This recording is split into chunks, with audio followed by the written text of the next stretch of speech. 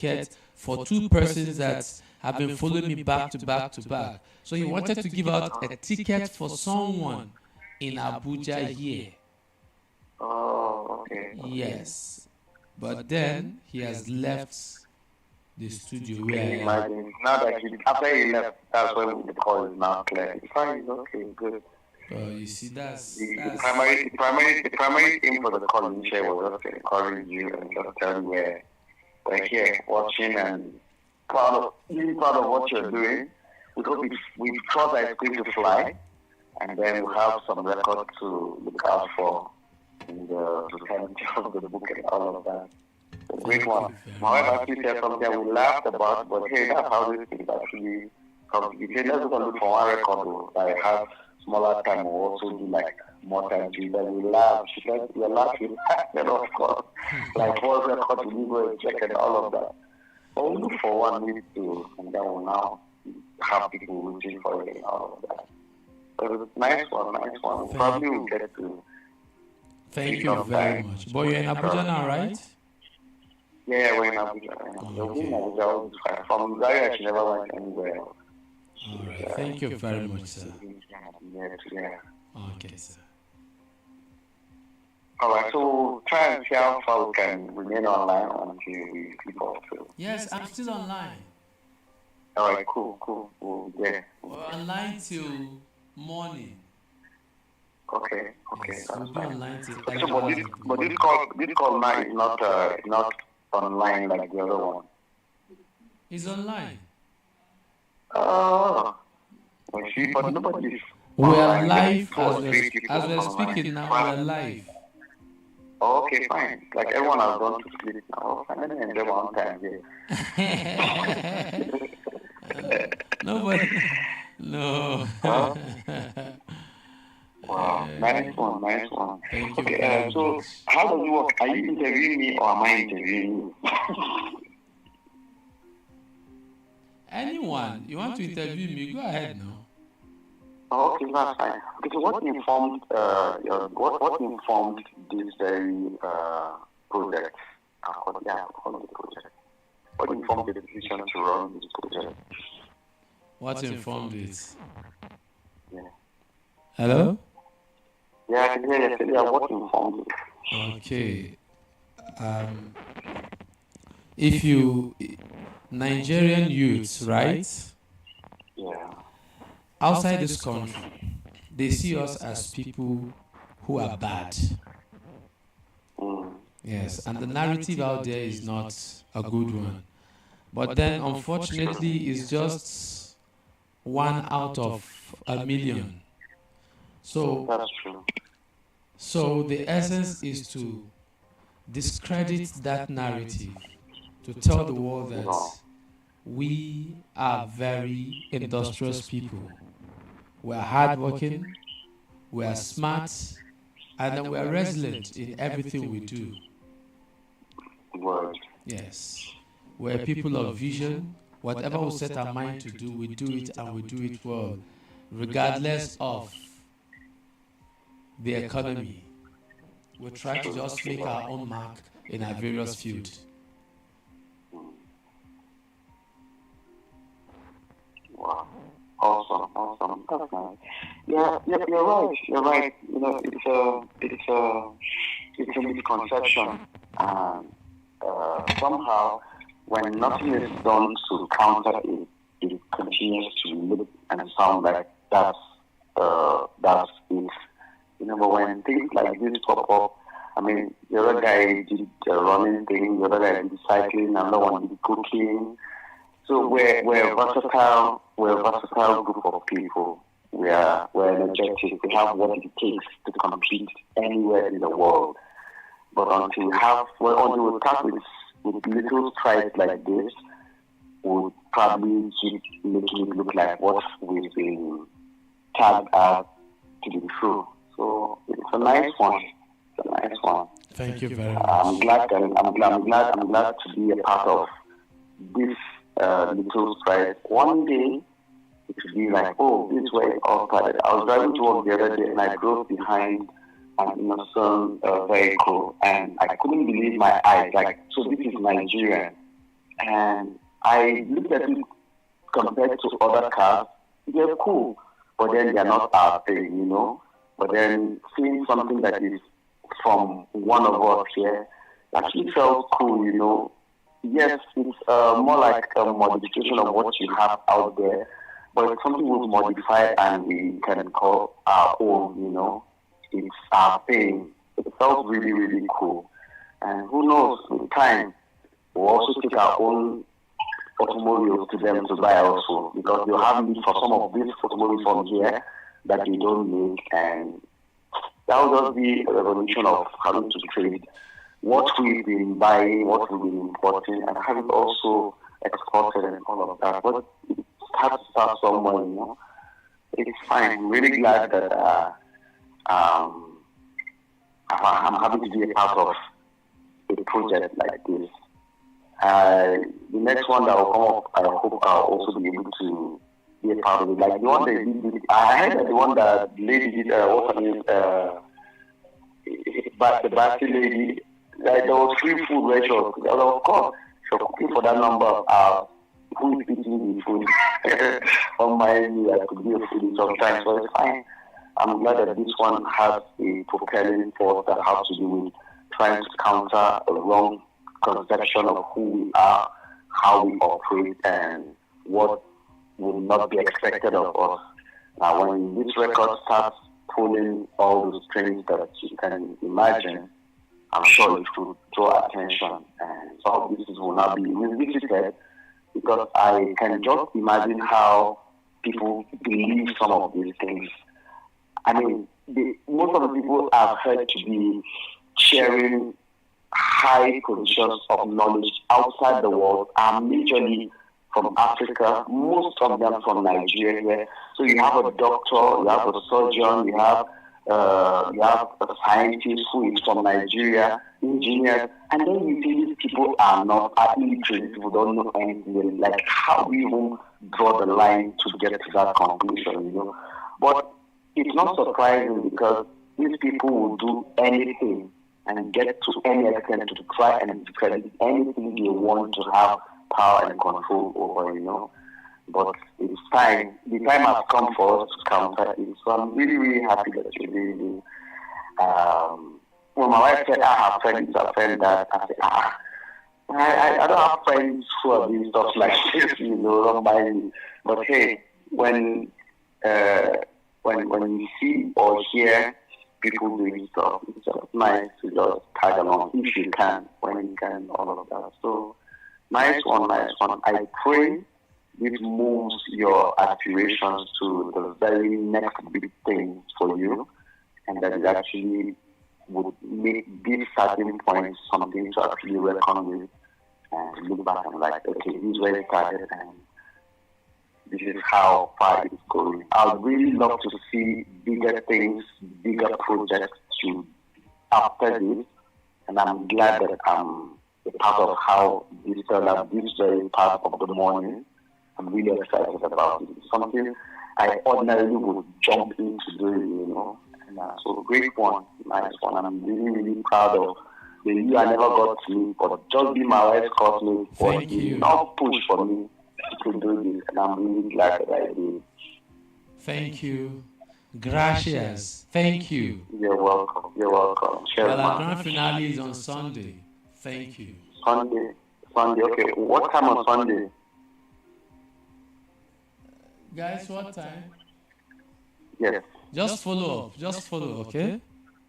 Alright, cool. I'll have my wife send me the link so that wherever I'll be tomorrow, I'll probably see I can connect as well. And alright. It'll be an extension of this call, yeah. Alright. It will be announced, okay? Right. Okay, that's we'll fine. announce That's the fine. time. Alright. Thank you very much. Thank you. You're welcome. Thank you very much. All right. Well, we're still taking the calls, and we're still reading the comments, so that we're still taking calls and reading out your comments. I'm just super happy today. You know, it's Friday. Thank God it's Friday. So we're just doing this together this night. Together.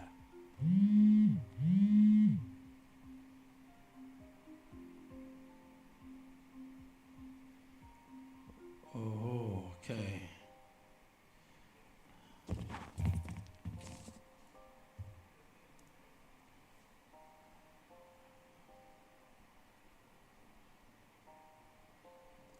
I will be reading out some of the comments. And we'll be reading out some of the comments.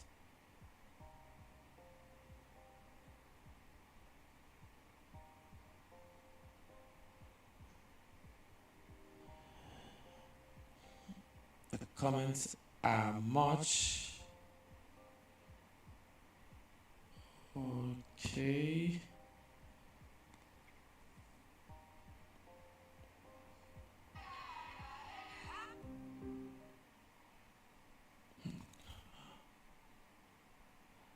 Manasseh Dogon said, great one, brother. That's from Manasseh.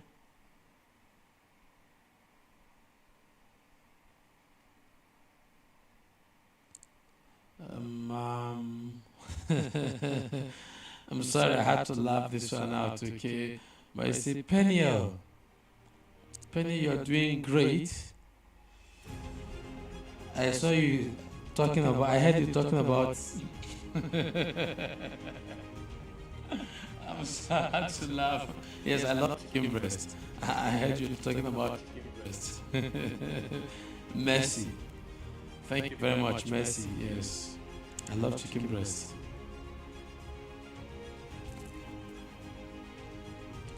I love chicken breast, Mercy. So thank you. If you hear me talk about it, it's because I love it.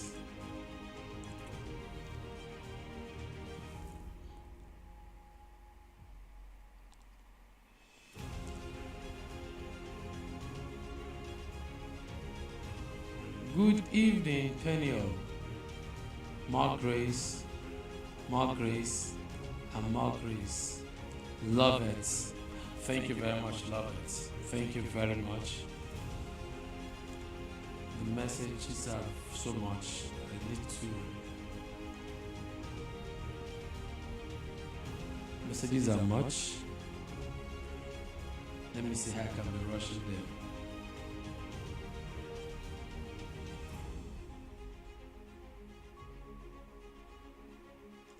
Okay. Ogu says, Peniel, you can do it. More grace. Thank you very much. Ogu, thank you very much.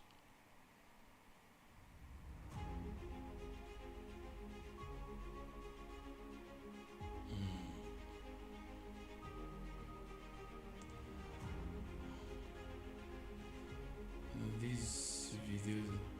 Philomena Udobo Ileifa. Congratulations. Thank you very much, Philomena. Yinka Mustafa. Congratulations. Thank you very much, Yinka. This is from Philomena again. Say congratulations. Keep making exploits. Victory is guaranteed. Thank you very much, Philomena.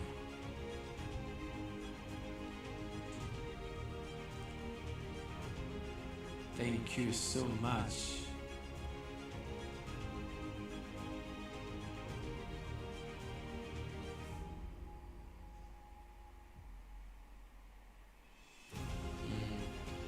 Sophie bless. Penny, I'll see you at the top. God bless you. Amen. Amen. Thank you.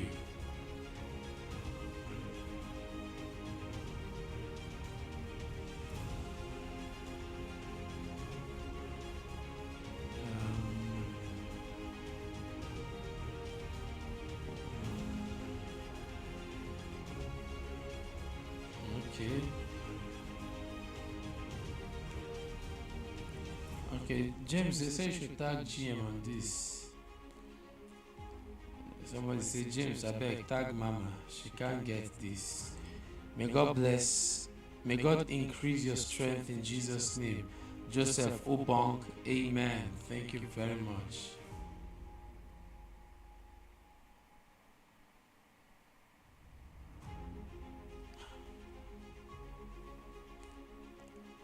Oh.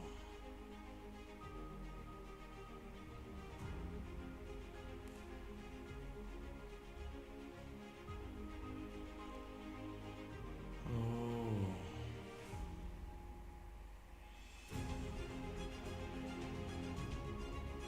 Let me see if I can get all this stuff out.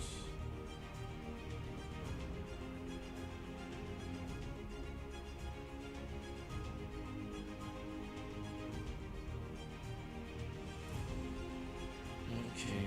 Manza. AG Manza. More grace, bro. Thank you very much, Manza.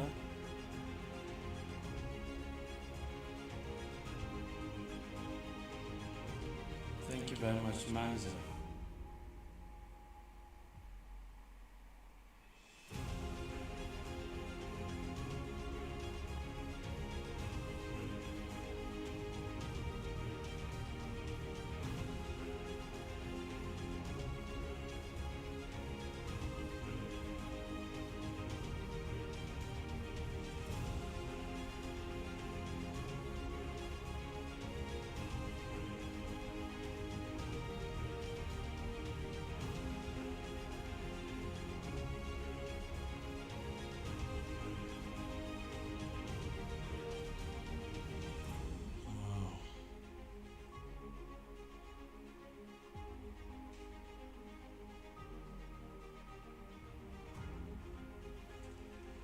James, thank you.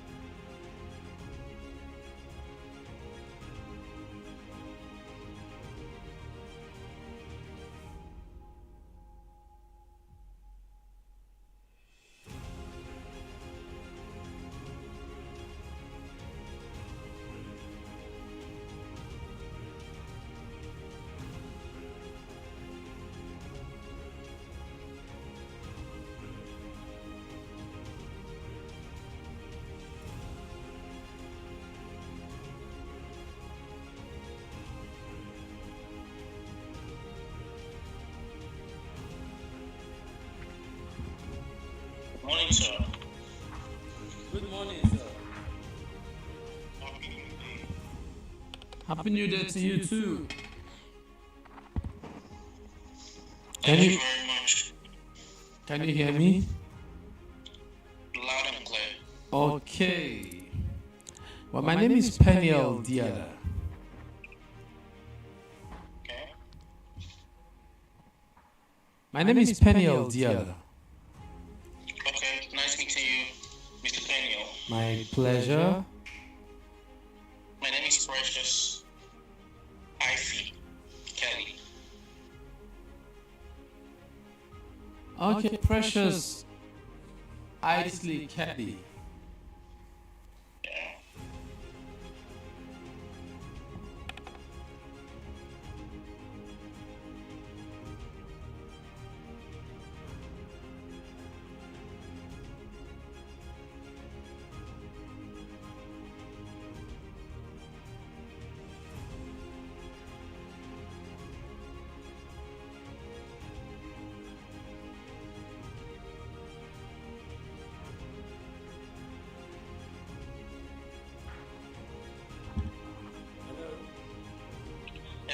hear you. I'm here. Okay. Good morning to you. Good morning once Yes. again. Good morning. I say my name is Peniel Diala. Nice meeting you, Mr. Peniel. Yes. And I hope I'm on to Kelly Precious. Yes, please. Okay. I think let me introduce you are live on the Peniel longest marathon interviewing, 100-hour marathon interview here in Abuja. Okay. That's cool. Okay. So, okay, at this point, I'd like you to actually just introduce yourself the way you want to be addressed, please, for the benefit of our conversation. Okay, you can call me Kelly. Kelly Fresh. That'll be fine. Kelly Fresh. Yes, please. Okay. So, Kelly, how are you doing today? Very well. I thank God for everything. All right. Well, we just want to have conversation with you on what you do. Okay. Okay, so we can start now. So, what do you do, sir? Okay, I do a couple of things. I'm a therapist. Okay. I'm a fashion designer. Okay. I'm a farmer, a fish farmer. I'm also into agri. I produce rice and I sell rice. I have my own rice bag printed out. And we distribute rice across the country. Okay. I'm also a real estate consultant. When I have clients that when they want to purchase a house or when they want to invest in the real estate market, they consult and we tell them the best places they can put their money in. So not like an agent who try to run around to help people buy houses, but we more consult with our clients and help them to invest their money wisely in the right places. Yeah. And did I mention I'm a therapist? I think I did that already. Yes, you did. You said you're a therapist. Yeah. Okay. That's quite a handful, man. Yeah, it is. It is. I seldom have time for myself. I was actually working before your call came in. Yeah, I'm also a travel consultant, actually. I help people travel out of the country, majorly to study. I have contact with some schools abroad, and I help people travel, get admissions for them, and help them settle in some European countries, because I actually studied in Europe at first. I studied in Bulgaria, Medical University Pleven. I studied there first before I furthered in some other countries. Yeah, so within those period of time, I was able to establish some relationship with some universities in the US, some universities in London, some universities in Canada. So this relationship is long lasting and is still ongoing. So right now, I try to see how I can help some students that really want to study, travel out and study. Yeah, and it's been not been so easy, but so far so good.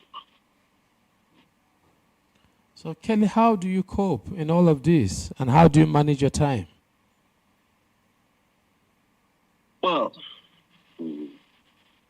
currently, you just have to make sure that every time counts. Every single time counts. I don't have time for frivolities. Not like I don't have time to relax because I should get some rest. If not, the body's going to break down. But I don't have time for frivolities. So I wake up in the morning and have my small card where I write down my to-do list. And I make sure that everything in the to-do list is something that counts for the day. So if I'm giving you 5 minutes of my time, it's actually worth it. It should actually worth it. So I make sure that everything I do every day is what counts. And also within that time, I also bring out time for me to rest, because I believe if I don't rest, eventually everything I'm doing is useless. So in my to-do list, I still have time I have to rest and give myself a break and continue when I should. That's real cool. Because I was trying to figure out how you kind of deal with your time, if you really have time to rest in a day. Yeah. Sometimes the truth is, um, the truth is, sometimes it's actually difficult. Okay, like truthfully, for the past 3 days, I've not really had a decent night rest. Yeah, because there are some projects I've been working on. I need to deliver, so I've been up almost all night. And once it's daylight, it's difficult for me to sleep. So maybe I nap 2 hours, 3 hours, and my steam keeps running. But whenever I feel like, okay, I'm doing it too much, I just shut down. Sometimes some clients don't understand, but at that point, I don't really try to care so much about who understands and who doesn't understand, because eventually, if I break down and I can't continue, they will find a way to go on without me. That's That's the way true. life is. So sometimes when I get to that point, I shut down and get some good rest. But I try not to always get to that point. I try to plan it out because it's not good for the body. Being medically inclined, I could tell how detrimental it could be to the body, especially to the kidneys. So I try not to drive myself to that point most of the time. Well, I don't envy you, man. You shouldn't, brother. I don't, I don't envy You you, shouldn't man. one bit. You shouldn't at all. Believe me. Oh, goodness me. So, how much time do you give to your family with the way your time is so tight? Well, I try as much as I can to make sure that my family get what they have to get. And I'm big on family, so I don't joke with my family. Yeah. Because at the end of the day, everything I do is for them. Abi? Yeah. I'm looking at part of your job when you say you're a therapist, and I know it consumes a lot of time. The way you manage being a therapist and joining the other one, that must be very magical. Oh, yeah, it is. I consult. So, and it's something I'm very passionate about. So I can listen to people for hours without getting bored or getting tired. And at the end of the day, I try to find a way around their problem. So because I consult, it's easy for me.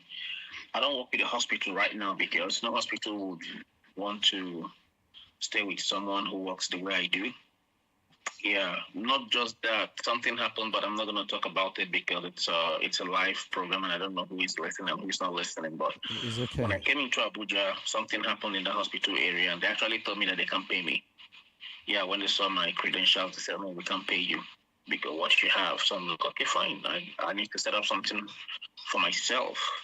So which I did, and I'm happy I did because I'm not wired to do a 9 to 6 job. I'm not wired like that at all. I'm just wired to create job opportunities and see what I can do by myself, and also create jobs for people. So um, that also helped me to manage my program. So if I have like 10 clients in a week, I have to run some therapy on. I fit them in, in my time that in a way that it would work and fit into my time. So there are times I've had some clients, I do therapy sessions for 10 p.m., 11 p.m. Not because I chose that actually, because some of them feel, okay, this is convenient for me. And this is a global age we're in right now. So anybody can be anywhere around the world and you're running therapy with a person. So I have clients who I run therapy with online. I have clients who come into the office one-on-one.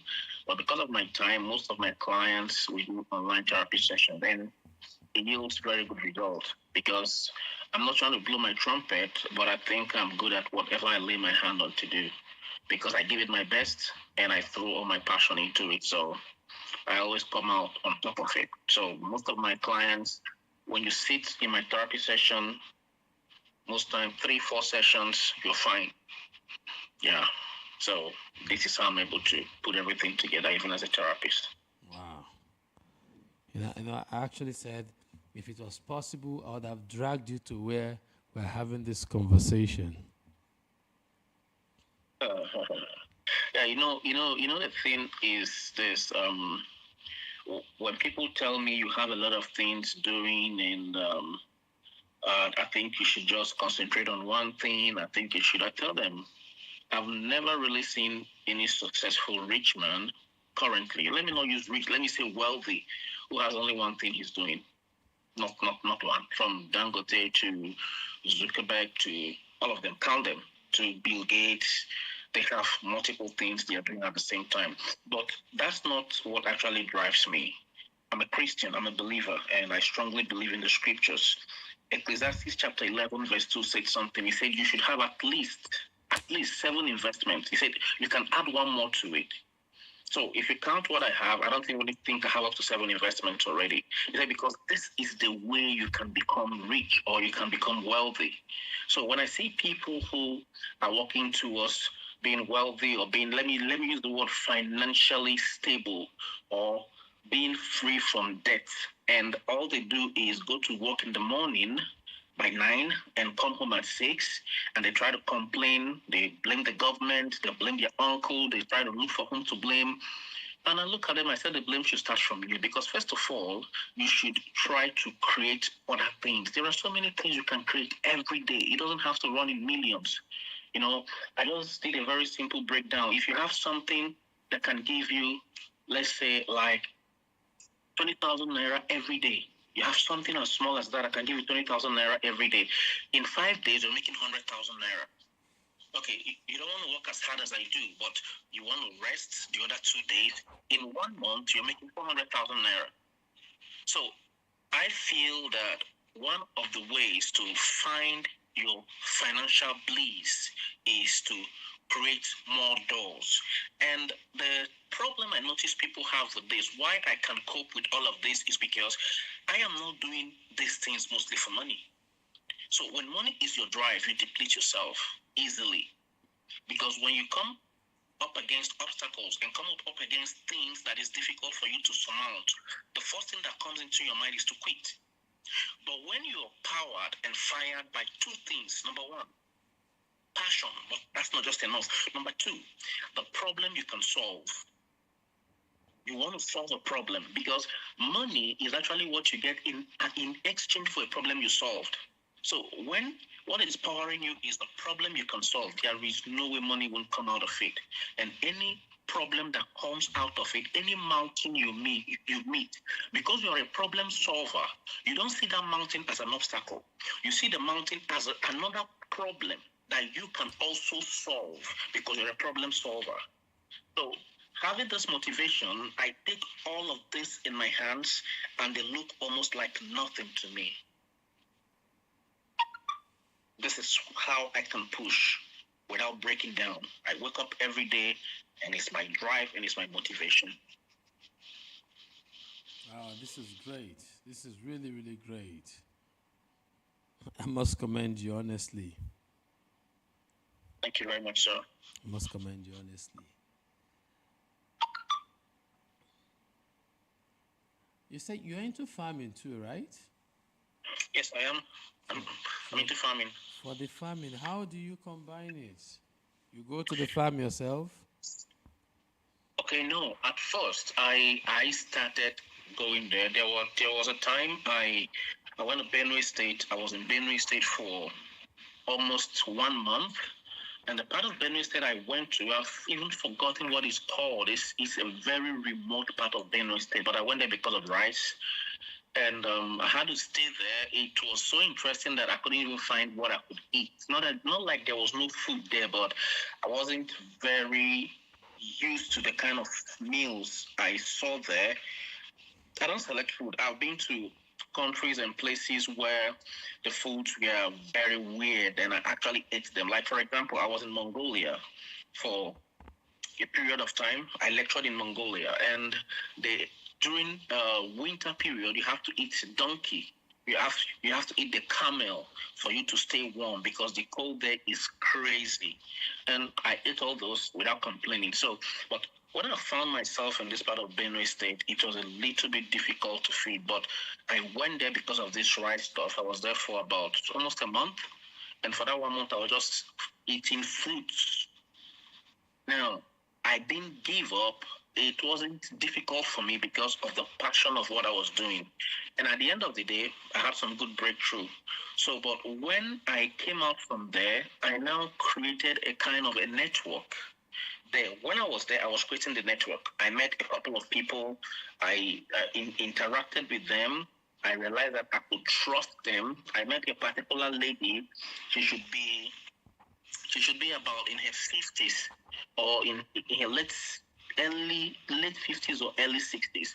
So she told me that she has a son. She had a son, and the son died, and she's lonely, and she wants to adopt me as a son, and that she loves my demeanor, she loves my kind of personality. And I'm like, okay, fine. And she said she's going to help me with this right stuff and everything. And we decided to network. So I realized that I could trust her with that part of the business. Then I had some young men and some young ladies who were agile enough to get into the field and get things done. So she being older than them, she sat as maybe a supervisor who I could trust. Maybe I push down the money and it can work. Then these other guys are being delegated to do it. So I didn't have to go down there again. So that was solved partly. Yeah. Then also I have a fish farm.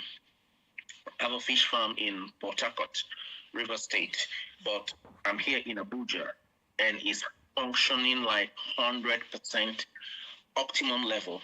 Right now, we are working on something. We want to start exporting catfish, smoked catfish, to the UK, Canada, US, and some parts of the world that we can get. We've tried our first shipping to the UK.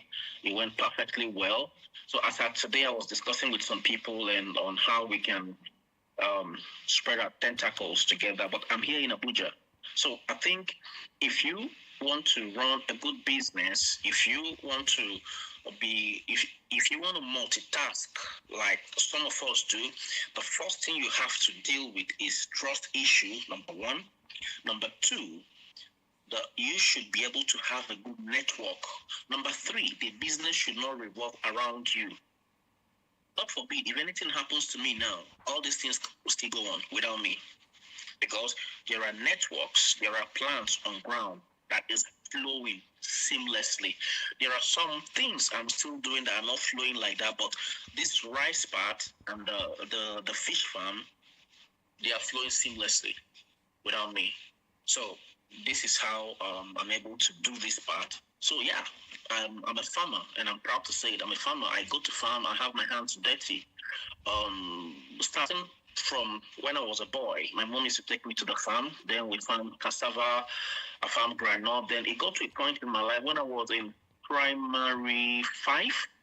I decided to create a garden at the back of the house. Now the garden was almost like half a plot. Yeah, it was a space. It was a free space, half a plot. Nobody was using it. Then we were staying at CBN quarters in Enugu State. So there was this big spat of land. Nobody was using it. So I went in myself. I took my hoe. First of all, I made my ridges. You know, there are ridges and there are hips and there are beds. In farming, I don't know if you understand this vocabulary for farming. You have ridges, you have beds, and you have hips.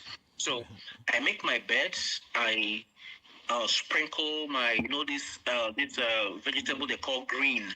I sprinkle the seed on it. I create my nursery. I transplant my green after a couple of days. And very early in the morning when I wake up as a student, now, my dad worked with the Central Bank of Nigeria. He provided all my needs. But because of my love for farming, and also from being right from my childhood, I wanted to be independent of my parents, not to stay away from them, but I wanted to be of help to my parents too. So I started looking for other ways to bring in funds into the family. They didn't ask me to do it. They didn't need my money. but I just wanted to become that enterprising. So I would take my green as early as 6 a.m. before I go to school, primary school. I get into the market. The first time I went into the market, the ladies were like, "Oh, this green, they are so big, the stem are so heavy, they are so healthy." I didn't last up to 5 minutes, they bought it off. Now, the ladies walked up to me and they said, "Can we have, like, where is your farm? Can we come to your farm and buy it before other people see it?" I said, "Yeah." So I went to the market only twice. I didn't go again. So once my green is ready, then there was no cell phone to call. So I just tell them within this period, a day before, I go tell them, "Okay, you need to come." So they come to my farm, to my garden, they pack everything up. So it got to a point I started planting granules, I started planting onions. Yeah, in the east, I planted onions. So from the onions, I'll take some into the kitchen. My mom had onions to use. She didn't need to go to the market. So it was something I've always done, and I loved it right from my childhood. So doing it right now, it's like a walk in the park. It's not a big deal for me. Oh, that. Your story is quite fascinating. I must tell you that. Thank you very much, sir. The story is quite fascinating. Honestly, I must tell you that. And that's why I said I wish I could have dragged you to where I am, but let me not be like Oliver Twist. Mhm. Yeah. But you're in Abuja, right? Yes, I'm in Abuja. Maybe I could drag you on Sunday. Who knows? Because Let's see. Sunday is our grand finale, so maybe I could Oh, drag you on okay. Sunday. Okay. That's Yes. cool. We'll be closing on Sunday. So anything from 10, Okay. 11. Okay. Yes. That's good. Thank you very much. I'm sorry I had to take your time early this morning. Oh, I'm not complaining. I really must applaud you for what you're doing. It's good to get out of the box and do something very different. Thank And you. what you're doing is not an easy feat, but I pray for you and I'm rooting for you that God will give you the grace. You won't only hit your plan or your roadmap or your landmine, but you will hit it very strongly and outstanding. Amen. So you have my support, you have my prayers, and you have my routine. Thank you very much. I appreciate. More power to your elbows. Amen. Amen. And you more time to your time. Thank Thank you so much. I wish. Thanks, I man. wish. All right, now enjoy the rest of your morning, okay? You're welcome, sir. All right. Thank you very much. Have a Okay. wonderful day too. And you too, please. Okay, bye. Bye. All right. As the voice of Kelly Precious, a farmer, an entrepreneur, a fashion designer. He's just a man with so many feathers. But then, that's the beauty of life. That's just the beauty of life. You want to survive in this life, man, you just have to press and press and press and press and press so much. It's okay. I will be speaking with another gentleman in a few moments. I'll be speaking with another gentleman in a moment. Jerry Peters. He's an electrical engineer, entrepreneur, and project manager. He is also the CEO of Cocktail Temple. I hope he came with some cocktail, man.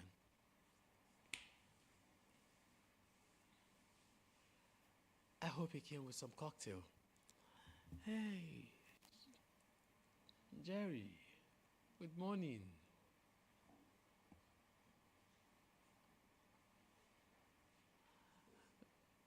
Good morning, Jerry. Yes, please come. Hey, man. How you doing? You can't intimidate me. You can't intimidate me. You can't. Congratulations, though. You're doing a great Thanks, job. man. Thank you so much. Maybe before you go, I'll just take your beard. Yeah. Whenever you're ready. Whenever I'm ready. Yeah. I'm all ready now, man. How far? I'm great, bro. How you doing? I'm good. Welcome to our world. I see that you are doing a great job. Thank you. That's the mark already. That's 87. That's a while. I don't even know how that's possible, man. That's a while. That's a while. That's 87, man. We're still counting. Impressed. That's the word impressed. Let's give it to you. Don't worry, you're here with us. Yeah, for a while. Till Sunday. 7 hours. Till Sunday. Till Sunday? You're here till Sunday. If you can pay me, by all means. So what's up? I'm fine, thank you. Oh, thank you for coming around. You're welcome. I saw your resume, man. That's too much. Is it? Yeah. What did they show you? I saw cocktail. But that's a hobby and a passion. The cocktail thing. Yeah. So let's hobby and a passion. Yeah. The rest I did for, how do I say it? So, you know how they say engineering is how things work? Okay. When I was growing up, I was one of those children that would tear up on our toys to see, what's making this tire move, or what's making the, steering? No, not the steering. There's this little toy we had when we were growing up that the arms kept doing like this, where you spin the. Okay. So, broke it to find out what's making the hands move. You look for trouble with that too? Yeah, do you understand? So, as I kept growing up, I kept figuring out that, I was the one that was changing switches, I was the one doing this. I'm like, okay, what do we do in the future? So I eventually decided to study electrical engineering, and that's what I studied. After school, or while in school, I discovered a hidden talent for flavors. Okay. Yeah, so the same way people figure out how to cook. See, some people are born to cook. When you eat this person's food, it's great. Same way with drinks. Drinks is basically combinations of flavors. So that's how I started, piece by piece. I learned how to mix. I learned how to know that, you can't put this with this, if not it tastes like this, but you can put this with this, so it tastes like. And, well, I'm a mixologist today. Yeah. Like A great one, in fact. By God's grace. the cocktail thing. Yeah. I need to come taste your cocktail. By all means, you should. I need to come taste your cocktail. It's just the location I need. Well, we are virtual for now. You can place an order, call us for your weddings, birthdays, burials, whatever. We don't do cocktail during burial. That's what you think. We don't do cocktail during burial. We're all solemn. You're sober? We are solemn. Where are you from? I'm from Imo State. That's come on. What are you telling me? You from Imo? Yes, I'm from Imo State. Where in Imo State? Okigwe. Okigwe. These are the troublemakers. They're not troublemakers. Everything is a party here, you know that. Everything is a party. No matter what it is. I know in Okigwe, you guys, I like to party, man. Jaye, man. Jaye, man. But for our own place, burial is just sober. Just sober, man. Solemn reflection. Just reflect on the moment you had with the deceased and afterwards. So are you saying it's not a glorious exit every time at your place? Glorious? Yes. Can any exit be glorious? A life well spent, we are humans. Sometimes we can actually be a little bit. No matter how old the person is, you don't want to let the person go. Want to let fact. You want to let go, so it's just natural. You can just laugh and make yourself happy for making happy sake, but deep down inside of you, you just wish the person could stay a little longer. That's just life. Yeah. But it's all good. Don't worry. On Sunday now, you come and cocktail us. No issue at all. Come and do the cocktail. But I hope we'll go home with our heads.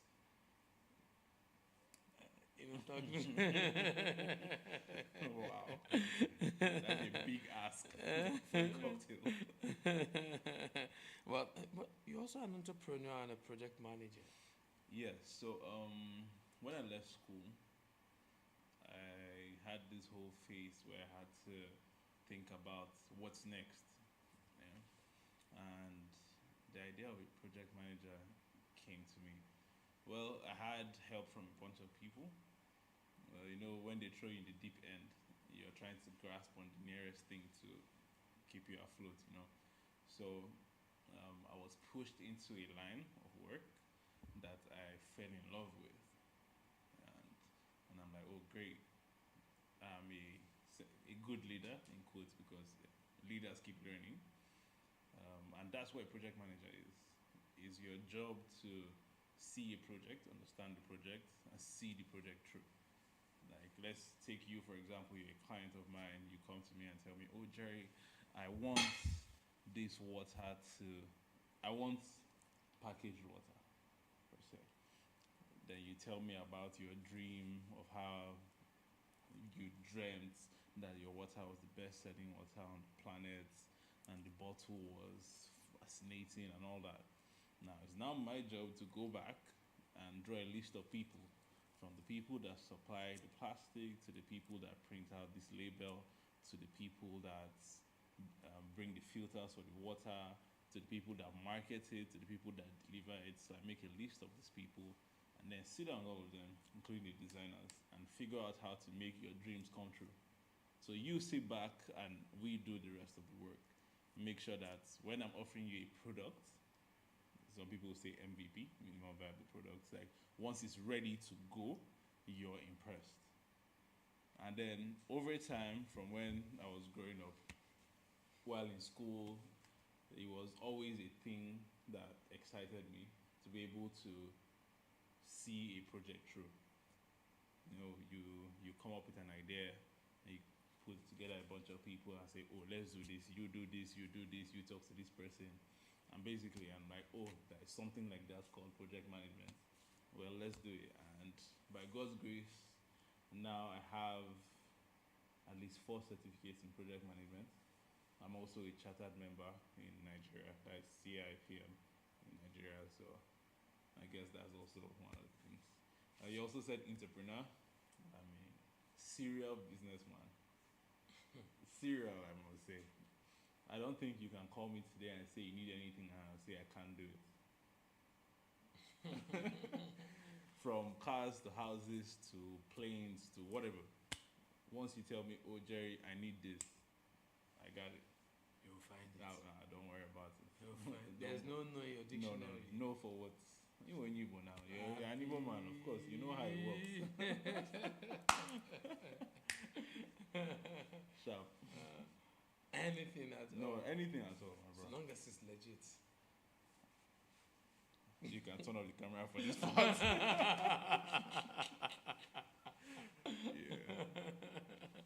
Well, that's cool. That's cool. Thank That's you. cool. I'm impressed. Thank you I'm so really much. impressed. Maybe I'll come and learn electrical engineering. You should. It's quite an interesting course. But people that study will tell you it's not true, but it's quite interesting. Body will tell you. Nah, don't worry. Light go shock you. Bro, don't worry. Don't worry. We understand. That's how you people treat us. Like, say, come and learn. Please. Yeah, but you won't tell us what we'll meet inside. Of course not. You see, I think in most schools, every boy or every student of electrical, there are always the flyest boys on campus, but you don't know the sleepless nights we go through. It was not funny. But we think. That's cool. So, business so far, how has been? Business has been great. I can't lie. I'm grateful. One step at a time, But they say entrepreneurs are the people that suffer the most in this season.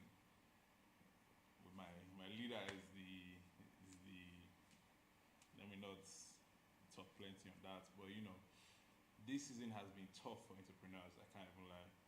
I spoke to a client 2 months ago, or I was referred to a client per se, and he asked for my invoice, and I invoiced the client for his wedding. Now, I charge fairly because I offer quality service.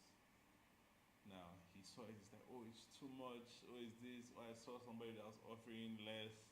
I'm like, you've had my cocktails before and you loved it. There is nothing that is not of high quality that is in this product. If you want me to cut it, I did a whole breakdown. You know how they say cost of product, not on profit, not how much you sell it, cost of product itself. Now he said, "Oh no, he will use someone else." I'm like, "Okay, bro.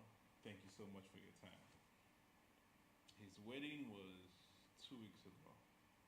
I promise you that one of his cousins called and said what they are drinking is terrible. I don't know that I'm not calling names, but you understand. If you want quality products in this time, it will cost you a whole lot. And standard of living is not even getting any better. Every day we go deeper in the survival. Let me not let's not put too much English in that, but you get me. But we thank God nonetheless. It's been an experience. Okay. Yeah, it's been an experience. Yeah, Hopefully it comes to an end soon. So we can say it was an experience. thank God, sure it will. That God's grace it will to come to an end. But how are you managing the three? Engineering, entrepreneur. It's four self. Engineering, entrepreneur, project manager, cocktail. So that is why I'm a project manager. Now, a whole lot of project managers are never on one project at a time. So I treat all my businesses as projects.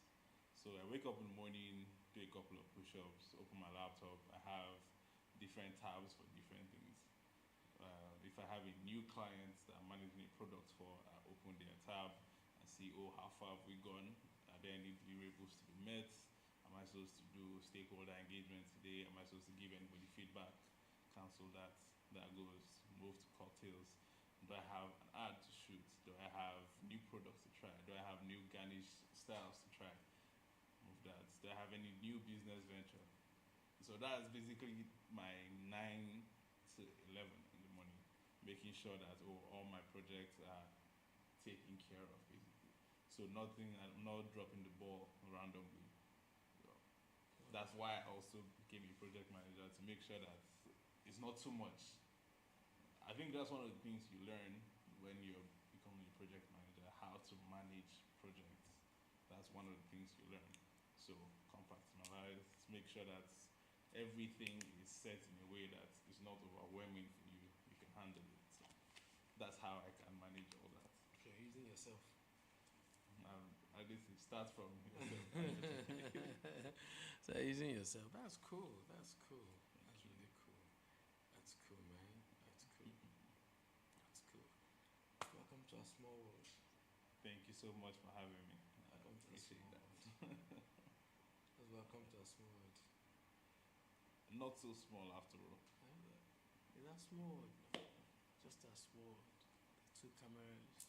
Mm. This one's there. Lights. Lights. A small world. Thank you for Welcome. having me again. Jerry. What your way? Ibiagwa. You speak Igbo well. I try. I try. It's cool. You speak Igbo well. Thank you Sometimes. so much. But I speak Hausa too. Really? Yeah, Like, I do. you schooled in the north? I schooled in the north. Where? I was born in the north actually, in Bauchi State. Okay.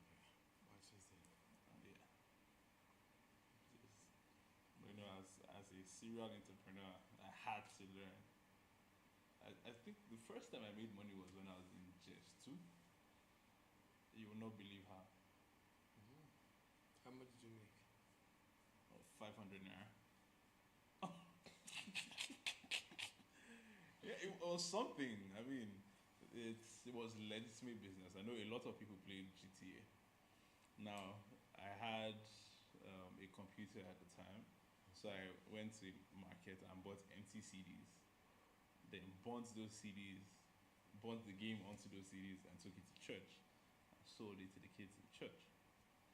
Now everybody wanted to play the game, so it kept moving. So from 500, it became 1,000, 2,000. But you asked, your question was how much did I first make? So my first CD was 500. Now there's a trick to it. to enjoy GTA, you need cheat codes. So I also went on the internet and downloaded the cheat sheet. Wrote everything out by hand so that it would look genuine and photocopied it. And for each page, you pay 200 naira. Amazing stuff. Yeah, it was a fun time. Now everybody's like, oh, I bought the cheats, my money, you can buy your own. So everybody was get. It was great, and well, it was free on the internet, you know. But how they say it, if you don't know, you don't know. Of course. Yeah. So if you know, You know. you know. So maybe one day you teach me how to speak Hausa. Ba masala mutum. Huh? Ba masala. It's okay. Like, your Hausa don't know. I try. Your Hausa don't know. You don't know. Your Hausa don't know. You teach me how to speak Hausa one day. I'll just come carry my book and my Bible. And make notes. And big no, Ba Masala, alright, Ba Masala. You say it's Ba Masala. Ba masala, no problem. Okay, then which other one? Yeah, I can ine. Huh? Yeah. That one is hard for you. Yeah, okay. Okay, so just say yane. Yeah, nee. And that one is the most common one. Yeah, Yane. How is it? What's up? Kashin Shanu. Hmm? Kashin Shanu. Kashin Shanu. Oh my god. So the thing about language is you learn the bad parts first. It happens all the time. You do know what that means, yeah? That's bullshit, no. Okay. Cow shit, but yeah, bullshit. But it's not bad. It's not a bad one. Okay, if you say so. It's not a bad one. No. Yeah. Okay. Yeah, nee. Mm. How is it? Enakwana. Nakwala, good morning. Yeah, Gida. Has the house, has family. Yeah, Mata. You have some technical know-how to it. That was good. You know some. I'm learning. Of course. You have to adapt. I'm a fast learner. But this one, I've caught this one. Yeah, nee. Mm. Yeah, nee. Yeah, the same way you clap, you say, your name to me. Yeah, nee, Mutumi. Wow. That's cool. Don't mind me sometimes. No, it's great. They've won me out. Of course. What? 87 hours? Yes. I will be sleeping. Like, I won't be able to make correct sentences. I'll be done. Like, I'll probably need a week to recover. Scratch that, a month. Yeah, They've won me out. Like, completely. I'm super proud of you, man. What you're doing is great. It's great. They've won me out, so I don't even know what I'm doing again. I feel at some point in my life, I always wondered what people thought about before they try to break a record. Like, what's the thought process? Like, how do you know you could literally do an interview for a couple of hours and be the first person to do it? I trying it out now. Just like this one now. And I can still remember Yani. Yani. Wow. Man, thanks for coming, man. Thank you so much for having me. I appreciate you. Man. I appreciate you. Any day, anytime. It's a beer now that you've not given me. I'll write you prescription, which must involve going to the gym and sweating. Because the more you sweat, the more lubricated your hair pores become. Yeah, so I must go to the gym. you must be active. You still want to give me now? Oh, are you scared of working out? I'm the laziest person to Ow. go to the gym. Fun fact, I'm actually lazy. Huh? I'm actually lazy until I break my first sweat. But once I start sweating, you have me. I'm the laziest person to go to the gym. Like, going to the gym, I'm the laziest being to do that. I'm good where I am. Great. But somewhere I'll find the beard. No, Allah. Since you've denied me beard. Or come for the cocktail. Yes, please. You should. Everybody should. I feel like it's a bad idea. Will you guys do cocktail? You'd better. You guys do cocktail tonight? Tonight. Oh, we have three people. Oh, that's great. I got you. You can tell about the experience to your friends. Testimonials work the most. So you guys want to do cocktail, right? Kill. It's okay. Yeah, I need. It's okay. Well, no worry. We'll do cocktail. We'll do cocktail. What did you study? Me? Yeah. It's not they've asked me that question. Nobody has asked you that question. I've never used what I studied. Nobody actually technically uses what they study except architects and doctors. I'm doctors now too. Most doctors, after I did studying theatre and archaeology. theater and archaeology, Yes. theater and archaeology, Yes. that sounds like two worlds apart. Serious word apart. So you have 2 degrees. I did one. I collected 1 degree, and I took part. I studied the other one fully. That's nice. Which one did you study fully? I took the certificate of archaeology, and I studied theatre the other way. Ah, that's good. Archaeology. That sounds like a vibe. So, Egyptians. The first time I heard the word archaeology, Egyptology. yes, it reminded me, or it reminds me of Egyptians. And Greece. Yeah. Egypt, Greece, Rome a bit. Rome a bit, yeah. What do you call the people that study raw materials like gold and all those things?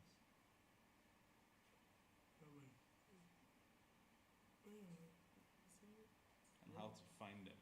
Because I think archaeology is finding, Yes. yeah, hidden or long forgotten or Antiquities. antiques. Yeah. Yeah. So what do you call the people that find gold? Minus. I don't think they are miners. Miners are people that go to dig it. It's like being Okay, a fine. civil engineer and being a mason. Or mostly it's geologists that do that. Or geologist. Like, oh yeah, that's It's geologists that do that. sharp.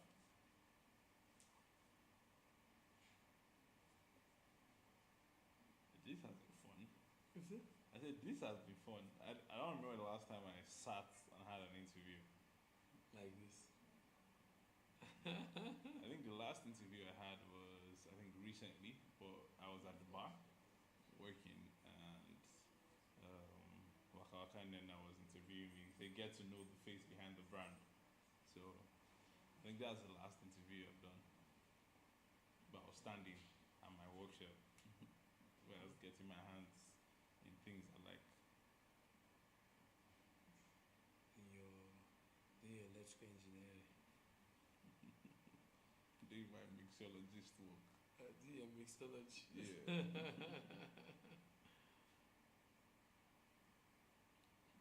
That's my Agade. That's good. I know if Agade is sleeping. My morning is my madam. When you decided to do this, who did you tell? Myself. You know, when you decided, after you decide, you know you've told yourself. Like, who was the first person you said, "Oh, I want to break this record"?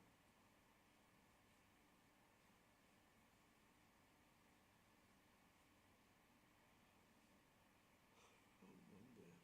What did she say? Hmm? What did she say? What did she say? She said, okay.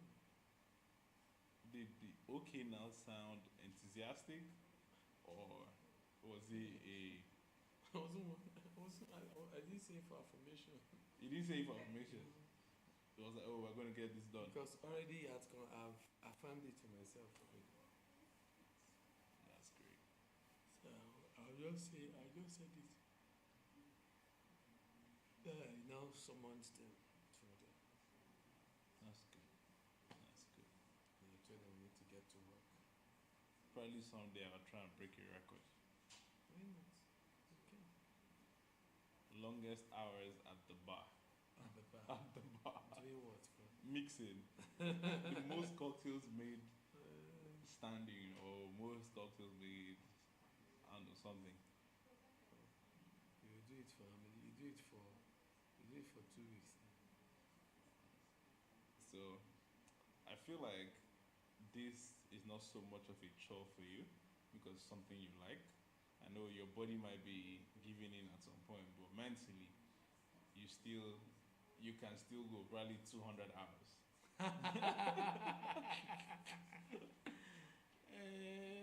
Go 200 hours again. Who knows? I don't know. I might not. Who knows? I might. Would you say you have a warrior spirit? If I have a warrior spirit, Yes. is it warrior spirit? I just have that I can do mentalities in my head.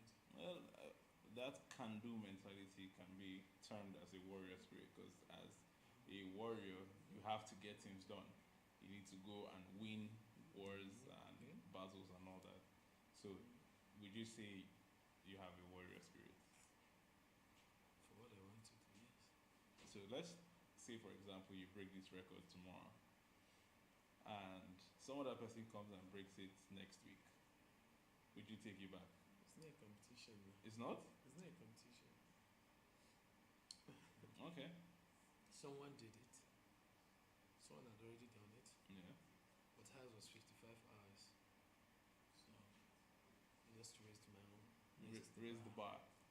So if you want to do it, Raise the bar. if you want to break my own, be ready. You can't just jump into it. That's real You can't nice. just jump in. So you'll be getting ready to do 120 hours At least.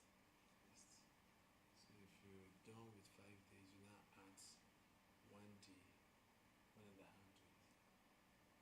Break it confidently. Conveniently. And I'm sure this one will stay. I hope he does. It will. I mean, because I'm on it, you get me. So It will. it should. It will. It should. This is even me. My body has You can tell. to stay 1, 2, 3, 4, 5. Come on, God. Welcome. I'll give you a handshake. That's great. That's great. It's not anybody coming out to do it. The person must have prepped his spirit. Not just his body, Yeah. prep his spirit too. If you do Tuesday, came out Tuesday, Wednesday, Thursday, Friday, Saturday. It's gonna end tomorrow. But tomorrow 12 for 11.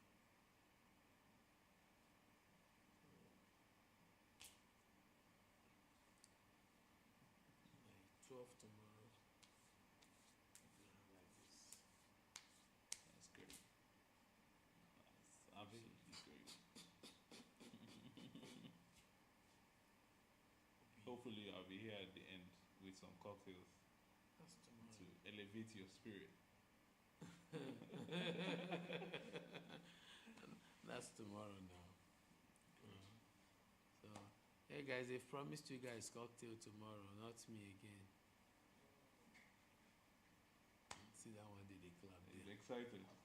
That's good. Those are normally my first targets.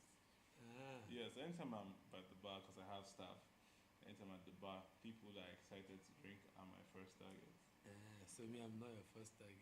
Well, we'll get you where you need to be. So me, I'm not your first target. It's okay. Oh. Shout tomorrow. You guys have cocktail. You don't do hey, ba. You've done hey. When is my time elapsing, people? Huh? I don't have what?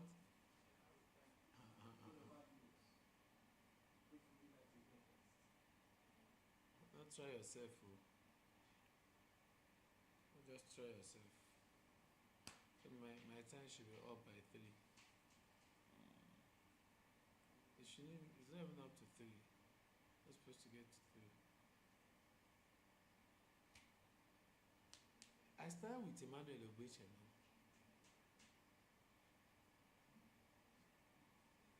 They're tired.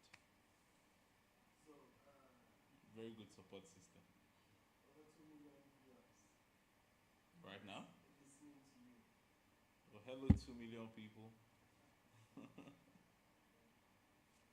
Follow the Cocktail Temple on Instagram. Over 2 million viewers now. That's great. That's Are you great. serious? We're on 87. 87. 87 hours. It's 7 hours. That's something, man. I can't even lie. That's something. Like, what? Without a doubt, that's something. That's something. They're following up. We're live. We're live. I mean, this is where you tell them to follow the Cocktail Temple. Huh? We have the best cocktails on the planet. You will confirm it tomorrow.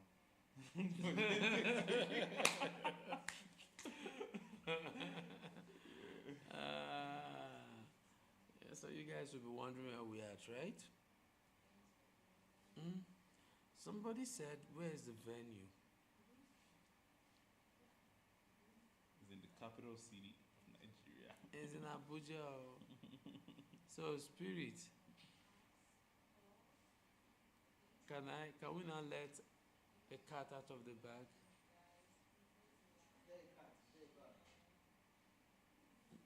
They're asking for the venue.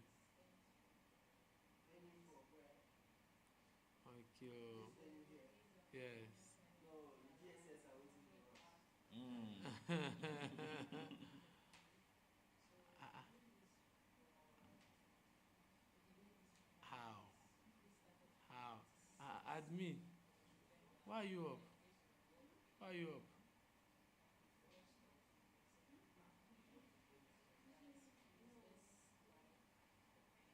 So, you guys, you guys will be having cocktail tomorrow. You've been promised cocktail tomorrow. You've been promised cocktail tomorrow. Baldwin, you've been promised. James, what happened that you've not slept till now? Support system. They're supporting No, you. for James to be awake by now, that means food is involved. Oh my god. Food must be involved.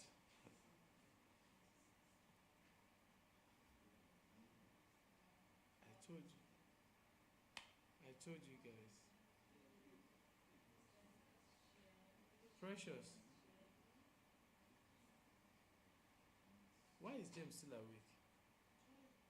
Why is he still awake? Huh?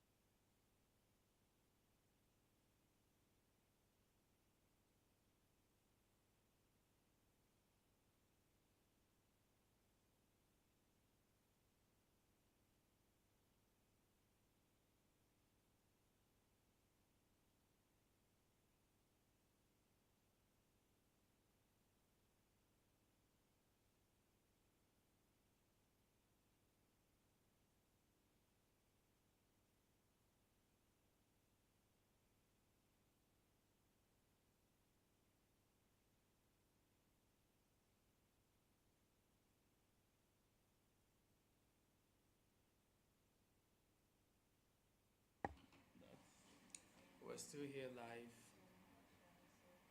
and I'm here with Jerry Peters, an electrical engineering entrepreneur, project manager, and the CEO of Cocktail Temple. Temple. The cocktail temple. Tomorrow is the grand finale, so we'll be doing cocktail tomorrow, courtesy of Jerry Peters. Everything is going down here. Everything is going down here. Everything. Some of our guests will reach out. Please, we'll reach out to all of our guests to be here tomorrow. Admin, reach out to all of our guests. They will be here tomorrow for their certificates. Thank you. So we're still here. And yes, I'm still here. My guest, Jerry Peters. Jerry Peters. Busted my head.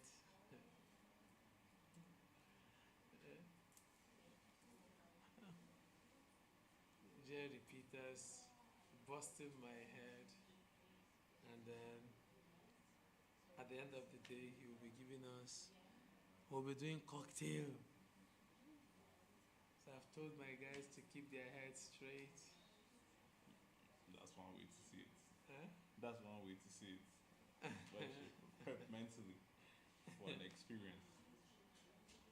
Hey. Now you have when 87 hours, Yeah. 87 hours, 49 minutes, 36 seconds. Where did you grow up?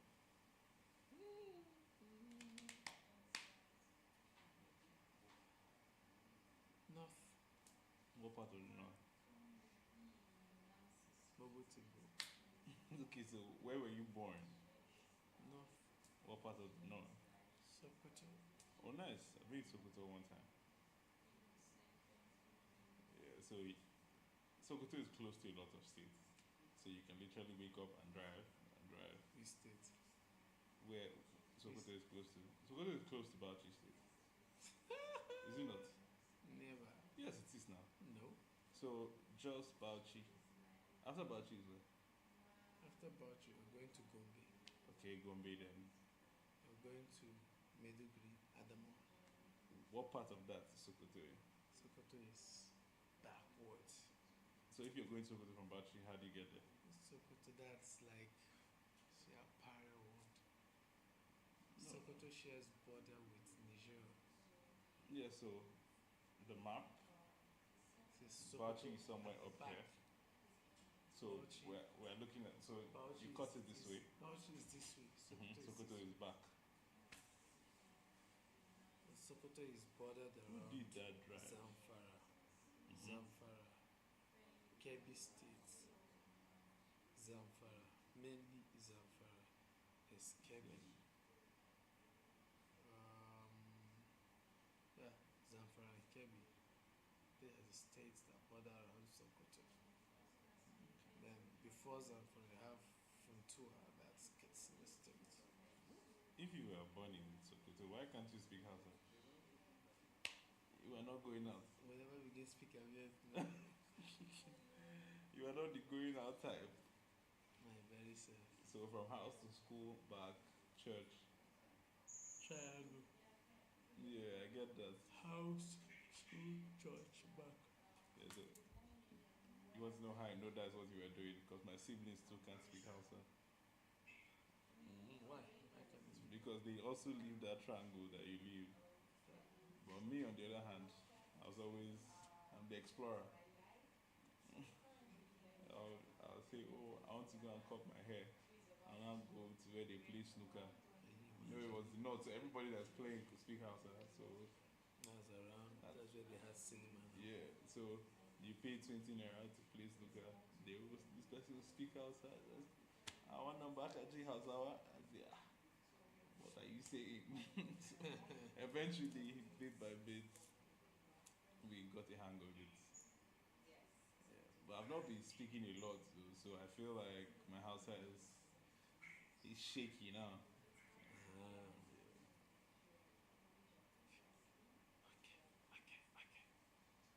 okay, Yeah. okay. And it's only Bauchi you've been to. No, I've been to Bauchi, just Gombe. That Sokoto trip is very blurry because it was just two, very blurry, so I can't really remember. Been to Kwara State, been to Ekiti, been to Lagos, been to Ibadan, been to Benue, been to Kogi because it's right here. Been to Benin. I went to Benin this year. That's my first time there. Where else? Ogun State. Um, I think that's about it. Hey, they will shoot me for this one. Imo State, Enugu, Anambra. I haven't been to Abia yet. Um, Okay, it's just yeah, that's actually a bunch of states. I've been around a little. okay, it's not fun. Mm. Just All the eastern states are together. yes. Literally, Manova.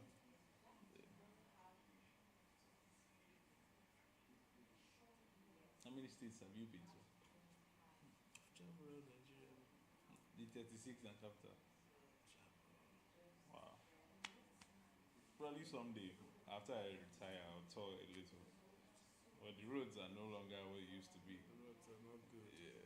So Roads are not good, but north, I've gone around north. I remember when I went to Landmark, by the way. And Mike University. Yes, in Kwara State. Where I stayed tomorrow. Yes, we shuttled that for the 5 years via road. But now you can't really apply that same road. That's why it serves you. So, I served in Kwara. you served in Kwara. Oh, nice. That's where I served. I never really explored the states because we were in school most of the time. Oh, yeah. That's where I served, man. My name is out. Omuaron is far now. Yeah, Far Maran is from. far. It's It's far close from. to Offa. Yeah, it's far. But went there very well. Yeah, that's the road after Ajashek Road. Mm. That's Ajashek Road. Not past Sakmati. Yeah, off. Yeah. Then now turn left off.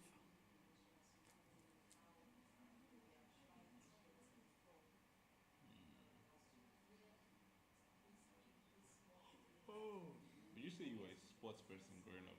sports. Yeah. Did you do any sport? What sport? Play football. Nice. Most people play football. Play football very well. Guess what sport I play?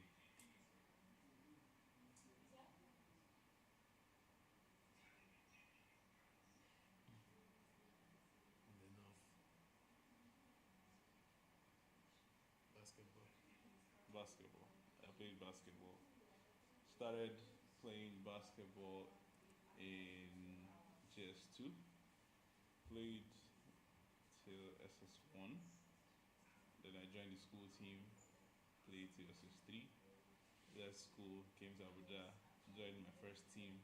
Played with them. Recruited by another team. Played with them. Went to uni. I was in the school's team. Top 10. The first team I was in the first team. I think every competition we played in school, I got a medal. Yeah, so it was gold, silver, silver, gold, then bronze. It was, That's good. yeah. That's cool. Basketball is the sport. Football is sweeter. People say basketball has a lot of rules. I really didn't like it. I played it a bit, just little. A contact sport, though. You have to be strong. Yeah, I played it You a have to be bit. strong. I didn't like their passes. Yeah, too fast. Something like that. Can stone you Yeah, with the for ball. your.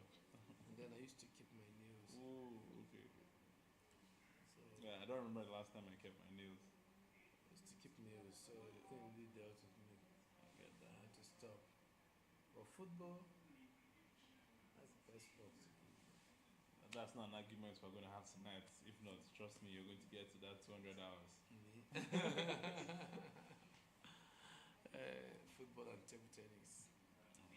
I can play, I can handle the bats. I can play. Take the tennis. Football and table I tennis. shoot pool now.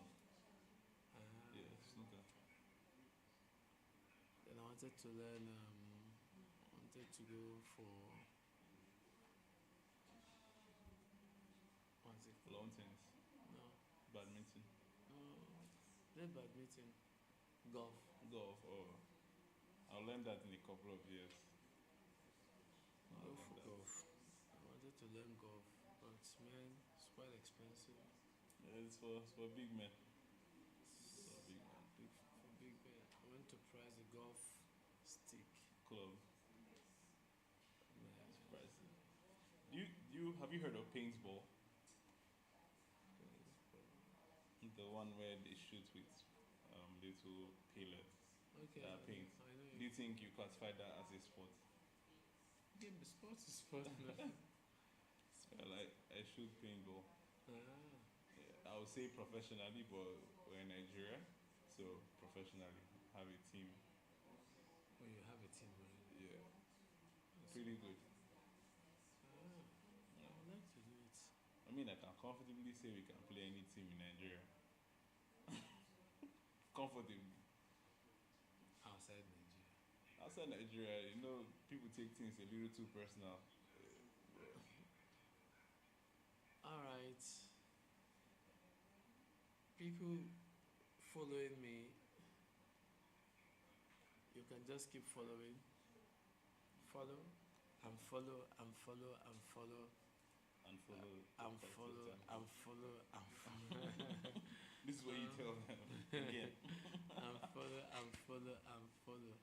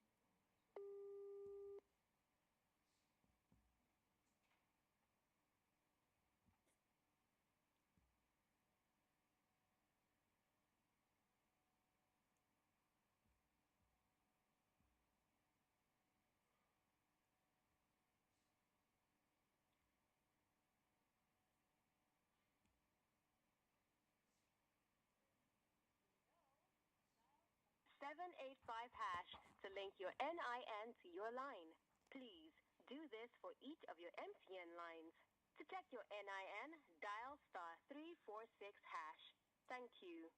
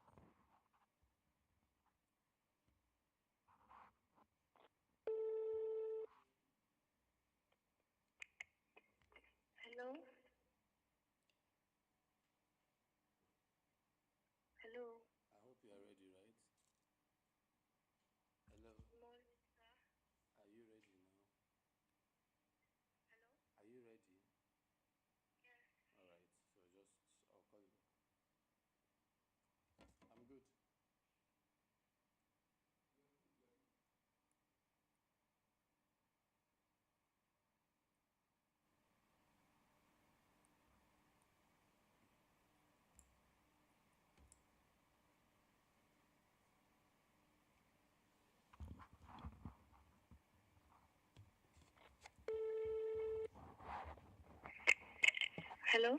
Hello, good morning. Good morning, sir. Yeah, Chef here at Bello. How are you? Hello. Can you hear me? Yes, I can hear you. Can you hear me now? Yes, I can. Okay, Chef here. Good morning to you. Good morning, sir, Mr. Peniel. How are you? How was your night? My night was fine. All right. And yours?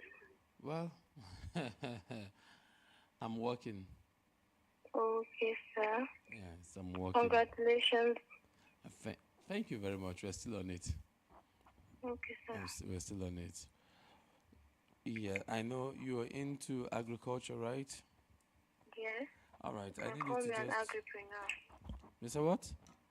I said you can call me an agripreneur. Agripreneur. Yes, sir. Wow. Okay, that's the name now, right? Agripreneur. That's an entrepreneur in agri. I understand. So how is agribusiness?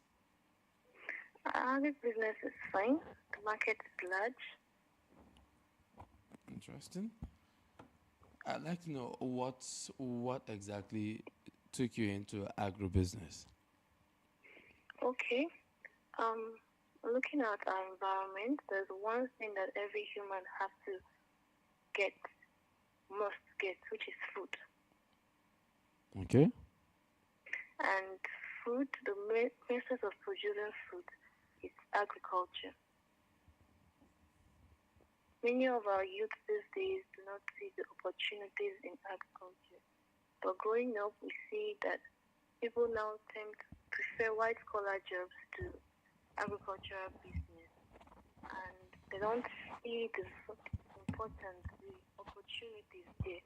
And there are many, many, many opportunities that are in agriculture, providing money for our. In fact, people like Dangote have invested in agriculture and are making it big. Okay. Hello. Hello, yes. So that's what I'm asking. What now motivated you to go into agriculture? I didn't get your last word. Okay, the opportunity is there, sir. Okay. The fact that many youths do not want to go into this aspect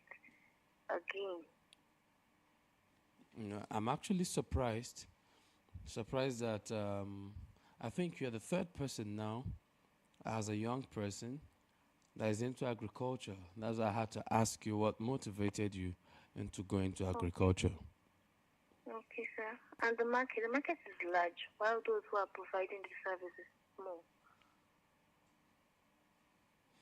So far, what's the profit like? The profit margin is high. Very high. It's high. Yes, very high. So you're telling me to go into it? Yes. The only thing you need most times in agriculture is a land, Okay. seed, and management. Land, seed, and what? Management. And management. Yes, sir. This is very serious. So how did you start yours? Hello? Can you hear me? Yes, sir. I said, how did you start yours? Okay. It started during my undergraduate years. Okay, I'm listening. Started during my undergraduate years when I was posted. Okay, I studied agriculture as a course. Hello? I'm listening. Go ahead. Yeah, I studied agriculture as a course, and during my undergraduate years, I had to go for an IT in agriculture, and then researches that we did in the research institute, I did my IT there. I was able to see that some species of plants we had in those days, that, for example, a seed or could produce 3 more seeds of beans, for example. Through research, it has increased and there is more gain. A seed now can produce 4 or 5. Take, for instance, let's also look at our chickens these days. Before, a chick has to spend 6 months for maturity, but now research and modernization now. Within 6 weeks, we have a mature chick that can go to the pot. So I looked at it and I'm like, okay, what other business that within 6 months of just management, I'll be able to sell and get back my money times two.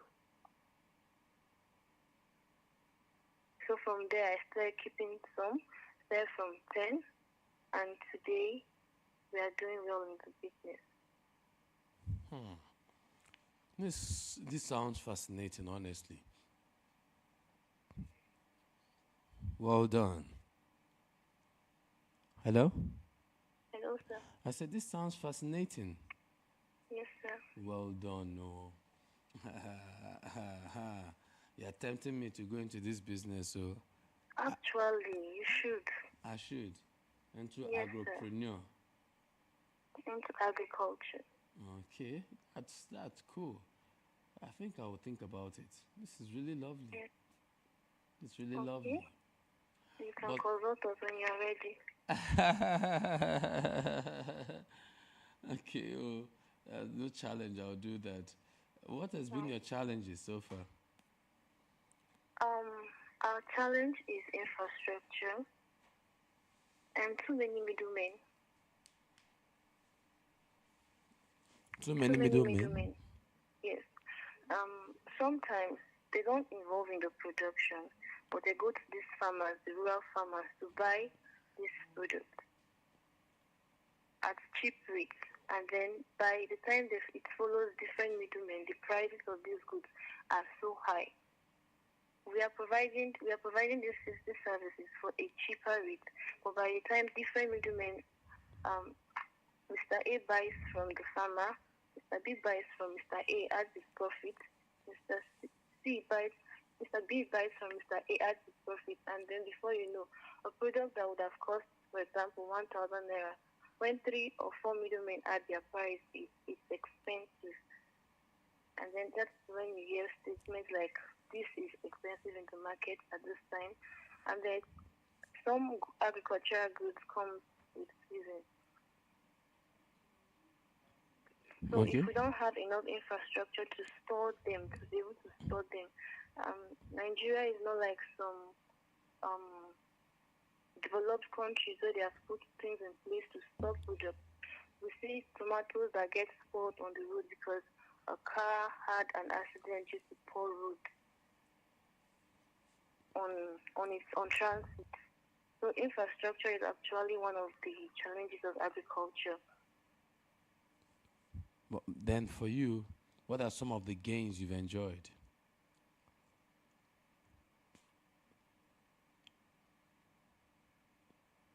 Hello? Hello, sir. I say, what are the gains you have enjoyed? Money, profit. You've enjoyed money. Profit? Yeah, there's high profit in agriculture. I think I'm glad that you're making profit from the business. But for a layman or for starters, what should one put in place? Hello? I said for a layman or for a starter. Okay. What are some of the things that one should just put in place? For starters, get someone who is experienced and who have the knowledge of the business before you go into the business. Why I said this is because I've heard of many people who want to go into agricultural business, for example, like the fish farming, and then after 2-3 months, they complain of everything is dead. They did not get their money. They lost millions of naira because they wanted to invest in agriculture. This would have been avoided if they had asked for an expertise on someone who is experienced. I'm listening. Hello? I said I'm listening. That's what I'm asking. For one who wants to go into the business, what are some of the lookouts? I said you should ask for a consultant, as someone who has experience Someone who has experience. Yes, who is knowledgeable about the business. Kind of a mentorship. For you didn't tell me anything that has to do with, let's say, some of the diseases that they suffer from. Just like humans, they suffer from diseases, but when we have ways to control them, we have Okay. vaccines in place, we have drugs. Some of them are vaccines are used to prevent them from even happening, and the drugs from also makes them to cure these diseases. It depends on the particular disease, the particular animal, and the purpose of sparing the animal. Some animals, like if it's a broiler and you rear them for frozen chicken, there's no need, and it's already big and it's sick. You might not want to inject it, incurring more cost to just kill and sell. So there are different drugs. We have antibiotics, just like we humans have our own antibiotics that we give to these animals to help them against bacterial diseases and others. Thank you very much, Shefi. Before I let you go, right? Okay, sir. If you're going into this kind of business, what should one look out for? Cool. Okay. Thank you. You say what? Look out for the market. What should one look out for? You've already told me. You've told me um, the business angle. That's a good side. The bad side. But what should I look out for? I said, look out for the market. How big is your market? What are you expecting? What drives you? Okay.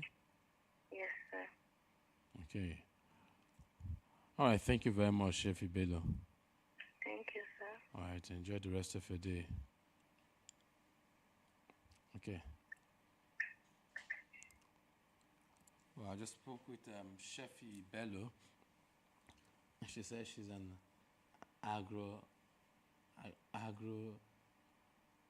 agro, enter. These people there, they have names for everything, man. But then this is Peniel, Peniel Diala, longest marathon interviewing, and I spoke with an agrotech person. I spoke with Shefi Bello. She's into agrotech. Still on this, my next guest will still be virtual. Um,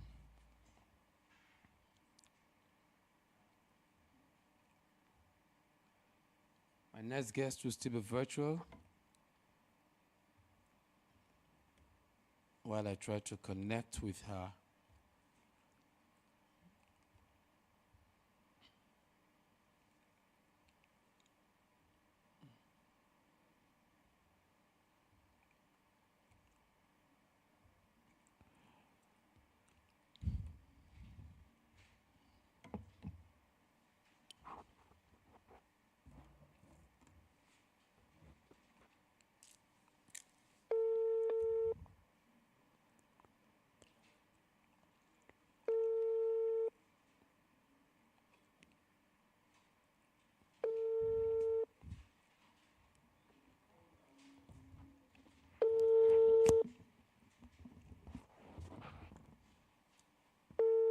The customer you're calling is not.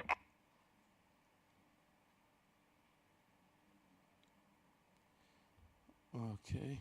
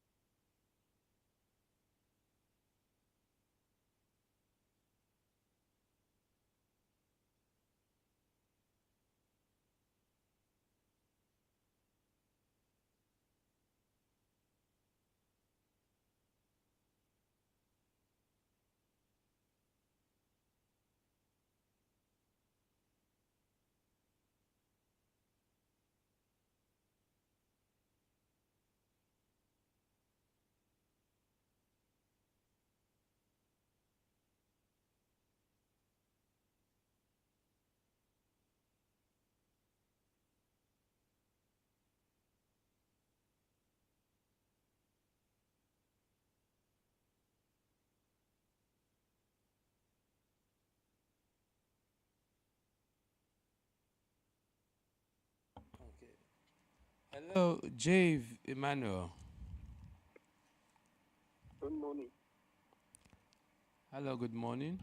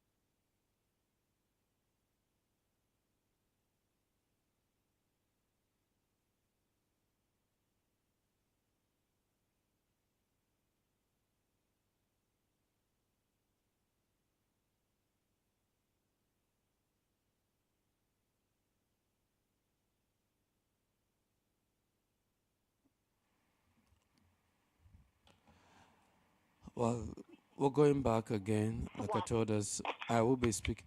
Hello, Hello. good morning. Good morning. Good morning to you, Mr. Jave. Yeah, good morning. Yes. Well, you're live this morning on Peniel Diala longest marathon interview. Wow. How are you doing today? I'm great. I'm great, doing great. Okay, for the purpose of our conversation, can you introduce yourself to us, please? All right, I'm Chief Manuel. Reside in Maiduguri. Talking to you live in Maiduguri Okay, as a security expert. interesting, Dave. Jave, sorry. Jave, Yeah. Borno State has been under heavy. How do I? Okay, let me put it this way. For over 10 years now, Yes. Borno State has we've not gotten good news from Borno State. Uh, What is the security situation in Borno State? yeah. If Borno, as you have stated, I heard you, but I would disagree if someone say we have not had good news about the situation in Borno State. All of us are Nigerians, and we know how the situation of Borno was. If you're talking about in 2011, 2012, 13, we understand how the situation was. Borno State was a place where a lot of people could not reside, people could not come around, and everybody was afraid. Coming to 2014, 15, 16, we can all attest to the doggedness of the Nigerian army and all the securities who have actually come to the northeast. Borno was a threat, not only Borno, all the states in the northeast that encompasses Taraba State, Adamawa, Borno, Yobe, and Bauchi. Most of these states were not peace. But relatively now, you can come, things are going well in Borno. People are going, clubs are fine, students are moving fine. All those NGOs, everybody is living his life in Borno, I can say. Hello? Hello, are you hearing me? I can hear you. You said there's light in Borno? Yes, yes, everybody is living. You're talking about Maiduguri town, right? Yes, yes, yes. Okay. So when I talked about Borno, I didn't mean to say Maiduguri town. It's not only Maiduguri town. Now you are talking about Borno, you're talking about places like Bama. You're talking about, we have 27 local government in Borno State. Okay. We may say it, not all the places within the local government are functioning as in well as in life going normal as it is. But the situation in Borno entirely is not as how people perceive it. I always said it. If you have not been in the place what people in situations like this, how people perceive the place. If you don't take time, you will not be able to come to that place. But coming to witness that place yourself and see how things are on ground, you have a different perspective on what you see on social media. Yeah, I agree with you. Not all places in Borno, but I think Borno is relatively peaceful. That's interesting. I'm really glad to hear this morning, compared to some of the stories we've been hearing coming from Borno State. But you see, over time, it's like these folks come up with new names and they move in that manner. Yeah. We hear now that the new name is Lokarawa. Yeah. Is it that we don't have Boko Haram anymore in Borno State? I can't say Boko Haram not anymore in Borno State. Like we can't remember years back, more especially journalists in television. You see where soldiers were deserting, leaving the system, more attack on soldiers in all locations within the local government of Borno State. Now, hardly did you find that soldiers are leaving. I'm not saying that the Boko Harams are not longer there, but I think the Nigerian army or the security itself has tried as much as possible to curtail those issues within the Borno State. And to tell you, most of this insecurity you see generating within the Nigeria is the effort of the military, maybe pushing from the northeast. There are some Boko Harams who have left the northeast to places like northwest, where you are seeing bandits, you are seeing kidnapping, just like that. So we have relatively peace within Borno State. Now you're talking of local hours. Local hours are not actually within the northeast area, but we're talking about within the boundary of Kebbi and Sokoto. These are people who are perceived to be, some of them are actually within the breakout of the Mali, Niger military, form a rebel group who actually come and base within that area of Kebbi and Sokoto state.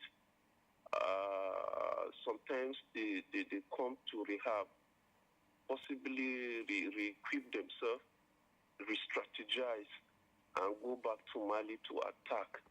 So they don't actually base permanently, but in security of Nigeria as a whole, we usually said it is good when situations like this happen, the citizens should be able to voice out, and the prompt response of the Nigerian army or the Nigerian security is always needed.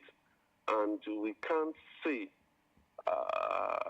that it's good when things like this happen and the Nigeria cannot, or Nigerian security cannot promptly move in. It's actually good, and it's always good that Nigerian security should respond so that the citizens will have that peace, relative peace in their area to go about their businesses. Okay. As a security expert, right? Yes. We hear different things due to proximity, but you are in Borno State. Yes. Just of recent, I did mention a new name came out, Lokarawa, and this one's said they are fishing out the Boko Haram guys out of the terrain, taking out kidnappers of that terrain because they say they are in charge. Yes. In this case, is this story confirmed? That's one.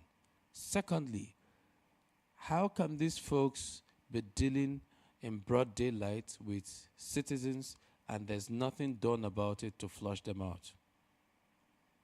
Okay, like these local hours, as you earlier stated, yes, in the early stage of their coming, far back, 18, we know that they came in with that ideology of assisting the citizens within that area.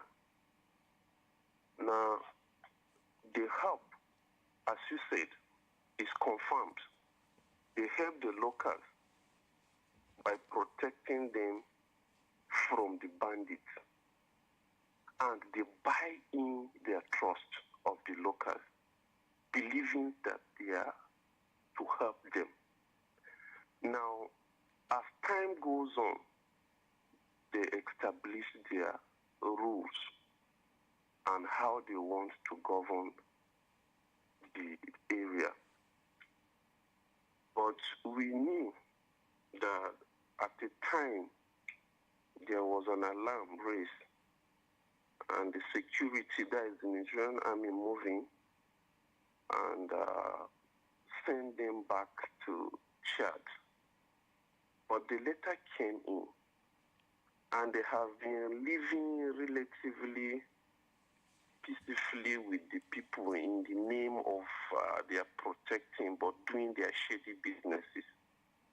It was recently, last month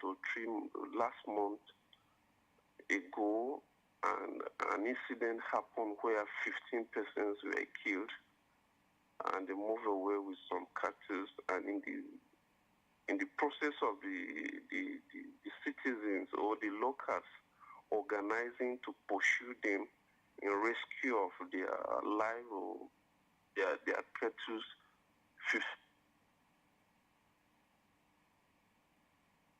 2 out of the local hours. So that is the situation in that place, and since then, the Nigerian army has mobilized towards that direction, and I think they have done relatively well.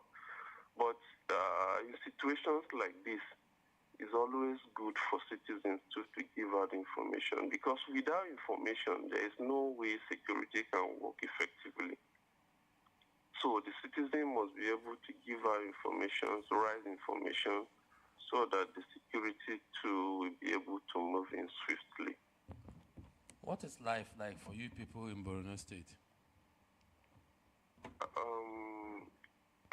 I earlier stated, within the Borno as in Maiduguri, Yes. perfect, everything is okay. Within the local government, there are some local governments too, life is, but being the way it was is not easy. Some people are still scared. In one few, you see the social activities are moving in with some help of all these NGOs and other things. But to say market, social life fully back, as in, you won't see that. But in terms of Boko Haram coming and attacking the way we used to see, it's not there. But gradually, things are moving back. And the governor has been doing a lot, trying to resettle the IDPs that moves away from most of this local government to town, is resettling them. So relatively, I can say things are moving a little bit okay. So you're giving Nigerians confidence that things are moving on well? Yes, yes. I can come to Borno State now. You can come to, I'll host you. I'll be happy to. So life is normal in Borno State. Hello? I said, so life is normal in Borno State. Yeah, in Borno State, life is normal. Seriously. Let's take a look at the Northwest, right? Okay. Some of these activities of insurgents going on in the Northwest. Yes. At what point do you think we can finally push away these people from the fringes of our borders? highlight when we say pushing them out totally, it's something that will take time. Security is not an easy thing, to my own view. These are things that have been there for some years. And if you're talking about pushing these people out, we actually need intelligence from all the locals. And the government too must play parts, as citizens too are playing their part in giving the information. The government must play its part in equipping the military. There are a lot of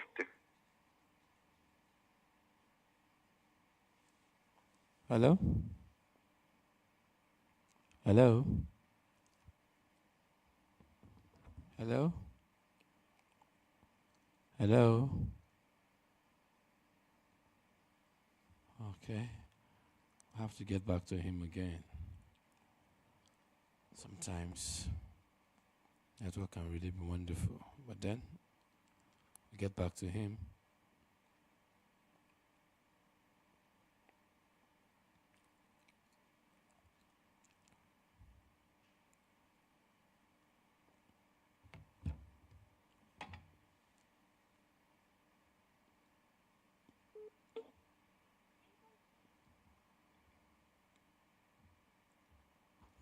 Hello? Yes, can you hear me now? No, sorry, network. Yeah, I'm hearing you. So I asked, I said, some of these bad boys. Can you hear me? Yeah, you mean the Boko Harams? Yes, the Lukarawa that we now have. Yes. How do we flush them off the borders of off our borders? Okay, I was, as I was earlier said before the network went off, I said security itself is not an easy thing, all right? Mm-hmm. But as a country, definitely we must secure our country and secure our borders. Now, I always said that the security and the development of a state, which is a country, encompasses the contribution of the citizens and the government. Now, the locals, as we know, as citizens, have to play their own role, and government too must play its own role effectively. The citizens playing their role by dishing out information that are relevant to the security experts or the military. Then the military too must actually move in swiftly with the sophisticated modern technology equipment that can help them curtail such situation. And those equipments are there. So government have to play its part by ensuring that they equip the military well, or the paramilitary in terms of the immigration, custom, as case may be, so that most of these things that happen within this area, we can view them and move in swiftly. The war of today is covered by modern technology. We have some technology where within the borders, it's not the numbers actually now that count as part, but the technology help you to monitor those areas so that the physical numbers you have on ground can be able to move and curtail such areas. So technology is very important, and spending the money to acquire those technology equipment is something that government just have to do so that we can be vibrant or viable in curtailing such situations. All right. Thank you very much. Thank you. I have to let you go now. Thank you. All right. Enjoy the rest of your day. Yeah, you're welcome. Thank you. We'll just have to take a short break because I need to take my vitals at the moment. The nurse is here to check up, do my vital signs and all it. So, nurse,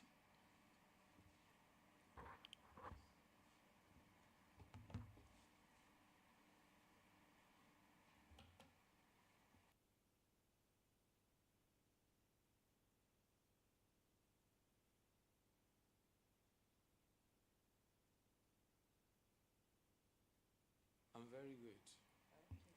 Yeah. Oh, it's over to you.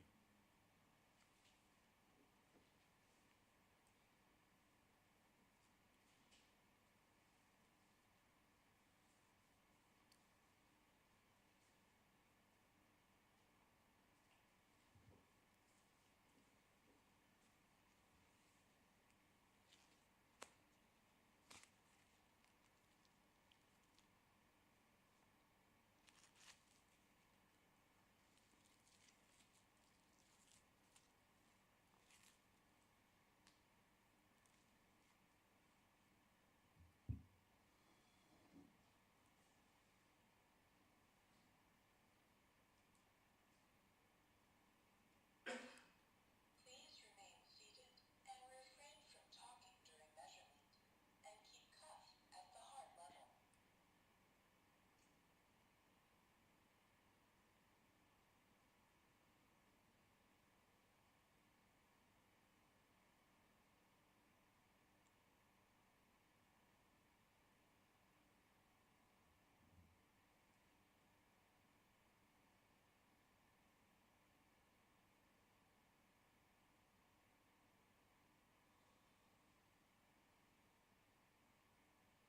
Your blood pressure is systolic 110 millimeter of mercury, diastolic 75 millimeter of mercury. Your pulse was 61. Your blood pressure is normal.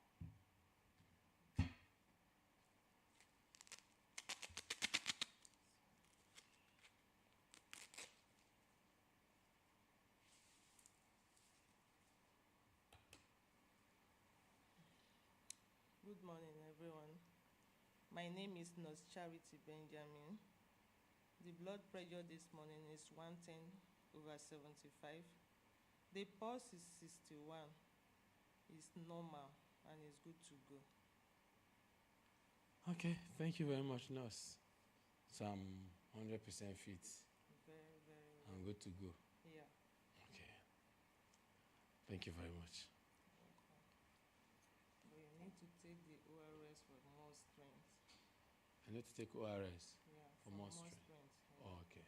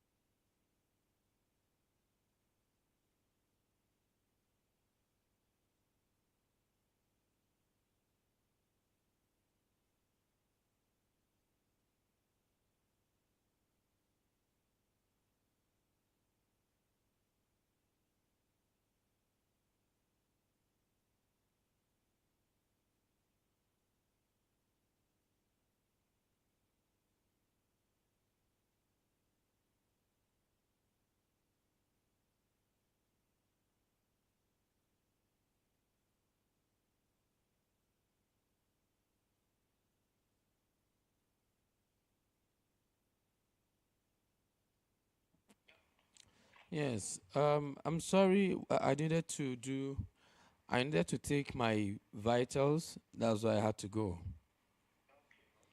Yes. Can you hear me now? Uh, all right. I was going to ask, what's the synergy among security agencies in Borno State?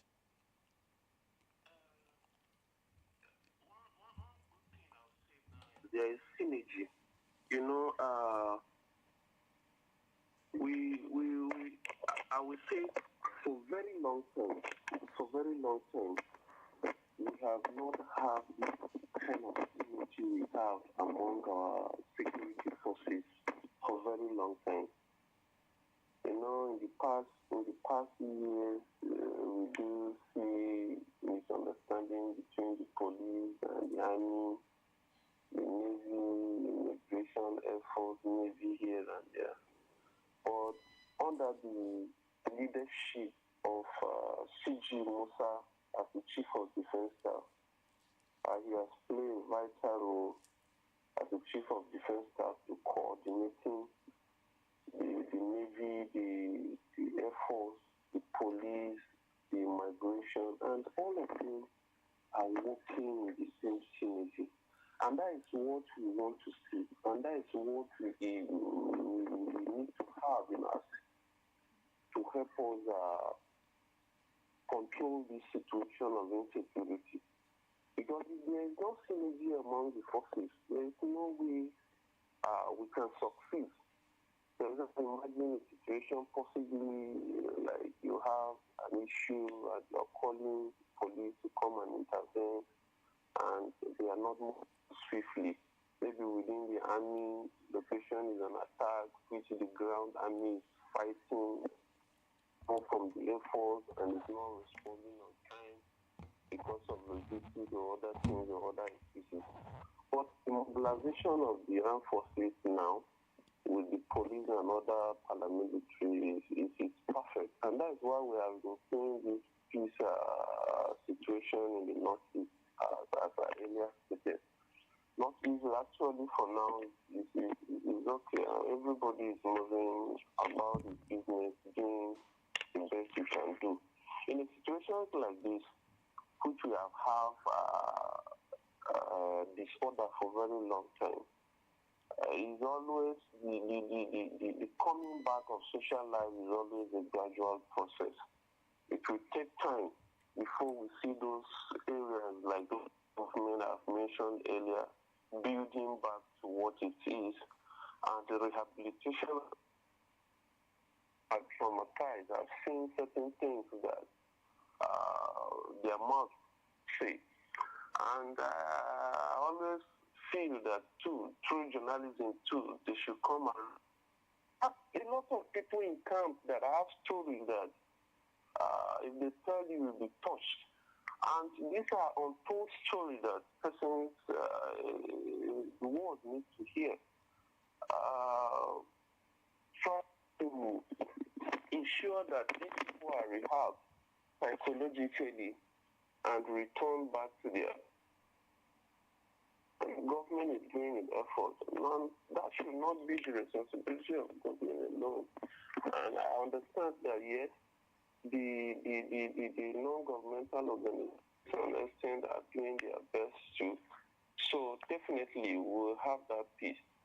But as I earlier stated before, to have that peace and to sustain that peace, that means the citizens too must play their own roles. The Boko Haram here, before it started, we know those people were our children. They were citizens of Nigeria, and we can still say they are citizens of Nigeria. But we do not take them as they are going to harm or de-escalate the situation to an extent like this. So when they started most of these things, a lot of people find it difficult to release because their children are inside, their uncles are inside, and it was very difficult for the armed forces because you don't know who is Boko Haram. He may be sitting in the midst of you, and you will not be able to know. And even those who know them cannot see because they were not safe. When you say they are possibly get to some of them, you will be killed. So the destruction came in such a way that at the time, I think the people will have to play a vital role by educating their people through the security men, telling them, this place is your place. And if you allow this to, you will not have a good life. And they started telling their people and pointing those people out to an extent that the security pursued them, some of them run to the village, and we have people like Shekau that we are mentioning, and they started recruiting people in all those villages that they attack, they capture, and that was their ideology. They were moving in a community, attack that community. Person within the age of 18 is forcefully recruited, and they amass those fighters. And the fight, I will say, it was a deadly one, because you can see a child of 15, 16, 17 holding a gun, being brainwashed, turned against his people with an ideology believing that what is right. It's very difficult to fight insurgency. And I always say, if you look at the United States and Afghanistan, how long did it take them to fight that fight? How to an extent did they move out? Now, if you look at what Nigeria has faced within the continent of Africa, out of 52 countries or 4 years, about which country can sustain this? It's very hard. Nigeria have done gallantly and greatly well in containing insurgency to an extent in which we are today. Are you talking about South Africa? Are you talking about Egypt? Are you talking about Algeria? These are the countries ahead of Nigeria in terms of military equipment. If you check just in Google, you can see the capacity of what they have. But our population is massive. You know what? Hello? Yeah. Now, traditional rulers play a very important role. Yes. So, are they doing enough to end the insecurity in the northwest? Yes. I can say it's the buy-in. The government still have to look towards what those people can pull them in, educate them. And sometimes I feel where the government is failing is more education. Educate the people, call in the traditional rulers, let them know the advantage and disadvantage, where you are heading to, and what kind of information you want them to deliver to the people. Because they are the fastest people to get into the people within the environment. They are the fastest people government can use to get the information it wants. So if government can coordinate the structure of the traditional rulers the way it used to be, you remember in years back, there is no way a stranger will come into a community without the community leaders being aware of the stranger in the community. This was the structure, very strong structure that I had in years back. So we now ask what actually happened, what has gone wrong. That nowadays we see a stranger in the community spend days and weeks without anybody knowing. These are things that government has to go back and strategize, go back to drawing board. What actually happened? What went wrong?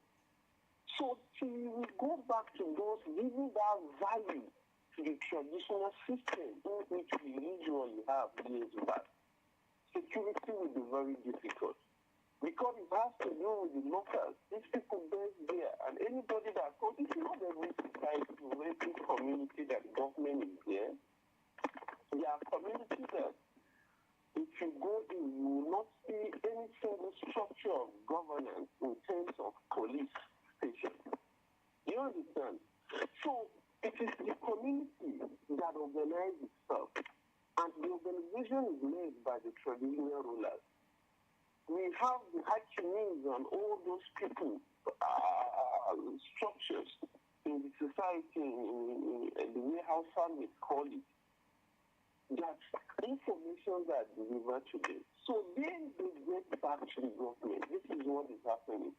So that structure was very important, but it has been broken. And the broken of that society structure is based on various reasons. So we must go back to drawing board to ensure that happens.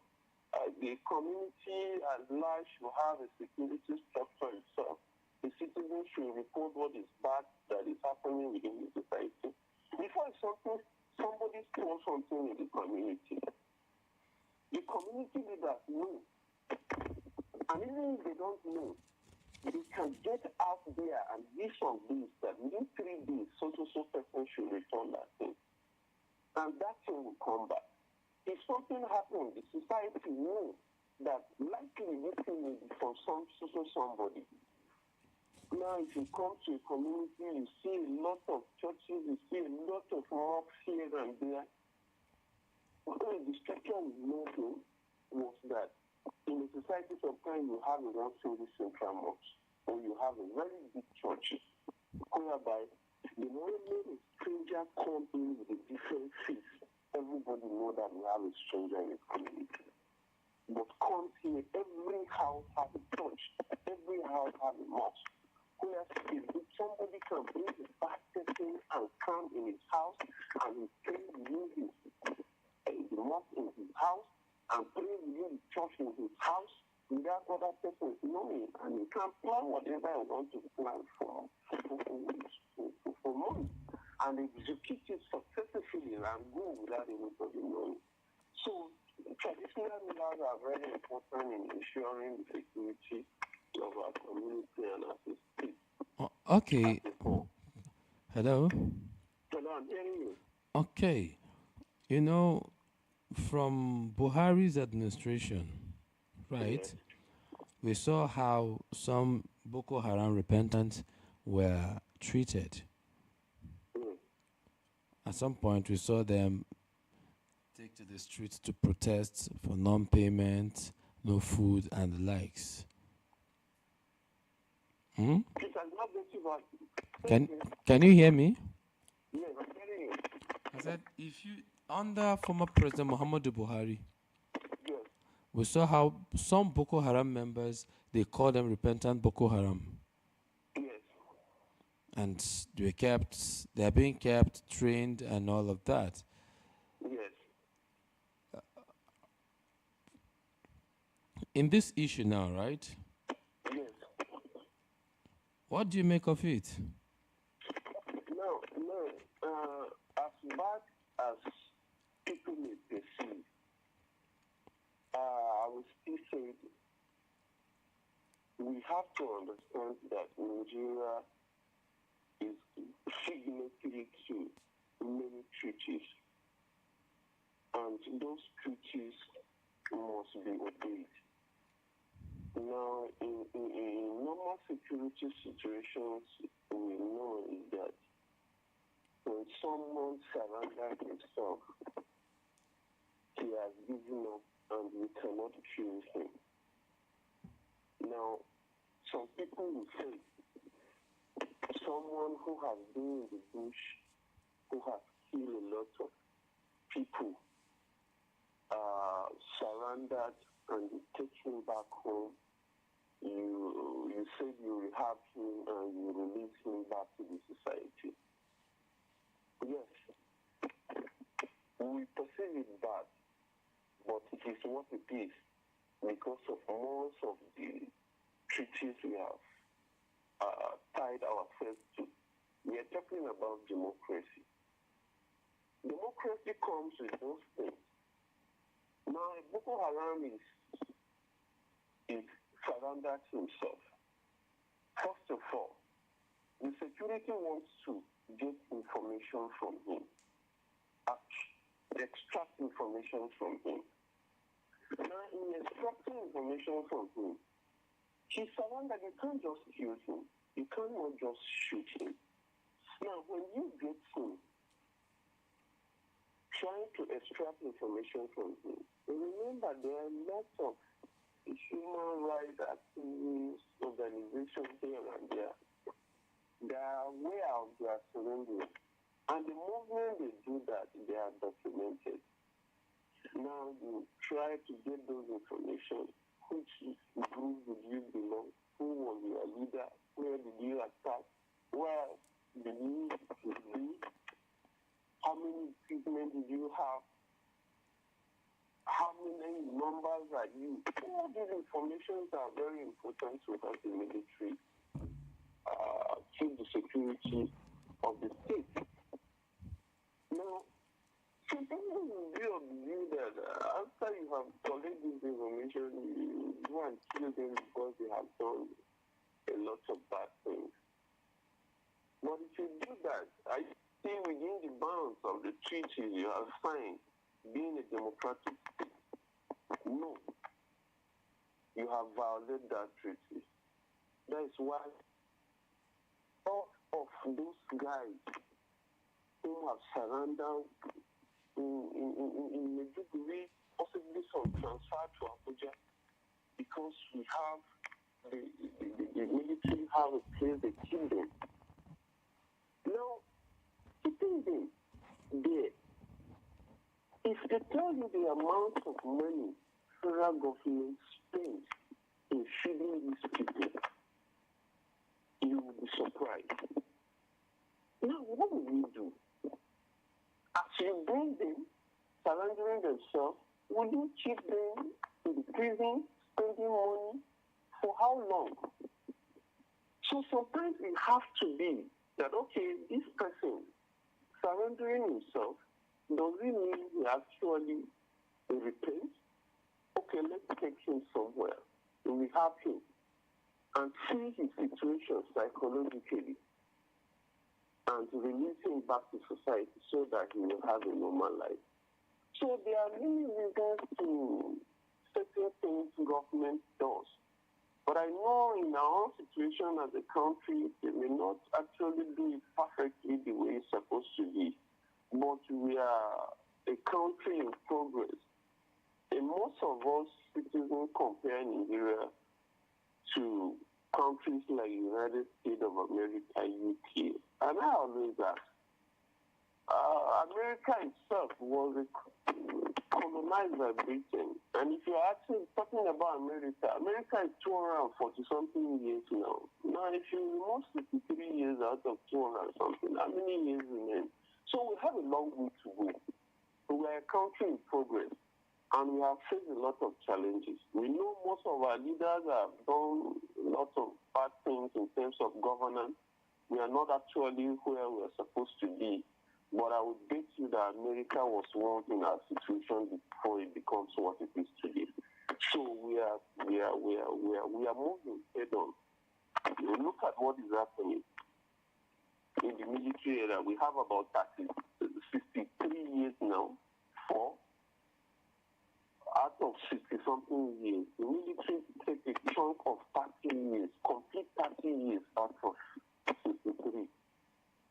In a democratic system, there are certain things that are happening now that before in the military cannot happen. You have freedom of speech. There are certain things that you see somebody coming on here saying a lot of things, but he's free to say, to express himself because of the system we are inside. Before we cannot do those things. So we are heading in a direction which, to my own perspective, I believe that in not long distant time, we will see most of these dividends. Look at the military and saying, in years back during military, because you know military will always have coup, counter-coup, and other things. A lot of things we have done. All this equipment you're talking about that would have helped us to fight. we are not actually there. You understand?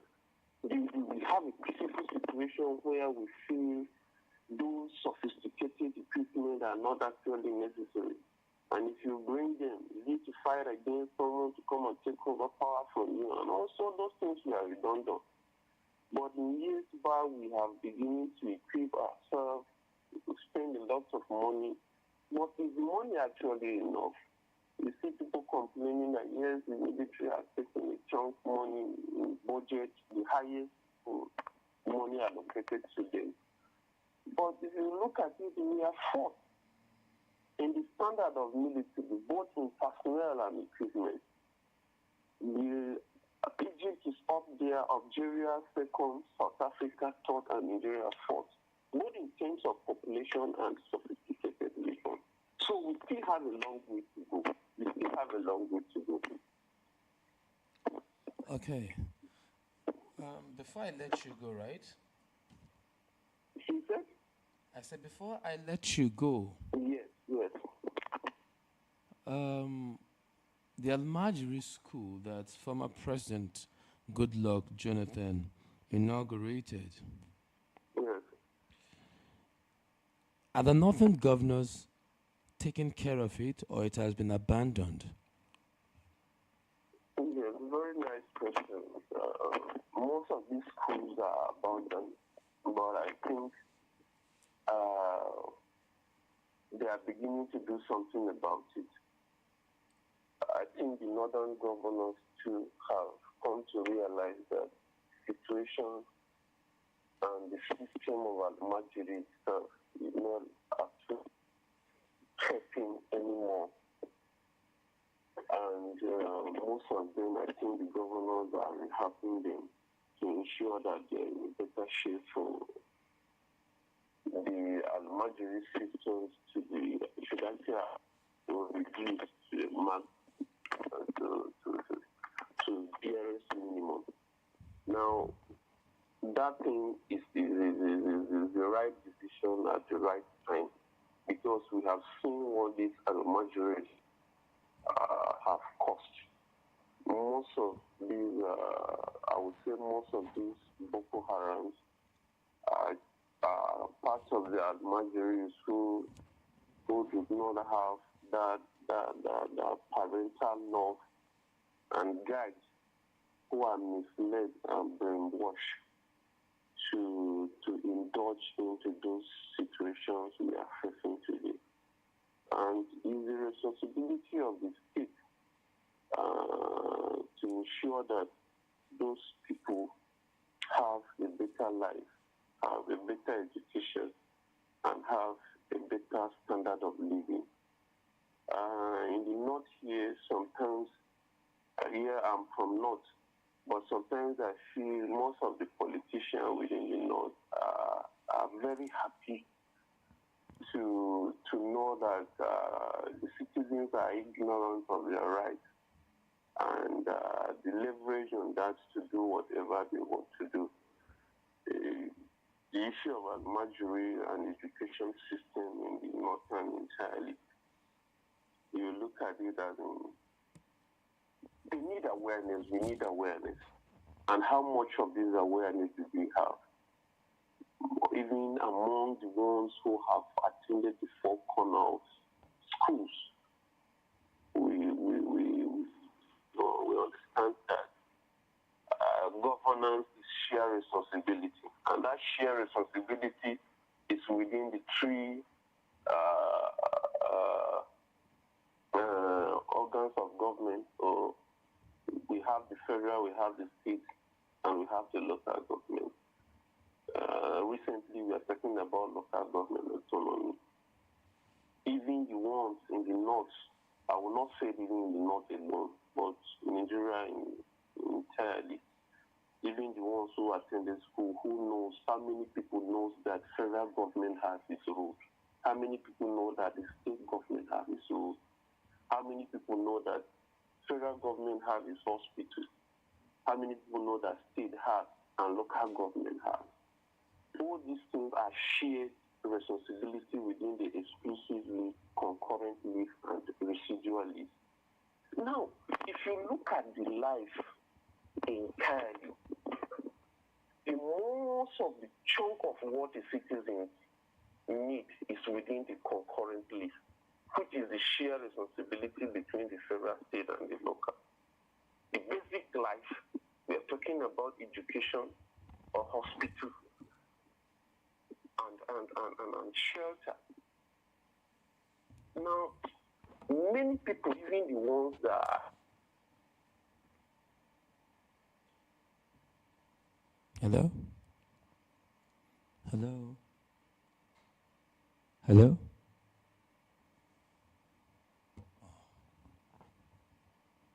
Hello? government. Because in the state, the federal government have what we call specialist hospital and teaching hospital. Are you asking the governor, what are you doing about the health system in the place? These are shared responsibility in the concurrent list. Are you asking the governor, what are you doing about the schools? Primary schools. How many of them belong to federal government? We have community schools. These are responsibility of the state. And local government. This is where people do everything. Now, when the locals who have to do with these almajiris and some of us who come from these places don't know these results, how can we hold them accountable? You see someone driving within the road in a state, he hits his bomber, and he starts insulting government at the same time. I'm not in any way. Because they have the shared responsibility and they are failed in some way. Some of these leaders in the north are comfortable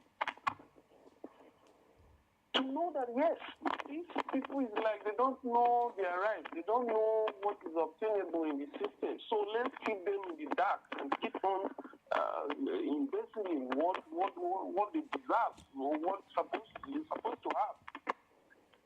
Now, in the security we are even talking about, sometimes you look at, okay, a state have about something local government. It's not the responsibility of the federal government to ensure that all these something local government are connected to the state capital. That is the responsibility of the state. Now, the state has to connect those local government to the state capital. Then the local government will now, with what is amassed to it, connect some towns within the local government capital headquarters. This is easy for life. Accessibility. Okay. Social relations. Mr. Rafe, Yes. I need to find out. We've seen statistics coming from the north that the level of poverty is really, really alarming there. Yes. What can be done by the government to address this? It's the same thing I'm saying here. Now, when your people are not educated, how can you fight poverty? Come to the north and think, as you are saying, we are blessed with a lot of mineral resources. We are talking about lithium. We are talking about gold. How many of these governors? Because this one now is not longer issue of the federal government alone. How many of these governors or leaders can take a tour and go to China and source for investors that I have this in my area? You're talking about agriculture, we have orange, we have mango. How many factories of juice do we have within the northern state? Source for these people to come in, give them land, give them opportunity to establish. That may not be necessary at the beginning. But your target is these people can employ people. And those people they employ have family with them to have a better life. So if the government here can cannot take care of the schools, cannot ensure that these people in school have a better learning environment, and people who are teaching them are up to date in giving them that knowledge, how can you liberate your people from poverty? And now you ask, who are fighting them? Are we actually fighting them? Is it the federal government that will come and question the president, the governor of the state, after having it constitutionally that he has his limitation? So these are things some of us question. Most of those local governments, how many local governments are connected? And if we are connected, it's really easy to fight the insecurity we are talking about initially. Because in most times in these local government points, those bandits or the Boko Harams are attacking. And if it is a place that military are not... Hello? Hello? Okay.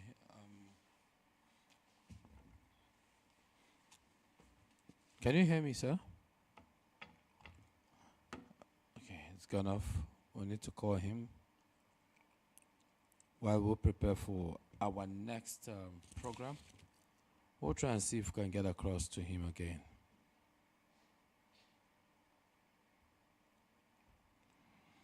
But in case you're just tuning in, we're actually looking at insecurity, especially in the Northwest, where we now have a new name and a new set of criminal elements who call themselves Lukarawa. And according to them, they are out to defend the citizens. Funny enough, they go about collecting levies from those people. And I've been speaking with a security expert all the way from Borno State this morning.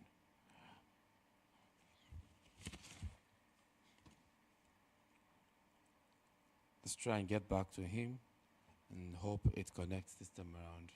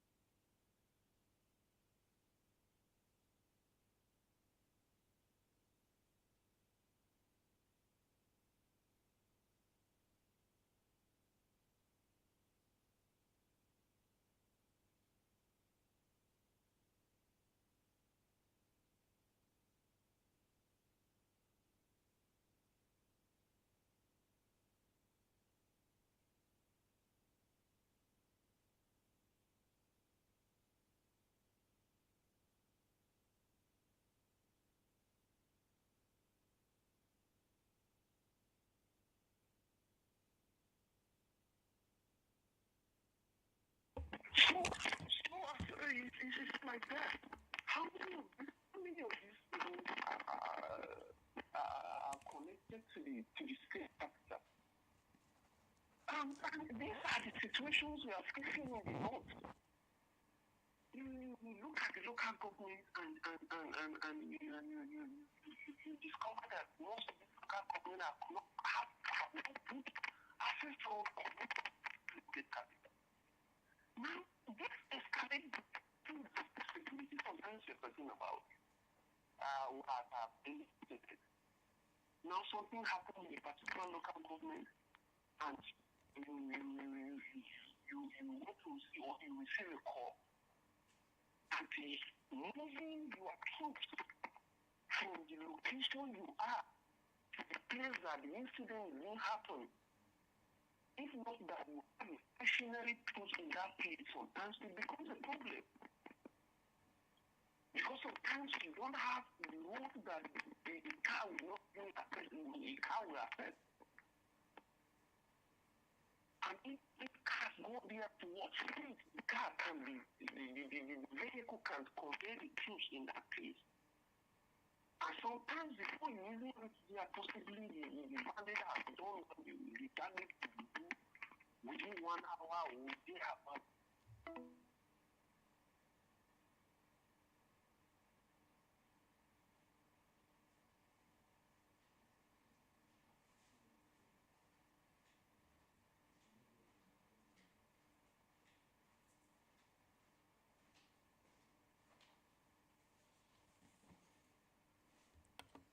We're just having a little bit of network challenge. We'll get back to him now.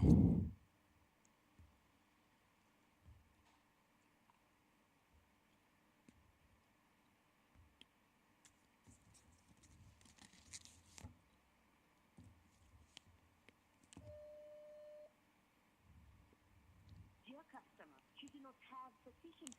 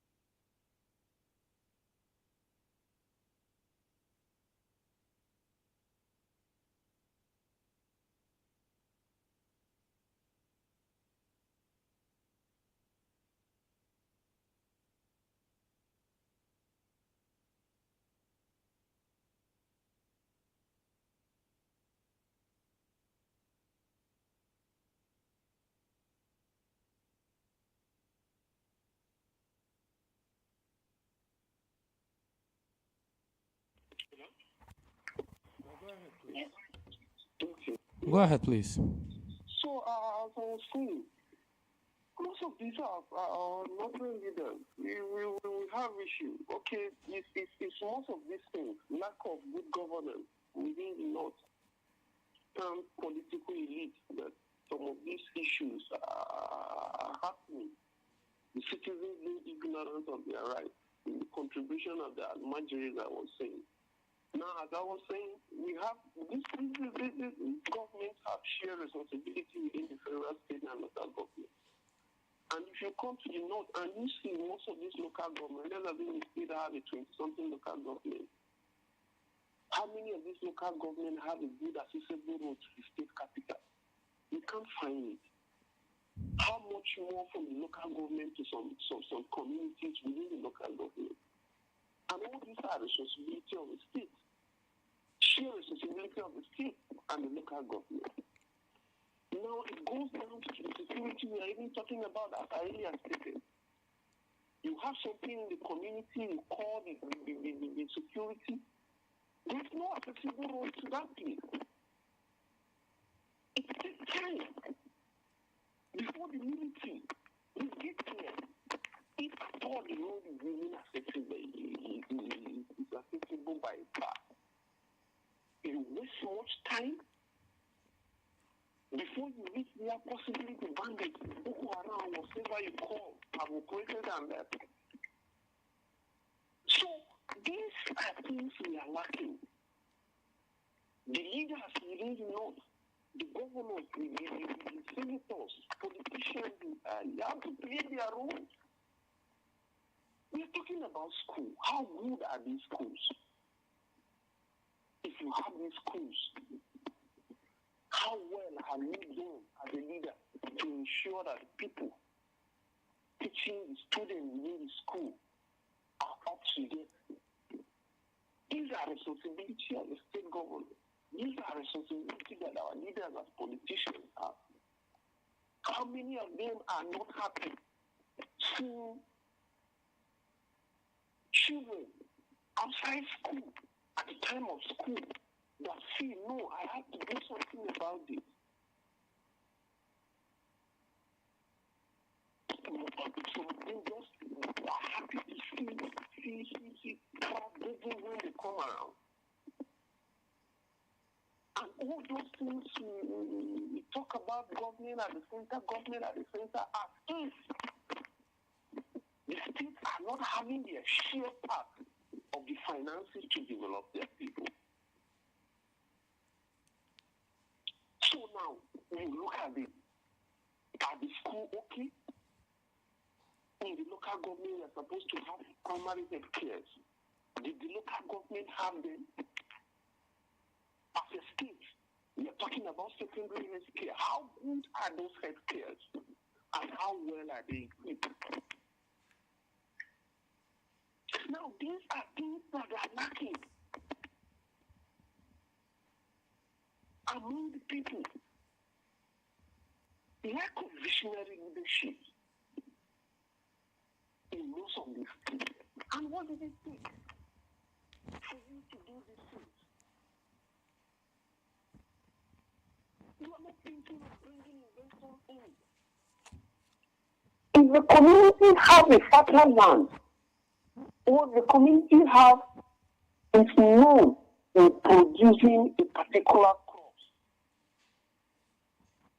and the community does not have accessibility routes that the company can come and situate itself in that community, how possible do you think the community will gain what it has been producing? It's not possible. How can investors come in? Yes, this community, this local government is known for so thing. We want to situate our factory or company within that area. But we didn't have good accessible roads. Most people are not coming to use roads to that place. It's the responsibility of government to ensure most of this infrastructure needed to attract investors to come in.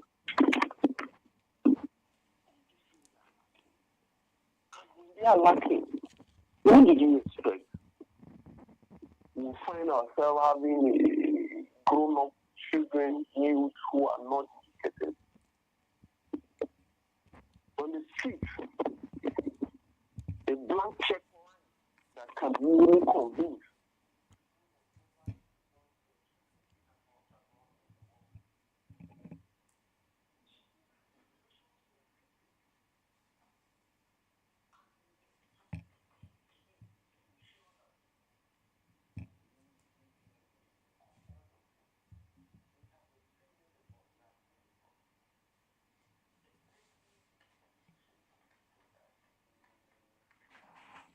I can understand your some of I can share your emotion and your thoughts, but certain things we also cannot run away from. Let's look at if you remember the issue of illegal mining in the north, right? And it started right in the heat of the COVID. See how much it has escalated. And up till now, there's no clarity as to if it has stopped or not. And that on its own is one major source of concern.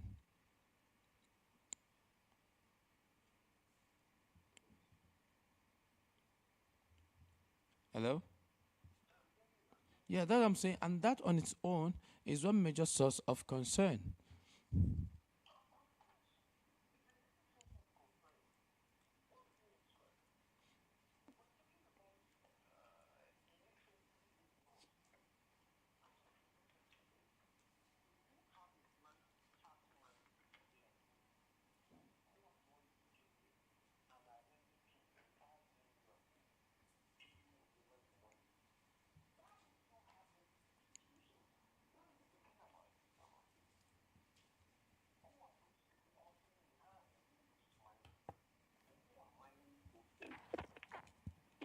Are they not politicians?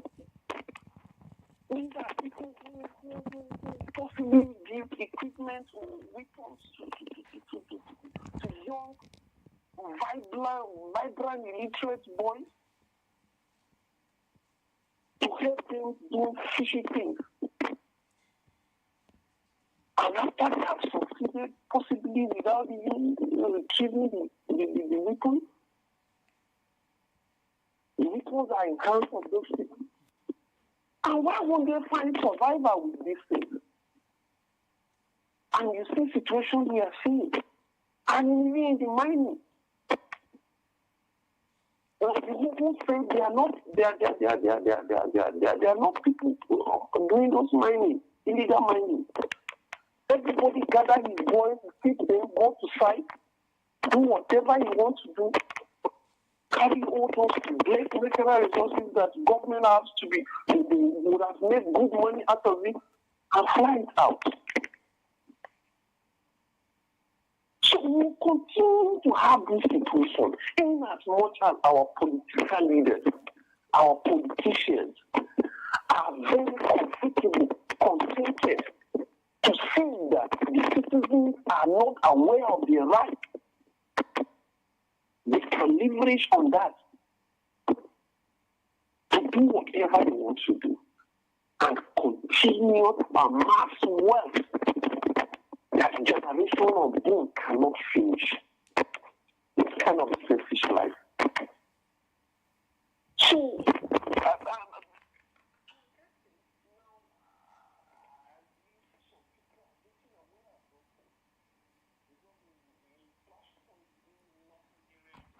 sometimes politicians go and if the citizens are not happy, they do this. Sometimes we trust them.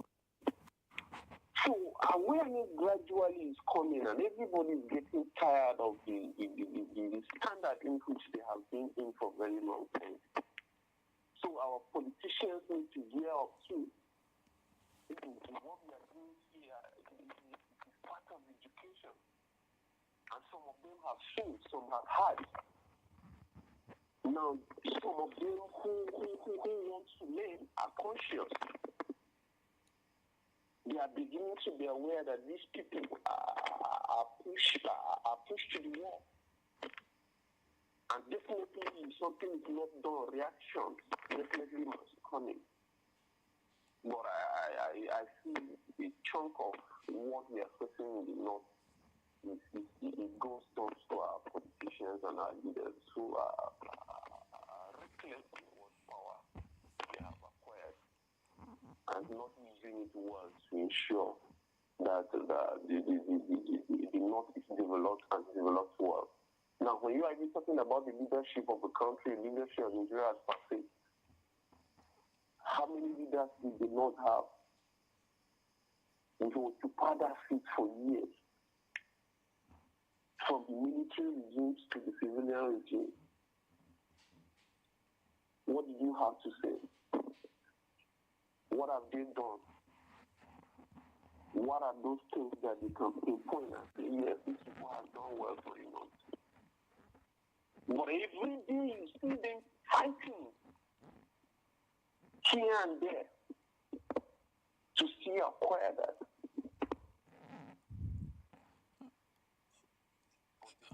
Of that, what which they have acquired power is best known to people who are electing them and see them in power. Okay. Like I said earlier, I want to understand how you feel this morning. I can actually relate with the emotion. I can relate with the way you feel this morning. But like we've always said, is our country, and we all have a stake in it. Thank you very much for your time this morning. Thank you for your time, and do have yourself a great day. Okay.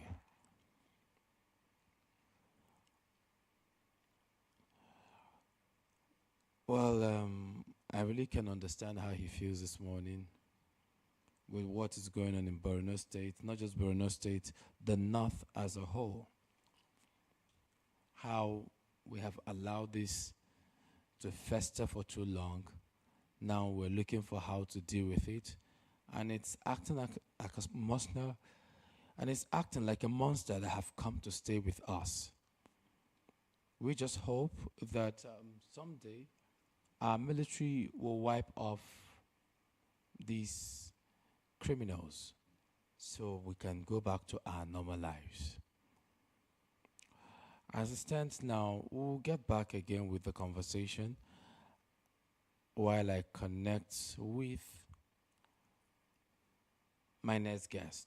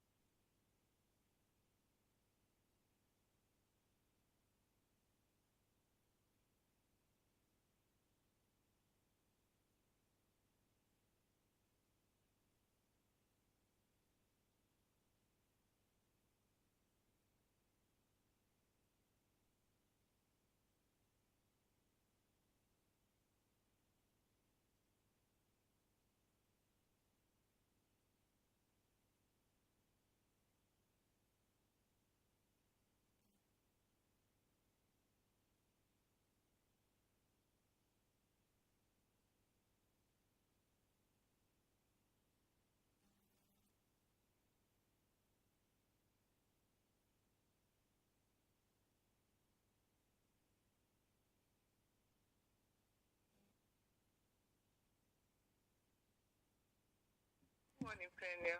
Good morning to you. How are you doing? I'm very good, and you? I'm very well. Thank you so much. You're welcome. I know Saturdays are usually very busy days for you people.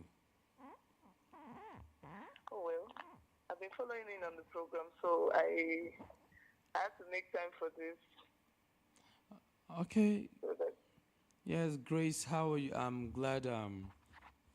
Thank you for your time this morning, Grace. you're welcome. For the It's my benefit pleasure of to be here. those following us and listening, can you please just introduce yourself to us and what you do? Okay, so my name is Grace, and I'm an entrepreneur. I make kuli kuli. If you know what kuli kuli is, I produce kuli kuli, I package, and I sell. That's basically what I do. Kuli Kuli. Yes, kuli kuli. That's interesting. Is it And in have you large had quantity? kuli before? If I've what? Have you had the taste of it before? Have you tasted kuli kuli before? Kuli Kuli. I think I know Kuli Kuli. I think I do. I know. I know Kuli Kuli. Hello? Oh well, I'm here. I'm with you. Okay. You say if I've tasted it before? Yes. Well, it's been a while. I didn't get that. Been a while. Oh, okay. So kuli kuli is a snack. It's made from peanuts, majorly peanuts. Then maybe salt, pepper, every other thing you need to garnish it and make it taste nice. Of course, as your taste bud can carry. But then it's the Nigerian snack, and then it's something I grew up eating as a child. So I grew up and I found out that we can barely find it in maybe stores, except in the market. You get from the local sellers. And then we have people who are not very comfortable with taking it from the local seller. So what I did is just to make it, upgrade, do like an upgrade, especially in the packaging, and then so that we can be able to cater to a, wider range of customers. Hello? I'm here. I'm with you. I'm listening. Yeah, and so I said so that we can be able to cater to a wider range of customers and then a class of people who may not want to get from the local sellers. Not to say there's anything wrong with the local sellers, but then people and their choice and their preferences. So, and then for hygienical purposes too. That's interesting. What's the market like? Oh well, surprisingly, it's been good so far. Even though it's kind of a startup business. We've been around for barely a year, but surprisingly, you'll be surprised the kind of reception I've had. It's just for me to introduce. Like some people, they remember having it as childhood snack, but they've not had it in a while since adulthood, and they see it and they become interested. Then there are some people who have never really tasted it, but because of how it is presented and how it is marketed, of course, to them, they have a taste and they're in.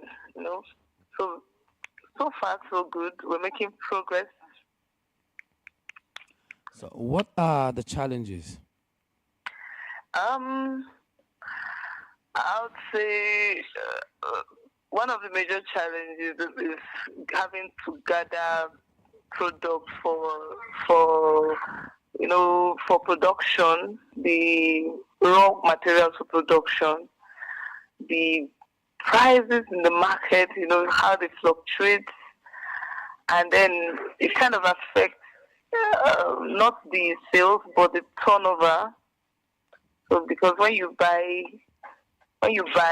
something at this particular price now, and you go back into the market, and it has gone maybe gone higher, but the price of raw materials have gone higher by 5 or 10%, you know how it is. It's going to definitely affect turnover because you don't keep. It's not possible that we keep increasing, cost or price of sales at every production. So you have to maintain a particular level, particular price for a while before, of course, you increase price of sales. So that can affect turnover. Then another thing again is having to break into the Nigerian market. By the time you take a product into stores, of course, they're asking for some license. Somebody's asking for NAFDAC. They're asking for, several things for the stores to be able to take them in and sell. So most times, my marketing so far majorly have been maybe by word of mouth, family, friends, you know. So that's a bit of a challenge, but it's because it's a startup, it's expected, and then we're making progress to get all of those licenses so that we can, of course, have um, smooth smooth sales, and we can have a wider range again of sales. We can get into stores. We can even do export rather, because that's the major goal. I really want to see my product all around in stores abroad. Things like that. I would really love to see that happen, especially to have kuli kuli being exported outside the shores of this country. Uh, That would be something, really. that would be really great. That would be wonderful. I know there are highs and there are lows, and sometimes you can't really tell until someone somewhere says, "Oh, have you tested this?" And then, "No, test it." Mm-hmm. Yeah, I know that there's one they call Kilishi, right? Yes. And it has become an international brand now. Yeah. People traveling Yeah. out want to want to buy Kilishi, and it's bought in large quantity. Now that I believe that someday demand will rise like that of Kilishi. Of course. That's in fact, we just that's that's one of the it's something I'm looking forward to, because there was a time I still sell kilishi once in a while. I have friends who are outside who maybe need kilishi and they call me. I know what the demand is like, and I've seen people package kilishi in such a way you're wondering, is that kilishi? But because of how it has been, upgraded, transformed. You can have they now have market everywhere. We see people even on maybe social media. I've seen several videos on YouTube where I see people from other race. They just want to try, in trying Nigerian food, they want to try things like kilishi. They want to try things like suya. We're looking at having kuli kuli. Oh, by the way, the name of my brand is this Diala Street. So by the time we have my kuli kuli, you have people who want to try that, who want to use those things. All those things help to give more publicity and, of course, for more awareness. So I am majorly looking at exports, like that's after conquering the Nigerian market, of course. I'm majorly looking at exports, and hopefully, in a very short time, we'll have that. I was wondering, life of the Nigerian youth Mm. who is trying to survive a very wonderful economy. Mm. How has it been like for you? Oh, well,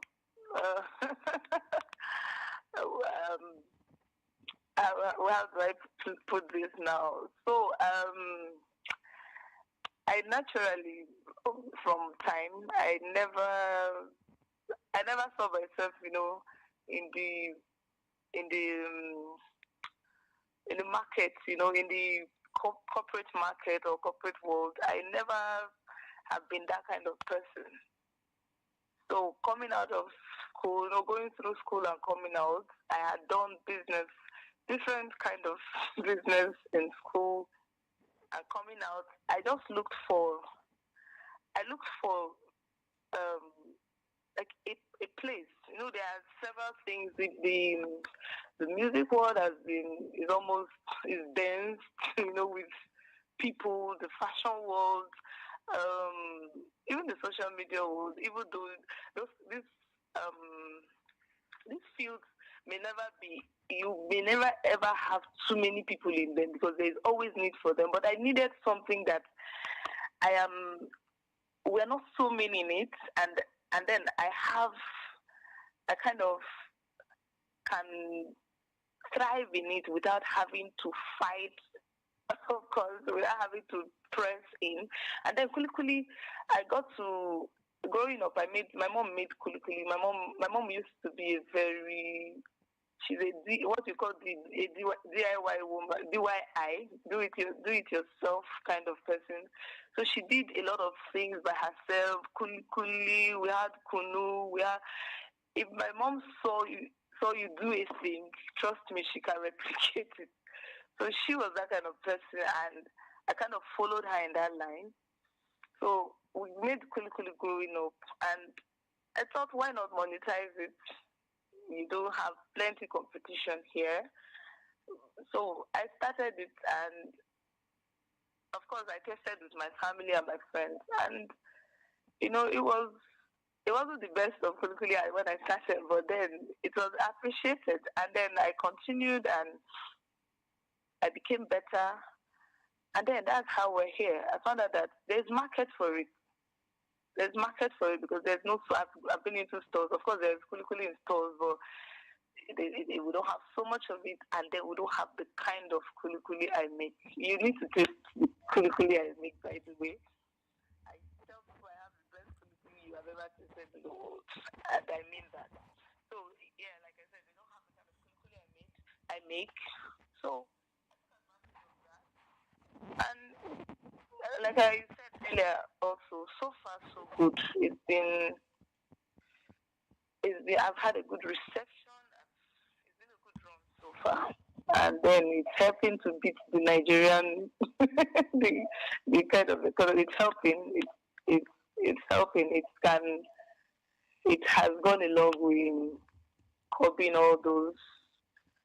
curbing any kind of lack. Well, I look forward to tasting your kuli kuli then. I look forward to have you taste I it. look forward to tasting your kuli kuli. I'd like to find out for the young Nigerian youth who are actually in business,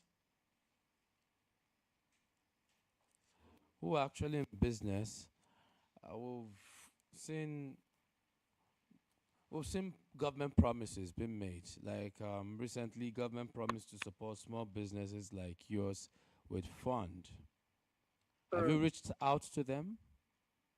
I've had to, yeah, not original. From time to time, I mean, some platforms where we have young entrepreneurs like myself, where we have innovators like myself, because of course, so we've had over the time we've had maybe we see promos of grants from different organizations, and I've applied to several, but so far I haven't gotten any response. I I'm always open to that because it is very needed. There's a lot to do. There's a lot I can do to make what I'm doing become something solid. So, of course, I'm open to that. But so far, I haven't gotten any. Um, So then, especially at this time of the year, there's a lot of trade fair. I've registered for about three. So those are also platforms where you can make good sales within a short time. I have two upcoming in December that I'll be in. But for grants and all of that, I haven't been able to get one yet. But I I take advantage. If I get opportunities, I would love to take that advantage. Okay. Before I let you go, I know you have advice for young Nigerian entrepreneurs, perhaps maybe those who are into the kind of business you do, Mm. what advice do you have for them? Okay. It's. I would say I'm coming to discover or to realize. The more I go, I come to realize that mm, you a lot of times we want to think that we are called into, oh, this is what I'm meant to do, this is what I'm meant to be in life. God has created us with ability to do a lot of things, right? So I see young people who insist, like, this is what I want to do, which is not a bad thing. You can find out what you want to do early enough and focus on it. But then, like I said, God has given us ability to do a lot of things. And if you start with something at this point and it doesn't work and you feel, oh, I thought this was what I wanted to do. I don't think it is anymore. It can be discouraging. So I'm saying, in essence, there are several, because you have a mind, and your mind is your creative ability. There's a lot that goes on in there. And I would say, part time, you you try out everything that God has put in you to do. You can have all of them, you can do all of them, but then let it be let it be like a road to discovery. Meaning, don't be discouraged at when maybe one fails. Let me give you an example. I'm saying this because I told you, through school I've had to do several businesses. And there was a time where you do this and everybody's like, oh, Grace, this is what you're meant to do. This is, you can do this so well. And you come out, you find out that I can also do this. I can also do that. I can also do that. There are several things that you can do. But then it's for you now to, you know, finesse, find a way to put yourself together in a way that you can have those things running. Maybe not all, but two or three can run um, at the same time, and they can run smoothly. If you can't do that, because not everybody have the ability to do that, you can focus on one, make it stable, and make it to be the best of its kind, and run with it. As time goes on, with the knowledge you have had in the other one, you can find a way for the other ones to thrive, and they all thrive together.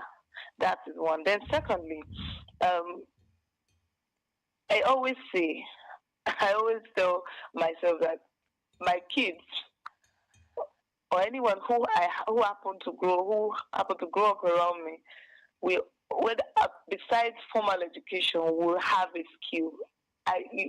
We can never overemphasize having skill, like something your hands can do, because at the end of the day, no one can take that from you, right? You can go to school and get all the jobs, and you can be unemployed. But you see, your skill, it cannot be taken from you. So wherever you are thrown into, you can thrive if you have a good skill. So two things I'm saying: find what you can do and do it well.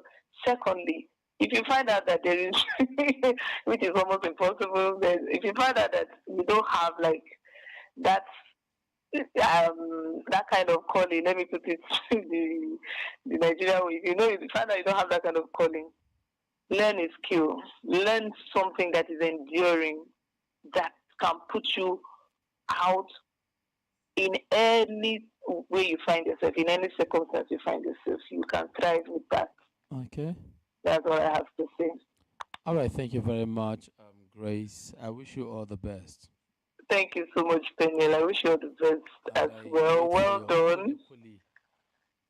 Well done. You're doing a great job. I've been following, and we're proud of you. Nigerians are proud of you. I am proud of you, and I hope this turns out really, really well. Okay, Grace. Have yourself a great weekend. You too. All right. Thank you. Okay. Bye. Young Nigerians really doing us proud. Kuli kuli. That's really good. When they say kuli kuli, I said I'd like to have that, have a taste of the kuli kuli. I've spoken with about two young Nigerians, and they're really, you can just see that there's this I can do spirit in us, there's this I can do mentality in us, there's this drive inside of us saying, hey, look, you can't be here. You just have to move on, you just have to move, you just have to push, you just have to strive, you just have to break out, you just have to make a difference. That's the Nigerian spirit. That's what we represent. And that is who we are. And that is the core value of these historic events. The Peniel Diala, longest marathon interviewing.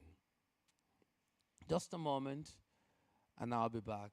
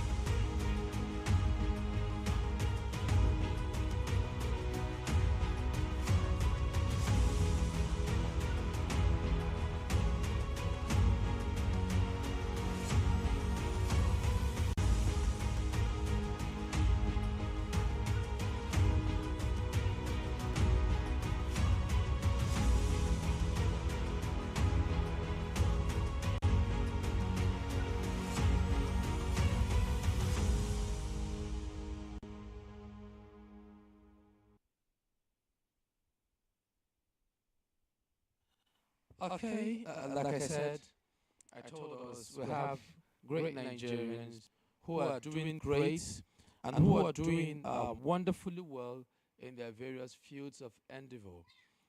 I have a wonderful woman who has actually who has registered her name on the sand of time. She's an advocate. She's a campaigner. She's a strong voice when it comes to female gender mutilation. No other person than Ayo Bello. Good morning to you, Bello. Good morning, good morning, good morning. Thanks for having me. How are you doing today? I'm doing very well. I'm doing very fine. Thank you so much for having me. This is such a laudable effort, and I'm very proud of you and happy to, do this with you. Thank you very much. Well, it's good. We are doing it alongside the babies. Yes. Let me start by asking, how is it bad on this morning? Well, I'm joining you from Ile-Ife, Osun State. Oh, Yeah, because that's where we are headquartered. Yes. okay. How is Ileife? Ile-Ife is well. Cool. Some little amateurs, but we're good. Oh, you're having a feel of the hammer time there already. Yes, yes, yes, we are. Welcome to the real world. Thank you. Let me start by asking, what pushed you into what you're doing? Okay, so there were so many reasons, there were so many factors, aside the fact that I am a survivor. When I came to school in Osun State, I discovered that Osun State has the highest prevalence of female genital mutilation. And I said, you know what? I'm not going to leave this town the same way I met it. Though I came to school here, but I don't think I want to leave this environment. I live in Lagos. My parents live in Lagos, but I came to school at Obafemi Awolowo University. So when I heard that Osun State had the highest prevalence, so I just felt like no, because I studied sociology. So while we're doing our research, in gender, I did sociology and anthropology. And then I found out that the state and the community I was living had the highest prevalence of female genital mutilation in Nigeria. I said, no, I'm not going to leave this place like this. And that was how I started the campaign, talking to my friends in the hostel, going into communities from one street to the other, campaigning. And then from there, started buying radio airtime, TV airtime, creating jingles. And to that was just how I started. It was just passion. I love this drive. You know, I'd like to know because some people will be wondering when they say female genital mutilation. Is English we are speaking. Can you just break it down for us? Okay, so female genital mutilation is basically the partial or the total removal of the clitoris, okay?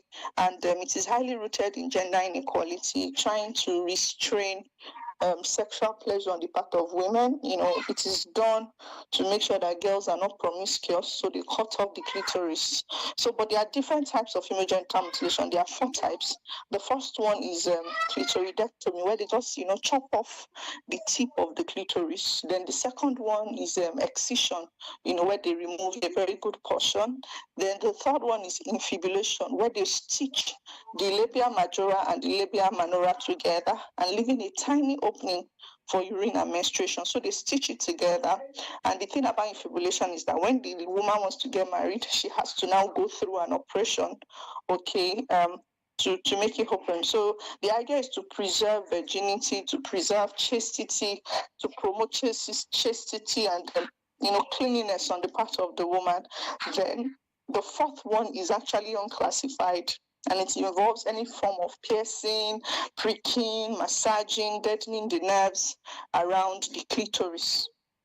So those are the 4 types of female genital mutilation, and it is done, for it is a harmful practices, and none of the reasons actually justified because the implication, the health implication, legal implication, all the implications, they are not they are not worth whatever it is the culture is trying to stand for. Yeah, so that's just a summary. People call it different things. Different community practice it for different reasons, and they practice different types. Okay, the states with high prevalence includes Ebonyi, Imo. Osun is still part of top 5. We have Ekiti. We have which other state? Imo, Ekiti, Osun. Yes. So those are the top states. This is really, this is sad because it sounds kind of crude. Well, to them, they don't see it as crude because they are trying to preserve their daughters. They are trying to make sure that their women are marriageable. So they are doing it from a place of love, a place of safety. That's where they are doing it from. And who doesn't want their daughter to be marriageable? And also, there's also another school of thought that says that back in the days when there was high mortality rate, it is believed that once a woman wants to give birth and the clitoris touches the baby's head while the baby is coming out, the baby dies. So chopping off the clitoris. Chopping off the clitoris is like cleaning the vagina to make it ready for the woman, just like maybe a woman goes into labor with her pubic hair unshaved. The part of the delivery process is to shave the hair, so it does not affect the process. So while shaving the hair, they also chop off, the clitoris, like trying to make everything perfect for the passage. But it is the most sensitive organ in the female's body. It is there for a reason to intensify pleasure, for orgasm and all of that. But most women are denied that. But so far, what has been the challenges? Challenges in terms of campaigning. Yes. Okay, it depends from the angle. As a grassroots activist, sometimes it is being received. Some communities are hell bent on not receiving your gospel, no matter how well you speak it, especially in traditional settings in villages. They believe that, well, I was circumcised and nothing happened to me, so I'm still going to circumcise my daughter. All these implications you are talking about, I did not experience it. No matter how you try to prove it to them. Then another one is, of course, funding. It takes a lot of money to go into communities, produce visibility materials, T-shirts, and all those things. Mobilizing people and all of that. And also, what other challenge? People who are passionate about the cause to dedicate their time, because it takes a lot of time to effect positive change.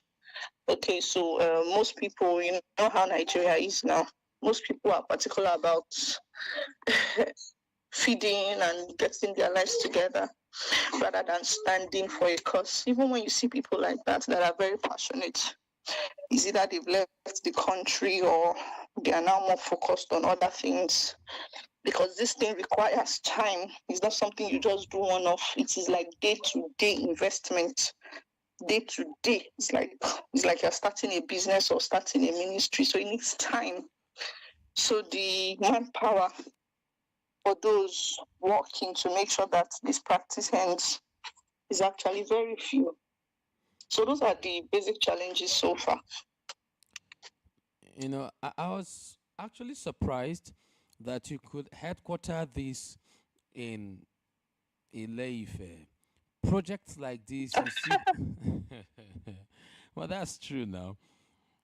Projects like this, you hear their headquarters situated either in Lagos, Port Harcourt, United Kingdom, or Abuja, just to mention a few, places. Why Ileife?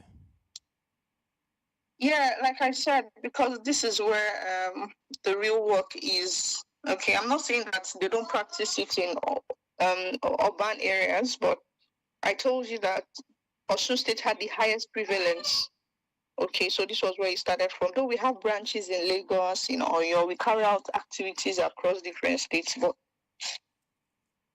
this is where we are headquartered, because this was where we started and this was where we grew from. Any partnership from government?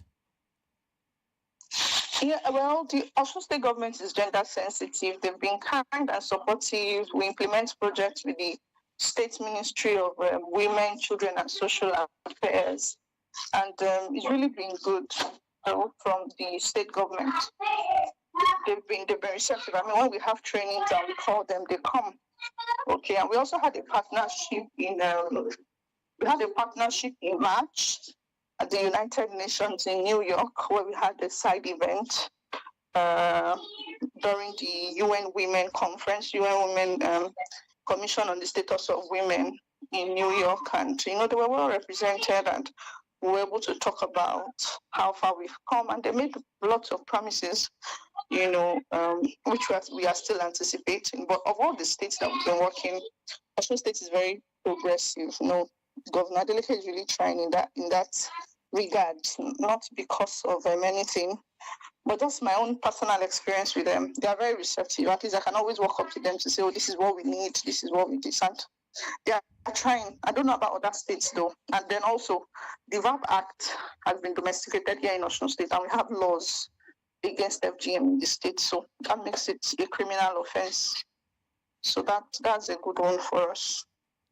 That means for now, since it's headquartered in Osun State, FGM is a thing of the past in Osun State now. Well, we still have some little prevalences, but it's not as bad as when I started 10 years ago. I mean, we can see results for what we've done, but we still have so much to do. There's still so much to be done. That's a whole lot of hard work. Yes, thank you. 10 years. That's a lot of hard work. Yeah, it is. I want to know your success story. What has it been like?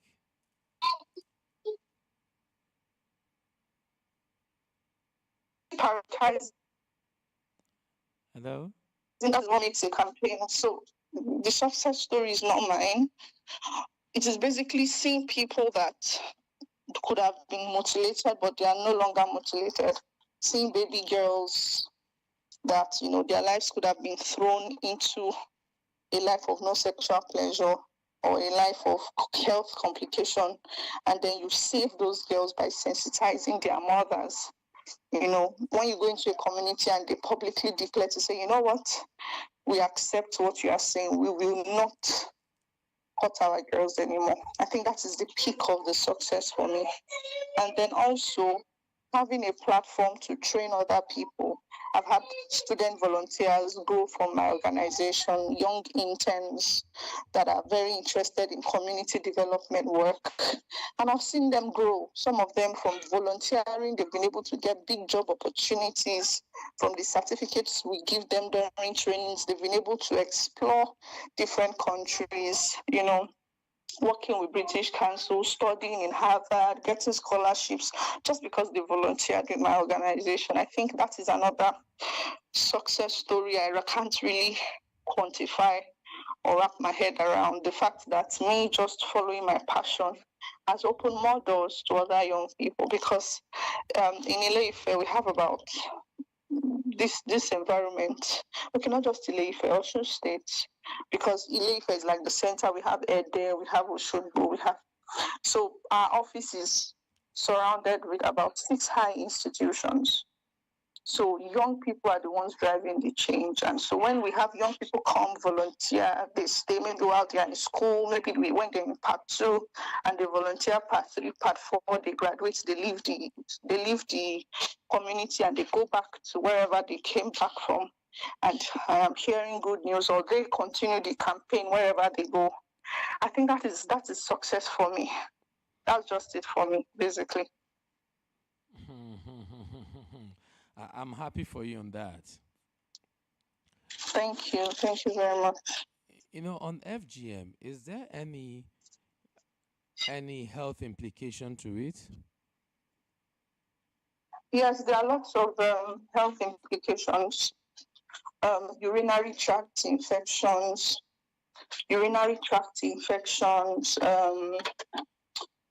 hemorrhage, excessive bleeding during delivery, just a lot. I mean, there could be transference of infection, using one blade to cut several babies can bring about lots of implications. Okay, so FGM can also contribute to the widespread of HIV. It causes fever in children, and lots more. So there are so many. And then also there's a psychological implication. Okay, psychological implication. FGM has been the reason why lots of marriages are failing because there is the sexual expectations are not being met. Okay, which can be very frustrating. So yeah, so those are some of the implications. There are lots of them. Even death. There are people that have died from bleeding, from complications from female genital mutilation. Yeah, so that's it. Now that you have captured Ocean State, where is your next territory to conquer? Well, we're just headquartered in Osun State. We work in Oyo, we work in Ondo, we have teams in those states. We're just headquartered in Osun. We've been able to expand activities to those states.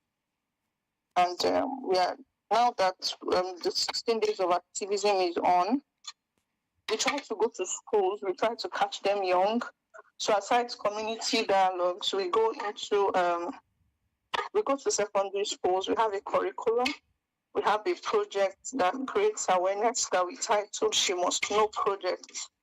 So we go to these schools, distribute sanitary pads, and then teach them on FGM to say, you have to fight for yourself. If you find out that somebody wants to perpetrate FGM, these are the numbers you can report to. And then most importantly, when you grow up, make sure you don't do it to your children. Okay, so it's like investing into the next generation of mothers to be able to stand for their daughters. So even if we can't really end it in this generation, we can start investing to end it in the next generation. So that's it. I know that you are observing or celebrating your 16 days of activism that you call Orange Week. Yes. Maybe it's just me talking. I see FGM as another form of GDB. Yes, it is. It is a form of gender-based, it is gender-based violence. It is sexual and gender-based violence. It is also harmful practices. It is violence against women. It falls into all the categories of whatever it is in the gender space. It falls into all the categories. Now, for the benefit of those who are following the program, because since Tuesday, it's been massive. Trust me, it's been massive. The social media space have actually been very, very engaging since Tuesday that we started. And I want to believe that there are people who are going through or suffering as a result of this FGM. Is there any contact they can reach out to? Yes, there are contacts they can reach out to. First of all, it depends on where they are. It depends on where they are. The ideal place they need to go to is the Ministry of Women Affairs in their state. Okay, because every state has domesticated the VAP Act. That is the Violence Against Persons Implication, Violence Against Persons Prohibitions Act. That's the VAP Act, which makes FGM a criminal offense in almost all the states in Nigeria. It was passed into law in 2015 during the President Goodluck Jonathan's administration, and we've clamored for the domestications, right? I know that almost all the states now have it. So the best place to go is actually the Ministry of Women Affairs in your area. That's the best place to go, or to organizations working to end FGM in your areas. Before I let you go, because I can hear noise and shouting, "Mommy, mommy, mommy, mommy." If I let you go, what's your message? No, before I even say what's your message on the activism, what's the success story so far? Yeah. You mean generally, or for these 16 days of activism? Yeah, for these 16 days of activism, what's the success story so far?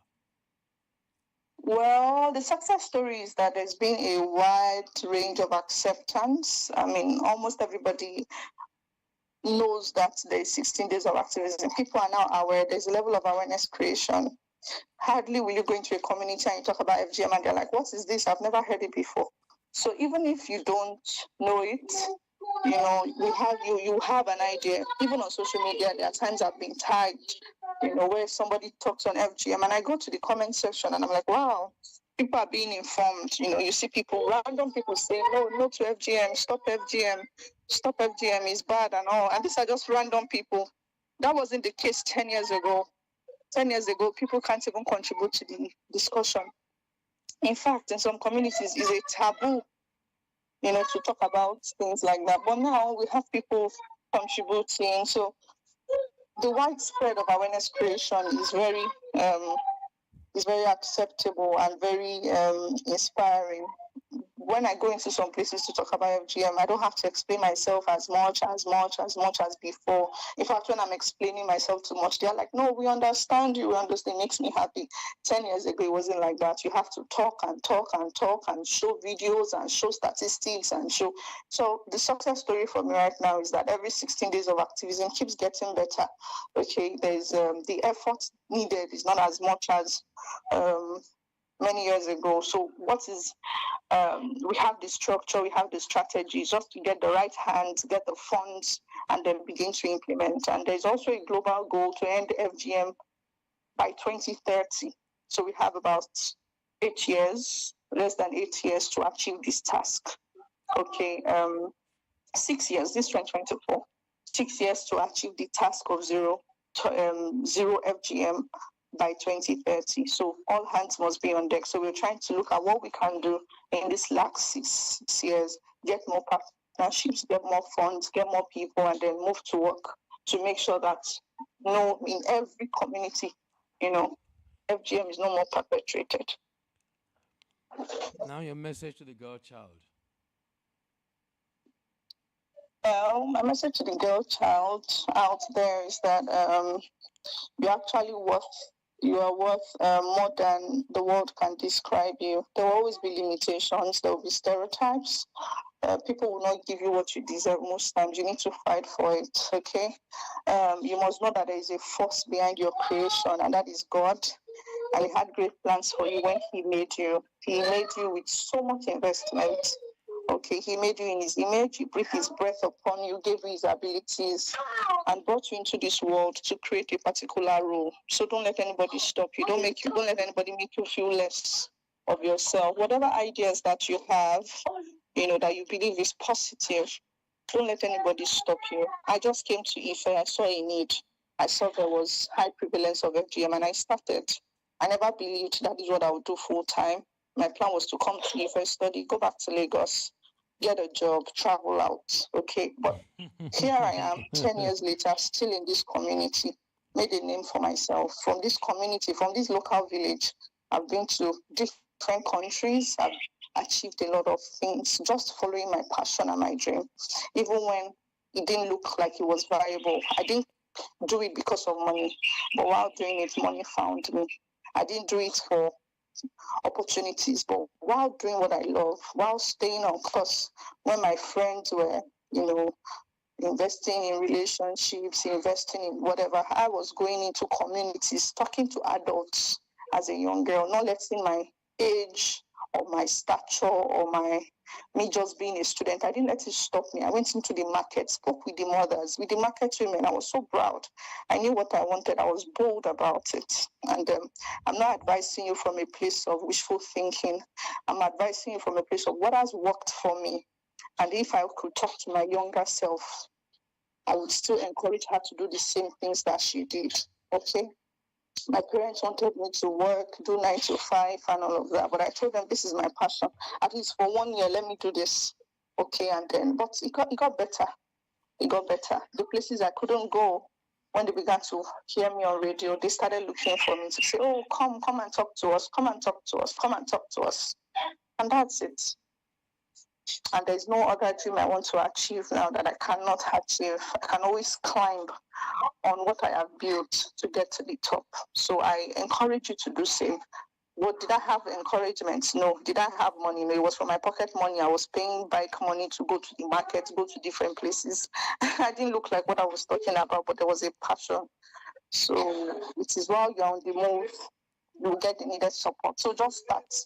Whatever it is God has laid in your heart to do, just start it, and the world will align in your favor. So that's my word. Wow. Thank you very much for your time today. Thank you so much. God bless you. And God bless you too. Yeah, so kindly just send me the social media link so that I can also share you on there as well. It's just Peniel Diala. Okay, Just Peniel. I'll check it out. Peniel.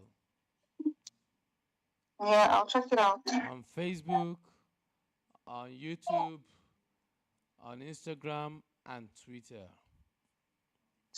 All right. Thank you. Enjoy your weekend.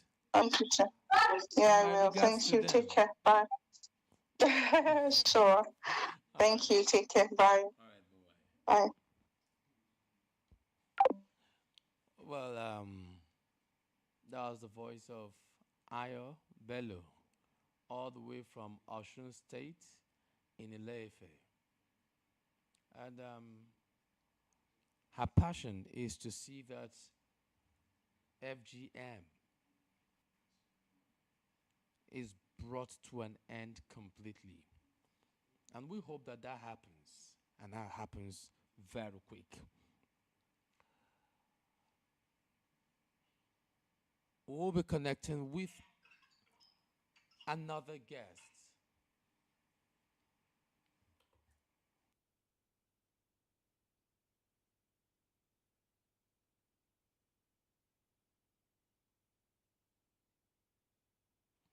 Good morning, sir. Good morning to you, sir. How are you today? I'm fine. Good morning, sir. Good morning. Okay, my name is Peniel Diala. Okay. I'm by name Evidence Adokuru. Evidence Asokoro?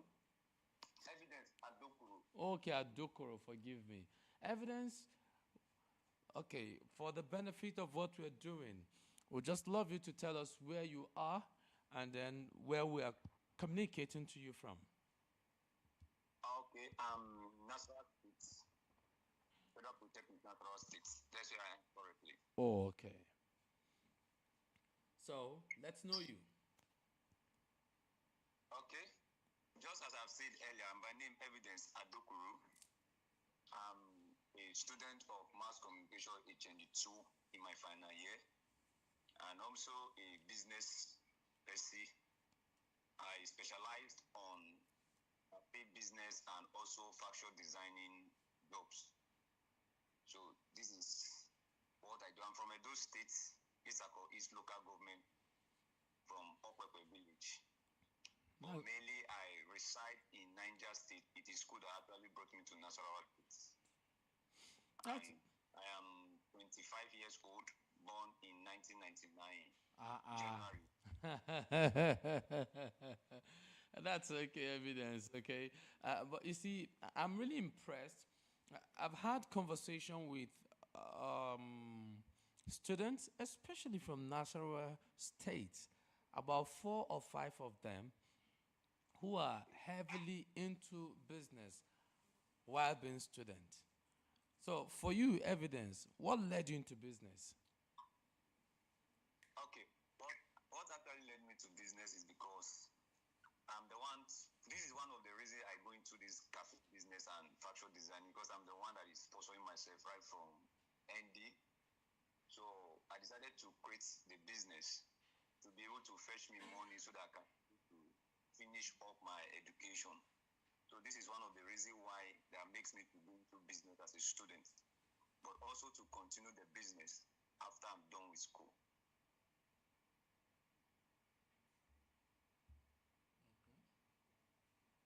Hello, sir. Hello.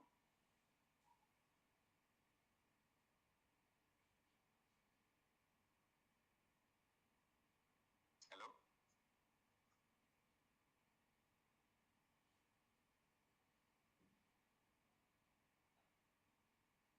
Hello, sir.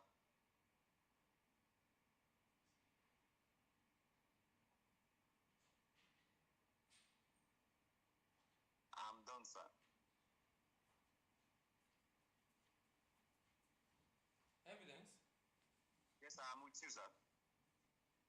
Sorry, we had a little bit of network challenge. Okay. I Yes. said what actually led me to business. One of the main purpose is because to raise funds for me to be able to train myself right from ND. So I've been into this business right from ND. So that is one of the reasons why that actually led me to business.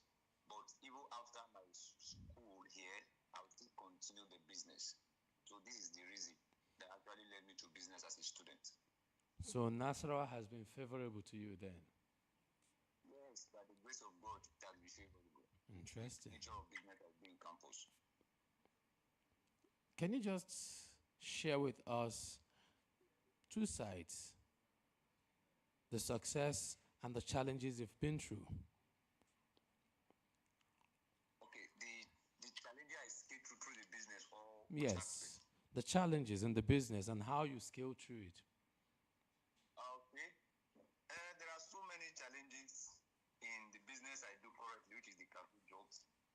Because sometimes, like the equipment we use, do have some issues, like the printers. There was a time my printer actually have an issue that I spent up to 150,000 naira repairing it.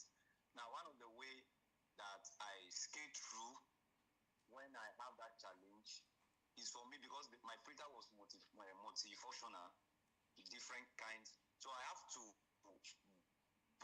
look for a less lower in price, and I can work very fast at that moment because I have a lot of jobs in my hand then. So I have to abandon that other one that I want to spend a lot of money on, then buy a lesser one of 30,000 naira that I could be able to use at that point, at that particular time. So with that aspect, I was able to skate through in that particular challenge I faced that moment. So this is one of the way I actually skate through. I analyzed before time. Any job I have to calculate before time. Then before doing the business. So if there is any challenge, I can be able to counter that challenge before the challenge comes. That's interesting. That's good. You know, I'm really impressed. Impressed in the sense that at least we're having people who actually want to go beyond their borders and do something good for themselves and their environment. And I believe you have people who are working under you, right? For now, I don't actually have any, but I'm planning to have. Due to the tedious, the work is not much for me as a person. So I'm not trying to employ someone that I can trust to be able to help me to manage the business anytime I went for lecture. Please get somebody, please. Okay? Please get someone. It's very important. It's very, very important to get someone at least so you don't overstretch yourself. One, and so it will help you to balance at the same time. Okay, sir. What message do you have for youths in that your environment? Okay. The message I actually have for the youth outside this or in the society is that hard work pays very well. And another point I have to say is consistencies in whatever thing you do in life. When someone is consistent, you will actually get what you need in life. And secondly, in terms of business, trust. You have to build trust with your clients or with your customers. Because there are a lot of people whereby when you give them job, they can actually do the job, but when you give them job, at the end, they will end up disappointing you. Now, for people to refer people to you or to recommend you to their friends or their fellow persons is for you to build trust. Anytime job is being given to you, it's for you to do the job well and deliver the job. With that, your business will grow and people will begin to recommend people to your business. So, in terms of consistencies, in terms of hard work, in terms of trust, these are the message I can say to the youth in the society that they should have this quality as a student or as a business. Hello, Evidence? Yes, I can hear you. All right, thank you very much, okay? Yes, sir. And I wish you all the best. Thank you very much, sir. All right. You know, last night we had a good time. We had to go through our socials. The comments were just much. We had calls as well. Some people connected with us over the night as we had, extensive conversation into the night. I really feel happy. I and the crew were impressed. We're happy with the followership. We're happy with your response. And then we're happy with the fact that we now see there's a move among our youth who are just trying to break even legitimately. You can see that from the calls we're getting, from the people who've been reaching out to. You can see students no longer depending solely on their parent, and students not dabbling into things that are negative. So I'm trying to explore, use their talent to you know to provide, to bring light to others.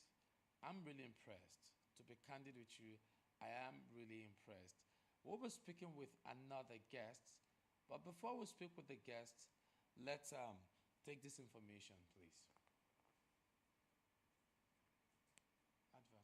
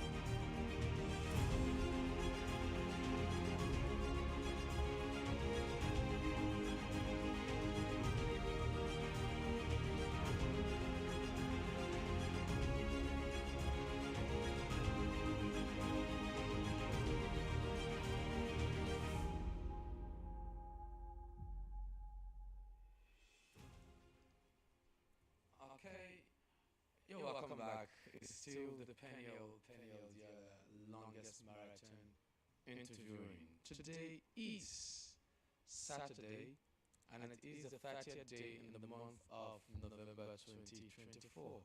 I feel so excited, and I'm elated this morning. We're 93 hours and we're still counting. We're really counting. My next guest this morning is she's a media practitioner. She's she's an OAP par excellence, or Gene the goddess. Yes, Gene, how are you? I'm fine. Good morning to you. I'm good. How are you? Very well, thank you. So how have you been holding up?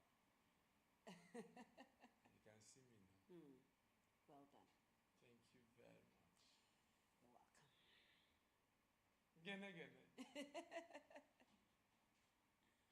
Wow, this is huge. Thank you very much. Well You done. can join us today. So you can just join today. Throughout today, I'll hand over to you. Oh wow, interesting. I'll hand over to you. You hand over to me. Wow. Okay, we'll look into that.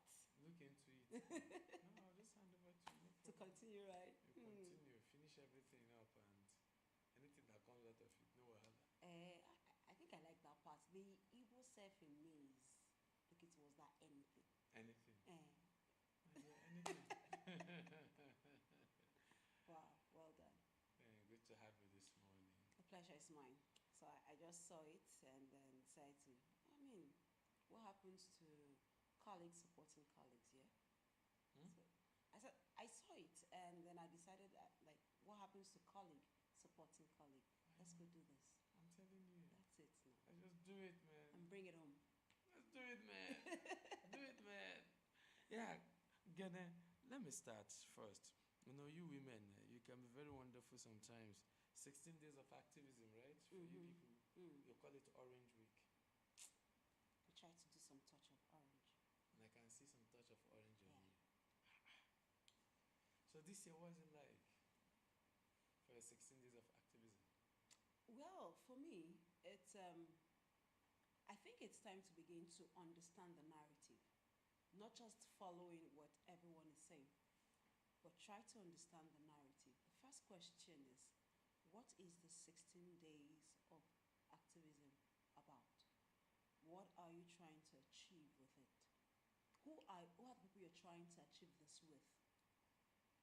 So we're talking about gender-based violence, for instance, and the one question you're asking yourself is, the women you're fighting for, are they really okay with the fight?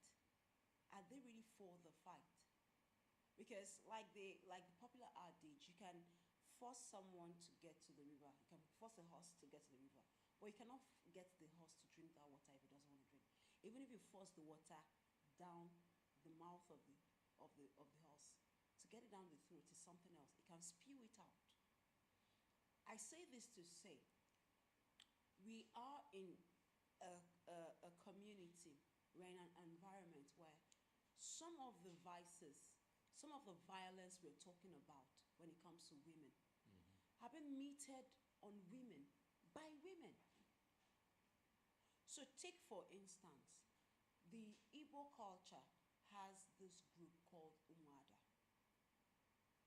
When we are talking about activism, I for one should think it should be the women group that should lead this. But then we still see in some pockets of Nigeria and some other parts of the world where the rights of widowed, like they say, is being carried out by women.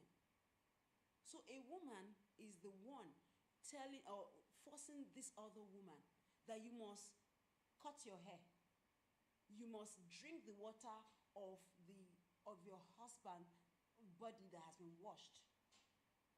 It is the women leading these things with the backing of the men. So the question is, if I'm leading an activism and I'm saying, oh men, try to support the women, are the women doing what they're meant to be doing? Are they not part of these ills that we're talking about? Are they ready to stop some of these cultural vices and accept the change that is coming? So we will keep doing 16 days of activism every year. Though the people that will get stuff from it will get stuff from it. We'll keep talking about it. We'll keep asking the men to support us, which is perfect, beautiful. But the people, the main people that are supposed to get this, are they really interested? Are they really ready for this change that is coming? Come to the north, we see issues of breastplating, for instance. It is mothers that breastplate their children. It is mothers. And they did it to me when I was growing up. It is our culture, will continue. So are they ready to do something different? Are they ready to go a change? I for one, I like to talk about issues from the root, because I believe that when you address the root of a tree, you've addressed the whole tree. But when you keep plucking the leaves and saying, oh, don't cover this particular place, we don't want the shadow over this place, it will grow and it will continue. So the first question is the people, those at the receiving end, those that we are feeling bad for, are they ready to accept this change? Are they ready to even do something out of the norm, something different from what has been going on? When we have gotten them to understand that, yeah, this could have been your way of life, but things are changing and this cannot continue to be a way of life because it is affecting some other people's way of life, then at that point, we have a conversation. A conversation that can be positive, a conversation that can lead to something better and a better world. Well, you see, we see from different optics. True. We just see from different angles. Because when you talk about activism, I know women have been on it. Oh, is that weak? Is that weak? Let's kick against gender-based violence.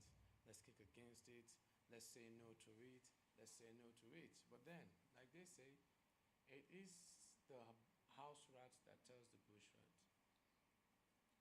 I mean, there's food here. There's food there. See where the meat is. Exactly. So just go there. But beyond that, let's just let's just look at life in its entirety, especially for, because it's you people's month. Anytime it comes to you people's stuff, we just leave it. I just rest my case. I know you're a journalist. Being a journalist and as a woman, any big deal? No big deal. You see, one thing I like about journalism is that even though some people say it's some sort of gender parity, I still see it as it's some sort of push for females in journalism. So you call every one of us gentlemen of the press. You know, it gives this feel of there is something that makes the men gentle and makes it gentlemen of the press. So what's that extra thing? I can do it. For me, I advocate humanity before gender. And why do I do that? Everyone came out from a passage. Everyone is put in an environment, an equal environment of opportunities. A family that a mother gives birth, she has male children, female children. Their surname is not changing. I am from the Ogenegbawe family. My surname did not change because I'm a girl. I am still Ogenegbawe. Anything that is Ogenegbawe, they still call me. When they say Ogenegbawe family, I come out. Right? It doesn't change that. So why will it now come to the place of opportunities and then I now start shifting and saying, I'm a girl. Some things should not be allowed or some things should not. I understand the sensitivity of being a female. Quite true. But it should not limit you or it should not place a hold on you. That is what I advocate. It shouldn't place a hold on you. You should, if there is anything you want to be, you have to be what you want to be, no matter what is happening, no matter the situation around you. So for me, being a woman in journalism is like being a journalist. I am a journalist. There is no difference about it. If there is anything to achieve in journalism, I want to achieve it. Okay. If there is any mountain to climb in journalism, I want to achieve it. Not because I'm a lady, because I am a journalist. When I decided I was going to be a journalist, I didn't say I wanted to be the female version of a journalist. I said I wanted to be a journalist. So we move. If we have to wear trouser and carry camera and climb heights, me gonna do it. Yes. So because of that, I tried to learn to handle camera. I tried to learn video editing. I do anything that has to do with media. I try to get myself involved because I want to understand it. I want to know how it works. I want to be able to hold the wires and coil it together and fix it together and it works and my sound comes around. Because anything that has to do with media space, I said I want to be a media personnel. I should be able to do it. I should be able to earn my stuff. Interesting. Yes. You know I asked the question. Why? Say, sometimes I've heard women say, no, in this field, seems like this part is for the men, this one is for women, and so they seem to recognize the men more, and then the women are not too recognized. And good, I think you're here. That's why I said, let me ask you this question. Journalism. Okay, so let me just hint, not to advocate or advertise, but do you know that as it stands now in FCT NUJ, a female contestant is coming up. She's running for this position, and she's gaining weight. Do you understand? That's good. That is to tell you that even in journalism, the women are already trying to take their position, because there is nothing is in life you don't get what you desire. You earn what you desire. You earn it. And the way to earn it is to earn it.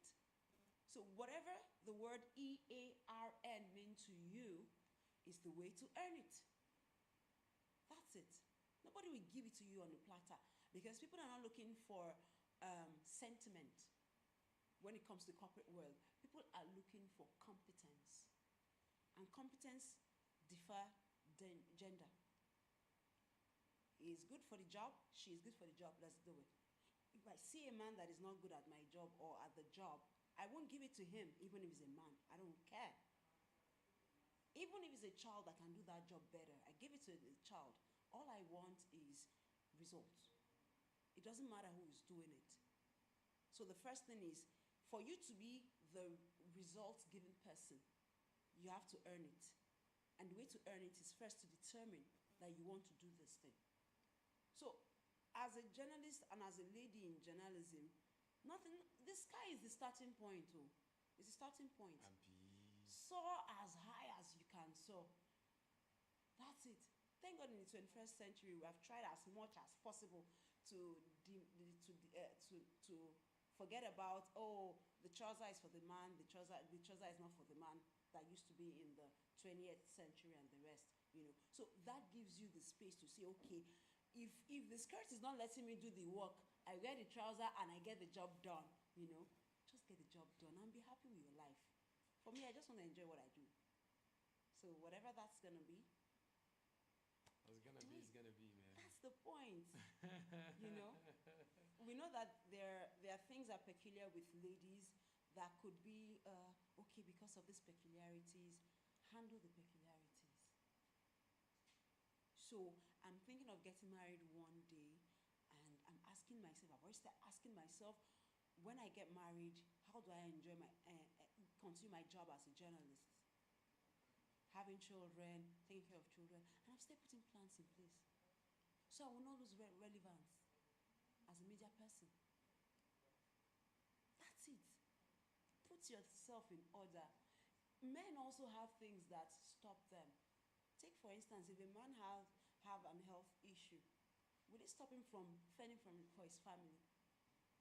Or will it make him less of a man? No.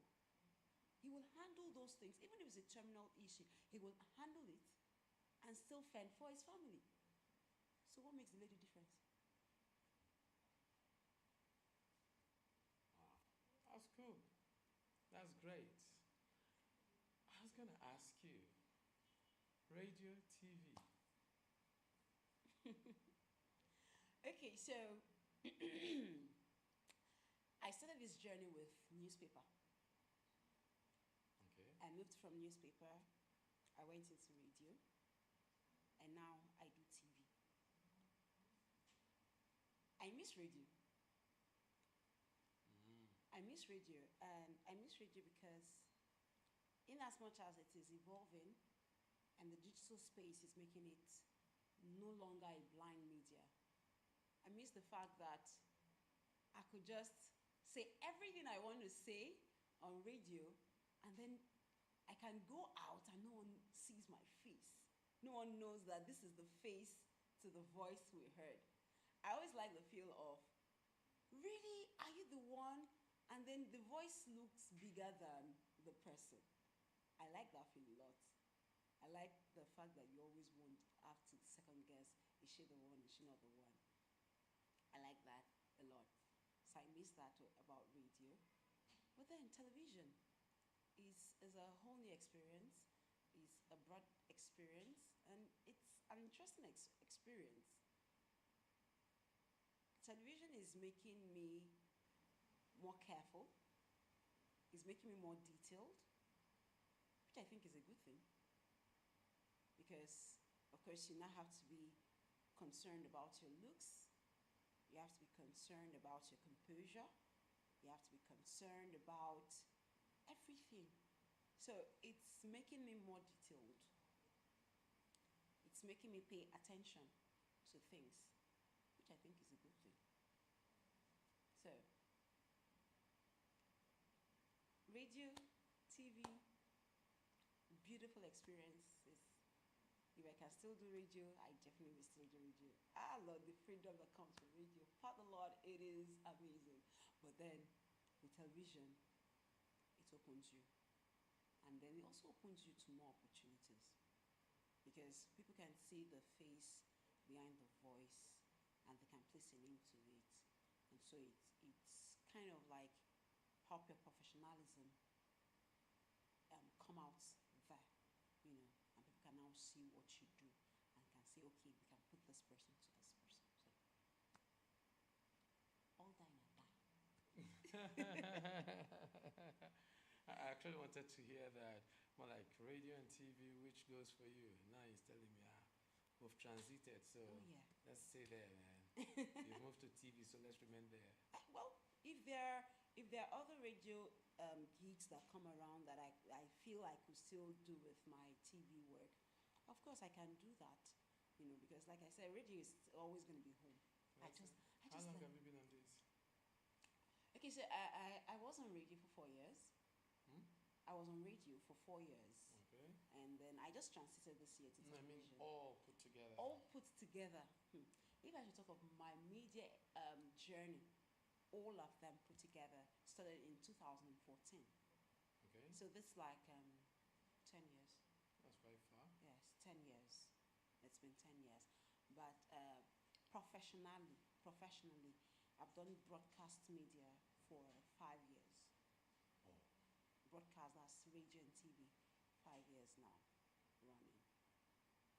So before now, I did print, then I did, of course, I was a video editor at some point. I handled MCR jobs and things, you know, learning every other thing about being a crew and production, you know, and then transited into broadcasts 5 years ago. Oh, that's great. That's great. That's cool. That's cool. But doing journalism in Abuja, how has it been for you? Sometimes I like to consider myself as someone that likes to do things outside the norm. Because I believe that the sky is very wide, right? And stars have so much space in the sky. So why would you want to be at a cluster and taking the chunk of taking the bits from the cluster, where you can be wide in the heavens and take a cluster for yourself and then decide to share your bit?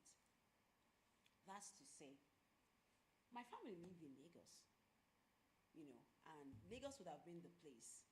Maybe if I was in Lagos, we don't boom past this one, But I like to take challenges. I like to see opportunities. I like to be part of starters. For me, I like to be part of starters. And so coming to Abuja was me trying to be part of a starter, trying to make things happen in a place where I know that there's still some work to be done, That was the thing for me coming to Abuja. And I love being in Abuja. I love the fact that Abuja is serene. I love the fact that Abuja is calm. I'm away from the hustle and bustle of Lagos. Lagos will tire you. The stress of Lagos, I cannot deal with it. I can't deal with it. So I like Abuja as a place. And then doing journalism in Abuja, I believe is a place I can grow and grow very fast. Because in Lagos, there are many people doing what you're doing. So you are competing to be one of the best. And you're putting in so much time to get that result. But in Abuja, if you put in so much time, you will get this result.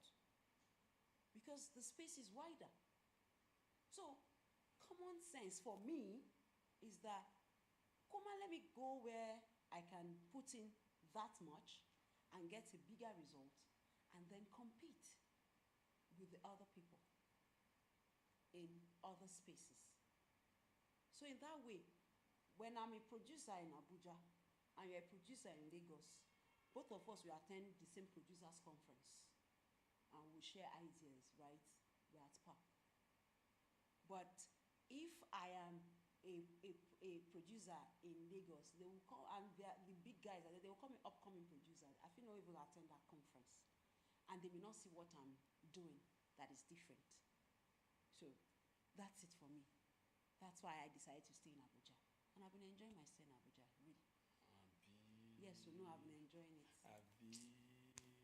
We're just waiting for God to just add the jar on top so that boom. That kind of thing. Boom.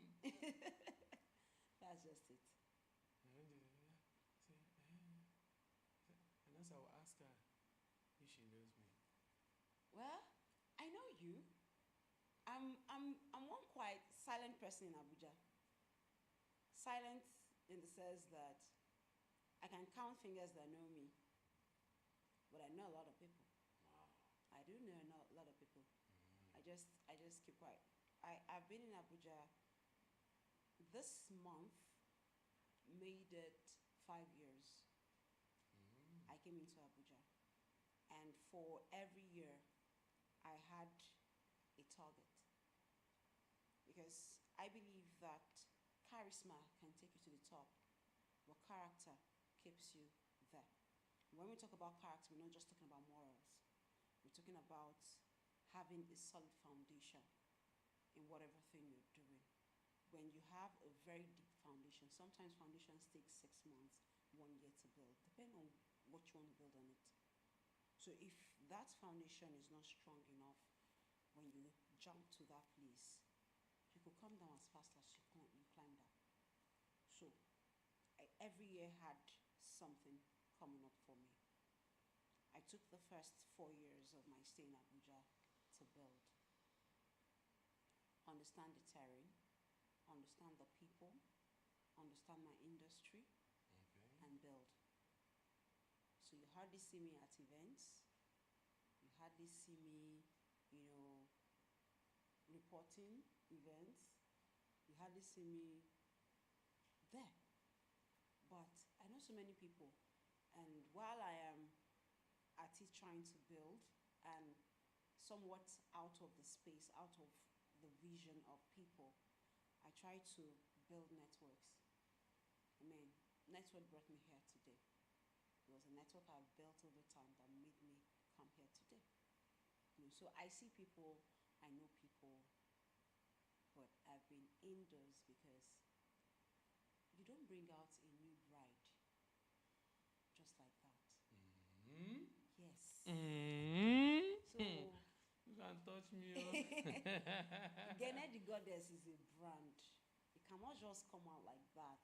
If I am saying I'm a goddess, something you when you say a goddess, you should know that there has to be this paraphernalia that comes with a goddess. And so before they will start bringing you fowl, or they should be bringing you antelope eye that you have to go inside the bush to go and look for. I don't have any chief priest around you. I'm the goddess, don't worry. I don't have any chief priest around you. So that's the thing. So it's been building for me. Although this year, I decided to start my journey towards coming out. Okay. And that's why I went to one or two places, and I'm here today. Because I want to start coming out. Next year, of course, you're going to see more of me out there. That's it.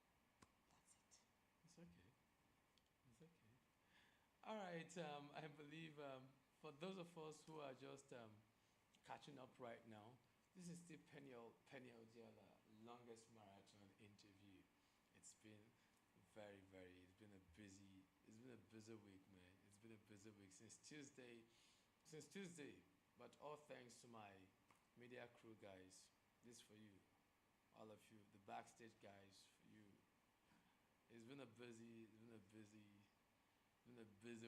Tuesday, Wednesday, Thursday, Friday, today, Saturday, and by tomorrow, we'll just be doing it this way. We'll be sealing it up. By tomorrow, we'll be sealing it up. By tomorrow, God willing, we'll be sealing it up. By tomorrow, we'll be sealing it up. And the social media has just been buzzing. Yeah, it's been buzzing here and there. And I have Gene the Goddess. Gene is my friend. But both of us are friend in... Friend at large. Okay. I was just having conversation this morning. No, I'm still waking up. My eyes are still... I can imagine. No, we're just coming up. We're booting now. Booting. Because 193 hours, and then we're still counting. Just about... If I go by this time, we're 7 hours shy away from 100 hours. But we're still going, man. We're still counting. Again, let me come back to you. I know Boss FM. Yeah, Boss FM. Well, all good. Excuse me, sorry. I asked you before. You said Lagos, Abuja. You prefer Abuja to Lagos? 100%. Lagos people are hearing you. Glad to know that you're hearing me, Lagos people. Invite me for events. I will come. But for me to stay in Lagos, my parents tried. It did not work. I was so intentional about not going to Lagos. I was so intentional about it. To the point that I got juicy jobs. I saw juicy jobs I could interview for. I did not even apply. Because I didn't want to go to Lagos. So I was very intentional. What's it about Lagos? Why don't you like Lagos? So now, I was born in Lagos. Yeah. I was born in Lagos. So being in Lagos is not a challenge for me. Like I said earlier, my family is in Lagos. But I just didn't think I wanted to do a career in Lagos. That was just it for me. I didn't want to do a career in Lagos. I wanted it somewhere else. I wanted it out of the bustling, the hustling of the city. I worked for about 3 months or thereabouts in Lagos, and I said no. Like, I have to wake up as early as... I have to leave my house at 4:30. If I leave my house at 5, I will not get the bus that will take me to a reasonable place before getting to my office. So I just could not deal with that life. Does it mean I don't wake up early in Abuja? Of course not. I mean, I wake up 3 o'clock in Abuja to start my work for the day, 3 o'clock in the morning. Yeah? Because I'm an early riser normally. But I do it from a place of relaxed mind. I don't have to be jumping one bus to the other. And you know, Lagos, getting to stay around your office space is a thing. With accommodation challenges and the rest is a thing. So you probably coming from maybe the outskirts of the town, and you have to come into the town, or even moving from mainland to island, the traffic congestion and all that. Even though I know that I like to stress up, I still like baby girl life. And I don't want to get old fast. Okay, where is the creative director? We'll just take, I think, a 2 minute break so we can clear up. And it's Saturday, so Yes. we're just warming up and warming up and warming up and warming up and warming up. Please, where's the director? We need to clear up, please.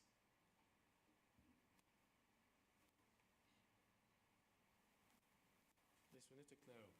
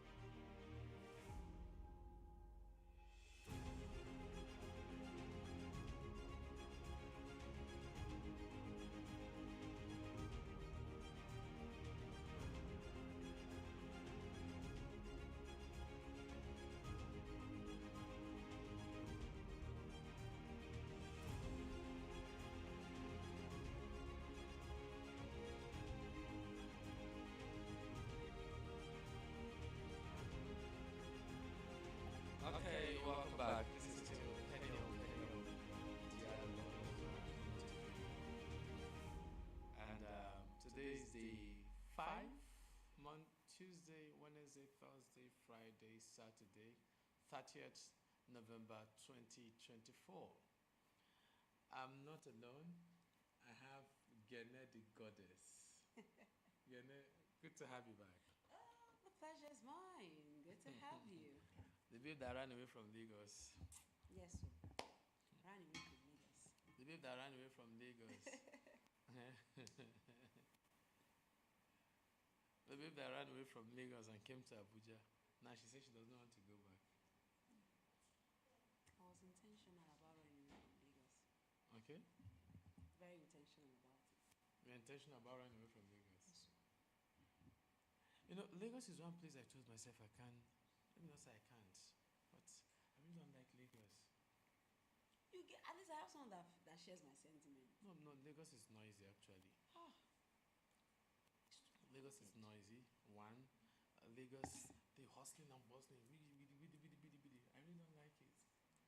you know, for me, if there are any quiet state to go, right? I rather go to those quiet states. Bring the things that make people go run to Lagos to that state. And I'm very sure that I'm talking now as a business person. I'm very sure I will make more money being in that state than being in Lagos. Lagos is nice actually. Lagos is nice. It's but good to understand that Lagos is growing very fast. It's one of the if not the fastest growing states we have in the country. You know, it's very developed. When we compare the development in Lagos to some part of the country, it's as good as trying to compare Nigeria to one of the very developed countries of the world. Do you understand? That's how Lagos is. That is how Lagos is to Nigeria states. But everybody cannot stay in Lagos. Everybody cannot be in Lagos. Everybody cannot thrive in Lagos.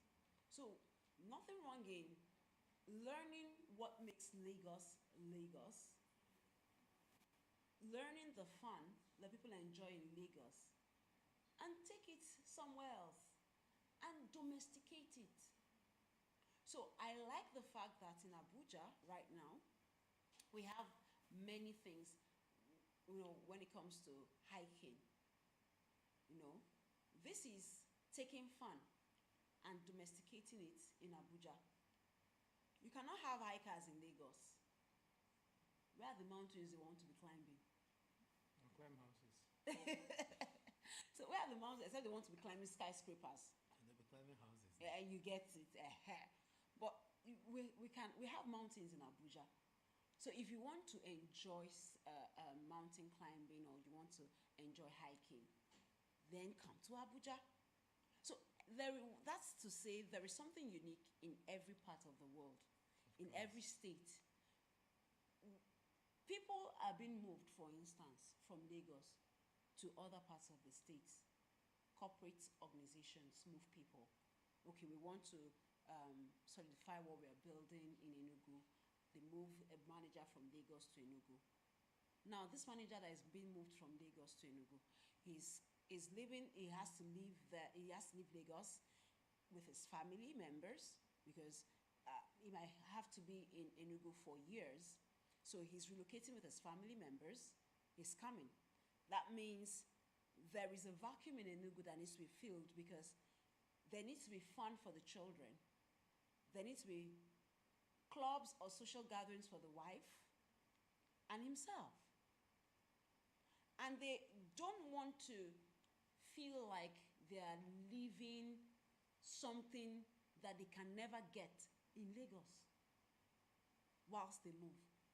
So why not learn what makes Lagos? What is that thing that is in Lagos that gives them the feel of Lagos every time, that makes them want to stay in Lagos? Unfortunately, because of work, they can no longer be in Lagos. They have to move to Enugu. Bring it along with them. Import it to Enugu. When we begin to do this, what we're doing is that these things that we're importing to other states and we're trying to localize it in these states is also bringing revenue to the states. So we're building that state. So I prefer to be a builder, than to be a tenant.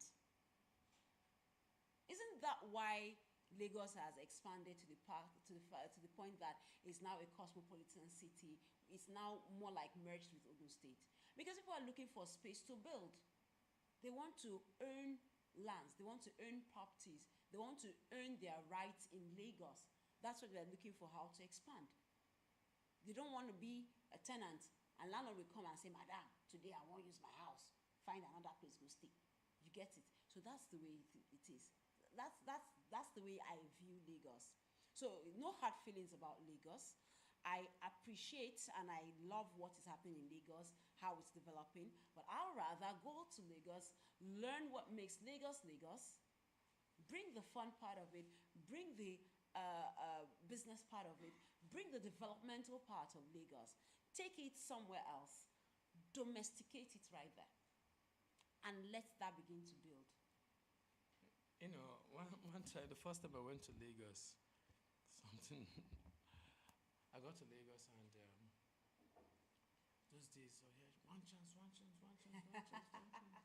And considering where I was coming from, Abuja, when I say one chance, that means it's just one person remaining.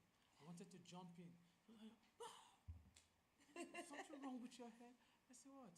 He said, don't you know the meaning of one chance? I said, what's one chance? Yeah, going, Then we got into the bus. People were jumping off the bus. But I noticed that they were jumping with the back. I wanted to jump out from the front. I'd already moved. It was a conductor that pulled me back. Pulled you back.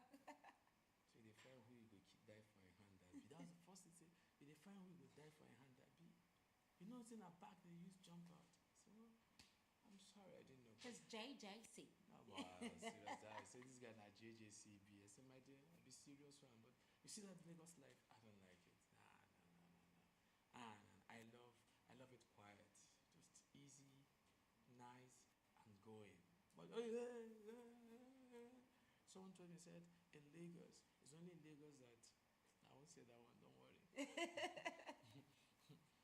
won't say that one. Meet me. But then, the good thing about Lagos is that the whole hustling and bustling of Lagos, growing in Lagos and having to be part of the hustling and bustling, it kind of brings this smartness when you leave Lagos, because you are somewhat like 2 steps ahead of people when you are not in Lagos. Where you, for instance, I'm in Abuja. That's what they say, but do I believe that? It makes because before the person is planning this particular thing and all that, you already understand how the Lagos mind is. So you're already looking at the guy like, man, they see where this thing they move, they go first. Man, they see, you understand. But I'm also happy that Abuja is growing. Abuja will not be like Lagos. No. It will not be like Lagos. That's the truth.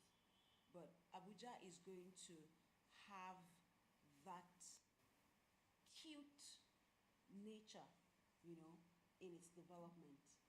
So Abuja is going to be, when we look at Nigeria now, is going to be the Ajebo child from the rich family, rich kid kind of vibes, that made it to the law school, while the Lagos is like the street guy, that was raised under all the harsh conditions but still made it to law school. Guess what? Both of them will be called to bar. And they will all be SANs, probably judges, Lagos will be the Agbero type. Do you understand? But it's going to have a feel. And guess what? Variety is the spice of life. Lagos will be the Agbero. That's what I'm saying. That's the street guy. That's inside court. But the thing is that you can't always have the cute guy do everything. Some people need this street feeling. Not inside court. Inside court, we just want it all cool and dandy. What if you now bring the Agbero inside court and the cute guy is saying, my lord, I beg to apply, my lord. It's going to knock him off now, right? Because we are. So you because need, we are you still need the, ideologues. you still need the lawyer or the SAN or the judge that has that street feeling, so that when he's talking and then the guy doesn't want to hear, we just say, hey, Wobi, have fun now, he will calm down, that kind of thing. Yes, now that's how it goes. That's just how it goes. So variety is the spice of life, really. And the town again, Port Harcourt, no. Port Harcourt has the Niger Delta Port Harcourt, thing. no. Port Harcourt, no. And I don't know. I also stayed in Port Harcourt for a while. It was okay. Port Harcourt has the mixture. Port Harcourt, no. I love Port Harcourt, but not to stay. It's just like Lagos. I like Lagos, but not to stay. Just visit, come back. Port Harcourt, visit, come back. Enugu, yes. Enugu, yes. Yeah, Enugu is calm. Enugu, yes. Enugu is calm. Enugu, yes. But Port Harcourt has the mixture. There's some parts of Port Harcourt you will not know you're in Port Harcourt. Yeah, I know. That's true. The GRAs, Ada George side, you will not know you're in But Port it's just Harcourt. like this. Port Harcourt is like Abuja. Yeah. Like but when you are going towards Woji, what's the name of this place where you have the refinery and all that? LLS, LMS, sorry. LMS side, yeah. That one now, you are not entering the Lagos kind of so it's the mixture. And it's those part that you now have the traffic situation. Yes, actually. You have the traffic situations there. But this other part is kind of calm, and also all that, that's the Wimpy area. Just calm. So Port Harcourt is just like, it's not Lagos, it's not Abuja, it's just somewhere in the middle, just trying to give you the vibe. That's what Port Harcourt is like. When I went there, But when I went to Port Harcourt, I got big. I was very fat. But I love they have good food. Yeah. Give it to them. What do you think made me fat? Give it to them. I ate well in Port Harcourt. That's the thing. And their food was quite cheap. Quite cheap and affordable. But I don't know about now. But then,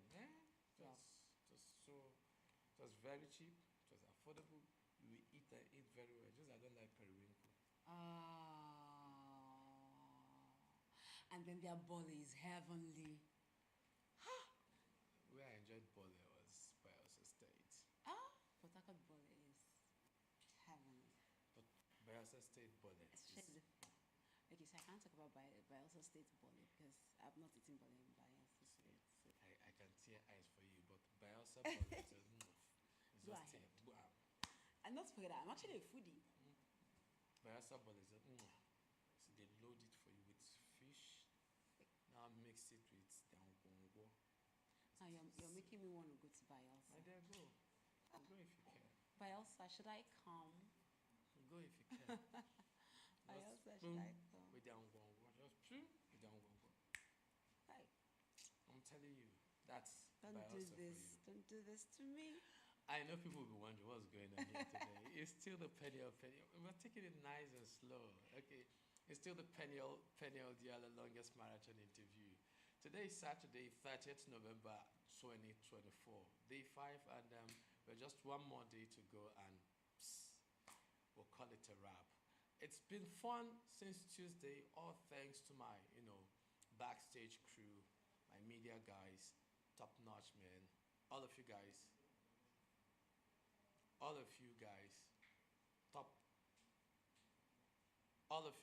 man,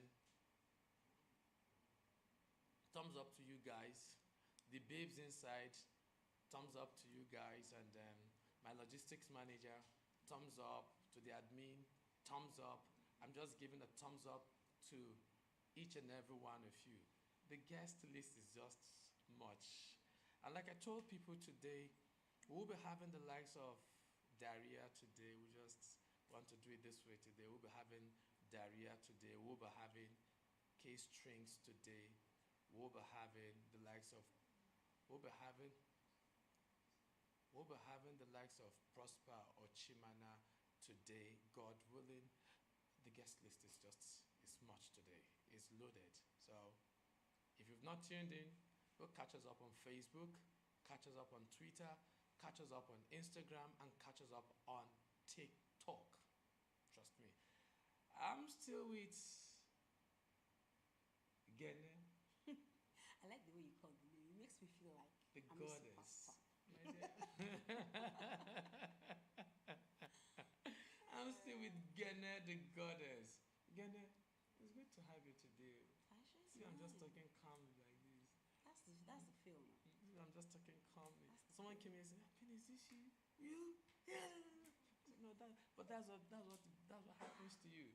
I say, if you've been through what I've been through, you'll just be calm at this point. You're humble. Since Tuesday, we've been talking since Tuesday. And you want me to be shouting? No. Now, at this point, we're just taking it cool, nice, and slow. But, Very important. Gana, good to have you today. Thank you. So, what do you have to tell people out there now? Whew. Now this is the part where I put on my not motivational garments, but straight talk. Like I always say, life does not give you what you deserve or desire. Life gives you what you earn. So whatever thing you want from life, earn it. And the way to earn it is to first come with determination and then begin to work at that determination. That is how to earn what you desire from life. If you don't do that, you're going nowhere. Life will pass you, and there is nothing you can do about that. So, desire something from life, work towards it, earn it, and then you can be proud to say, I asked life for this, and I got it. And I want to say thank you to Peniel. I mean, you're doing this, it's amazing. I must say, it is amazing. I call myself a talkpreneur, but this is challenging. I must say, this is challenging. Well done. Well done. I know what it is to talk, I've run shows, straight hours, 3 hours, and counting. And I know what it is like to talk. Not now talk of having to have talked for 94 hours and counting. Man, you'll be Baba. No, which kind of Baba? Leave that in. Now God name be Baba. Yeah, seriously. Now God name be Baba. Which kind? There's nobody that is Baba. We just have to attend to this. As we were talking, we're having an in call from one of our senior colleague. So we said she just wants to say hello to us and know how the program is going in the person of Iya Ode. Wow. So she just wants to know how we're doing, and afterwards we'll just come back and meet up with those in the house this morning. So for those of us who are around at this point, just give us some moment. We'll get back to you. Is a goodwill message that we're getting from our senior colleague. I know when your senior colleague calls you, you must answer, please. So let's just have it that way. Auntie Iyaode is trying to reach us. We'll be saying hello to her this morning and to say thank you for what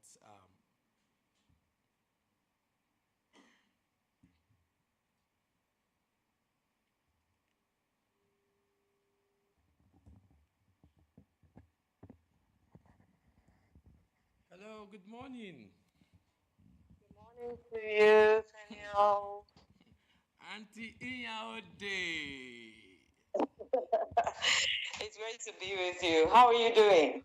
Auntie, I do. I'm fine. Good morning to you. How are you? I'm well. I'm well.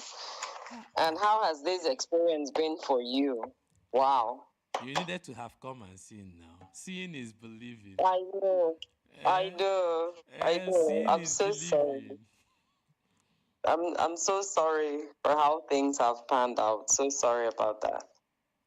Don't worry. There's a way we resolve it now. Okay. But it's off camera because camera is on me now. Okay, no wahala. It's well. The camera is on Don't me worry. now. Okay, so we're not live yet, right? Not yet. We are not what? We're not live yet, right? We are live. We are. Are you serious? So I'm live. Wow. How sweet. I feel like a star. No, you're a super. No, Auntie, you're a superstar right from time now. Anyway, it's all good. So I'm here for you. Congratulations on the hours done so far. I was tracking 48 hours, but I think we should be about what, 70 something now? Am I right? Auntie, you are behind. I am. Oh my goodness. You are behind Cheju. I'm way behind. I'm way behind.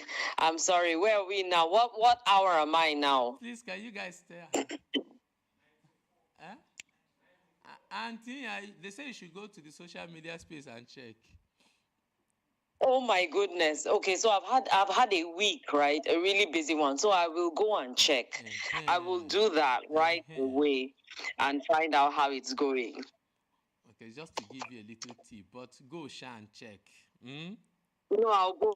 Go and check. I'm going there now. Going. Now I am there already. Where are you? Are you there? I am almost there. I'm almost there. I'm almost. You need money. I'm almost there. Transport. Oh my goodness! Wow, 100. Oh no, we're not 100 yet. But I'm just seeing plenty live matters. But I will go and I will find out for myself. I don't need you to tell me. Don't worry. Don't tell me. Show her the time now. Where Auntie, it's showing. I can see it from here. Really? Okay. No, okay. Auntie has different. I am looking. She has different. Well, it's a different time. It's a different time I have. Which one? But it's all right. We'll get there. We'll get there shortly. So I'm checking on Facebook. Today's Saturday. And yeah, today's Saturday. Yes. You've interviewed so many. My goodness. Okay. So well, I'm here, Sha, and that's what matters. That I am here now. Don't shout it. Don't shout the time yet. I won't shout. Okay, I won't shout it. Auntie, you've not seen this time. I will. No. I will find it somewhere, somehow. It's okay. Keep finding. Yeah, I will. Anyway, so I'm here for you. No, we are here to stay. We're here to speak. Okay. We are here. 80 hours. My goodness. Away, Auntie. Am I still behind? Auntie, you are still reading day before yesterday paper.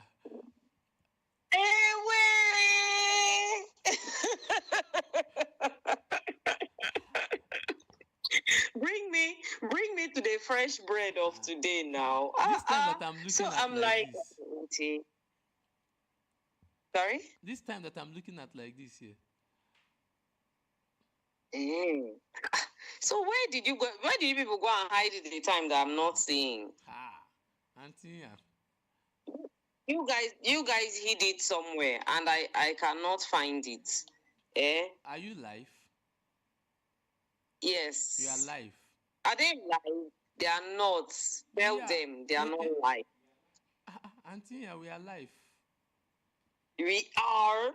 Are you kidding me? We are live. Okay. The world No, be is so. listening to you. Okay. Well, I must be missing out on something. Maybe refresh. Are you on YouTube? No. I'm actually. Oh, okay. YouTube is where to go. But there will be interference with this our call now. Anyway, let me go on YouTube. Oh yeah, let's be talking. Don't worry. Let me go. I'll go on YouTube and find it. Don't worry. Yeah. We'll call you again. So you do the breaking news by yourself. Wow. Amazing. Okay. I'm checking elsewhere now. I'm checking elsewhere. But seriously, I mean, Peniel, the experience for you? I mean, it's been an amazing journey, and I guess I'm turning to the interviewer now, right? But I'm just wondering. Yeah, I'm just wondering what this whole motivation was for you. You know, I've wondered a lot since I got the message that this was going to happen, and I'm like, who sent this one? Waiting one prove now. Eh? They laugh. Auntie, They one laugh. don't give us homework. Sorry? When una don't give us homework, finish. Well, I'm glad you're living up to the homework and you're actually making it happen. I'm so glad. What shall we do now? It's great. It's a great thing. I can actually hear your voice from the back where I'm seated here now. From my back crew You members. can. From my back crew members. Yeah, I can hear your voice now. Oh, okay. So I'm actually live then. Live, All right, not a problem. I'm almost there. yes. And we'll see. I'm almost there. Auntie, I know you're our godmother on this business. Where now? How? You are our godmother in this business.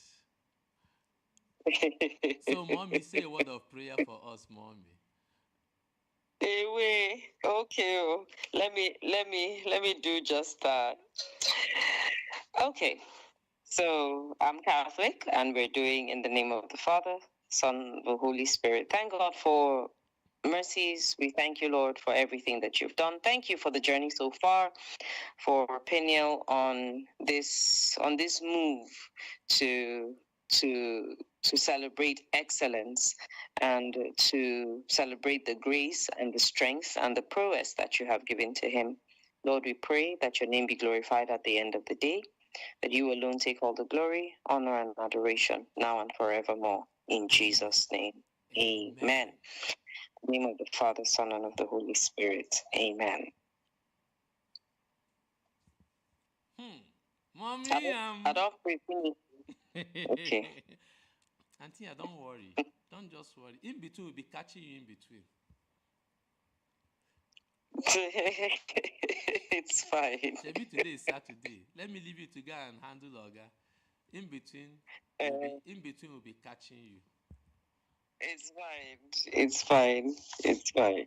Thank you. Anyway, but I just want to say well done. Well done, Peniel. Well done. Thank you. I mean, we're super proud of you, and we can only pray the best out of this entire exercise. I mean, yes, you gain the name, but then it's also to gain the experience to add on to what you have already. So congratulations to you. Thank you, ma. Yeah. Thank you very much. Yeah. All right then. Thank you. Okay. Ma. Thank you, ma. Thank you so much for calling. I appreciate it. Thank you. Between, we'll still be calling you, ma. No problem. I'm here at full ground. Now. All right. Thank you. All right. Thank you, ma. Bye. And well done to your crew. Well done. Guys, well done, guys. Well done. Greetings to you guys. Well done. Thank you very much, ma. All right then. Bye. Wow. Yes. This is for you, Antonio. Yes. Gene the goddess. Our mama have blessed us. There's nothing more now.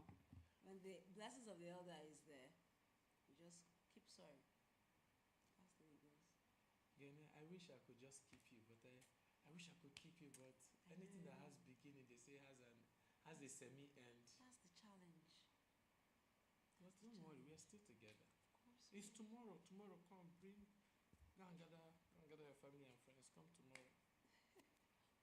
Let me go and start preparing them now. Because we have to sew Ashebi. So I should be tomorrow. To come. So we have to go to market now, buy the material, take it to tailor, sew it. Not cockroach brown. Ha! No. We prefer independent green. You're gonna come and be Yeah, thank you very much. Thank you for having me. It was a pleasure being here. Gracious. It was a pleasure. Thank Gracious. Thank you. All right. Yeah. This is yours. Thank you very From much. Aquadana Thank you. to you. My pleasure. Wow. It's quite an interesting moment, I must tell you. Quite an interesting moment, I must tell you. Today is Saturday, the 30th day in the month of November 2024. And we're still counting. Antia is 94 hours. Hey, don't worry. Okay, we're still counting. Don't worry, we're still counting. Tomorrow is the D-Day. Tomorrow is the grand finale, God willing. And we still got more names. We still got more people. We'll be speaking with them one at a time. Right? Just a moment, and we'll be back.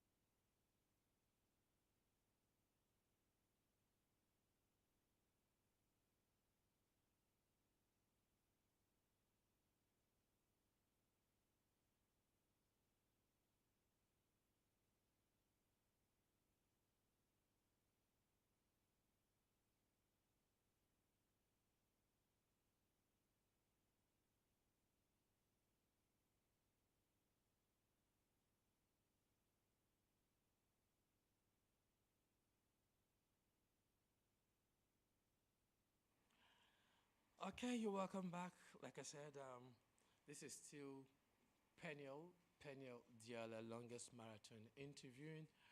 And a, I have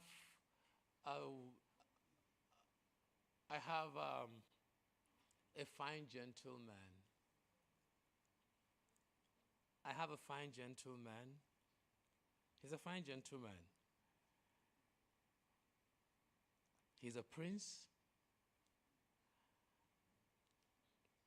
He's a prince, contested, and then he will be giving us so much this morning.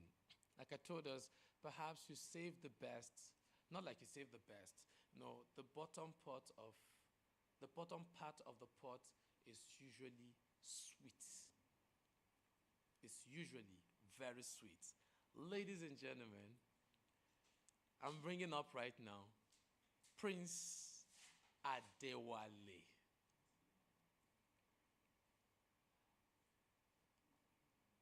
I'm bringing up Prince Adewale at this point, please. Good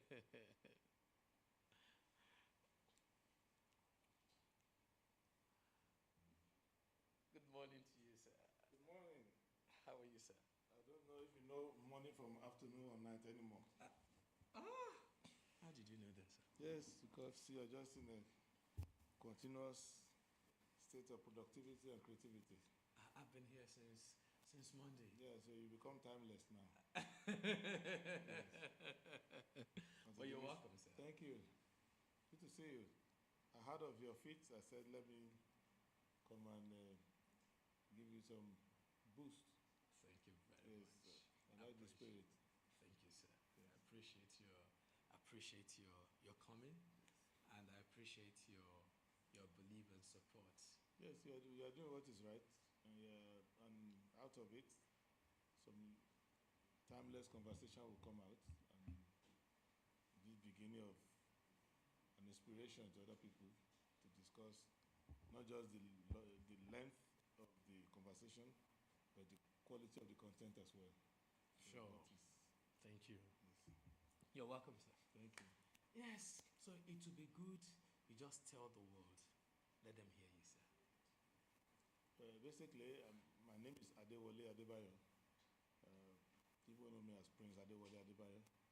I'm a Nigerian. I'm a lawyer. And I'm a member of the Social Democratic Party and the presidential candidate of the party in the last presidential election.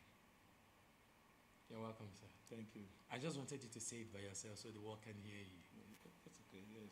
Well, we have, he's trying to take away the prince, but I'll call the prince. Yes. So, Prince Adewale Adebayo. Yes. He came out under the platform of the Social Democratic Party, SDP, in the just concluded 2023 general elections. Yes. We'll start off from there, sir. You during the debate, the template you brought out was just top notch. Many will say there's a problem with our political space. Do you agree with that? Well, it's called a political space because it is meant to solve problems. So it's just like for people to say there's a problem in our political space, it's like saying there are cameras in the studio. That's what you find there. The reason why we go into politics is that we identify problems. And in our own polity, and other politics as well, the job of politicians is to even tell you problems that you cannot see and find solutions to them. What I found out in our experience is that the real problems of the country, they are there, but people can't see them. They see other things. They see things which are not the problems. And we mobilize our politics around those things. And when somebody runs on those things and wins, because they didn't see the problem, they tend to not solve them. So people will see easily, for example, ethnicity. They will see religion. They will see other things. But they won't see a philosophical problem regarding our understanding of politics. They won't see the issue of the competence gap in the people we put in charge of for things. They won't see the skill sets that are lacking that they can develop in the cadre of the country. They will not know why the economy is not working. They know it's not working, but they don't know why. So they won't know why we have a sense of alienation where you grow up in a country and the love of that country is not beating your heart. And they don't know why we don't have efficiencies with our resources. That we have a lot of resources, yet we live like we're in the desert. So our job, starting from the last presidential election, was to bring attention to, we said people should see these things, so that when they see them, they think about them, and then they would organize our politics and make decisions based on the need to solve those problems that we're identifying. And that's why we mention farewell to poverty and insecurity. That if you deal with poverty and insecurity in Nigeria, you've dealt with almost 90% of the problems of the country.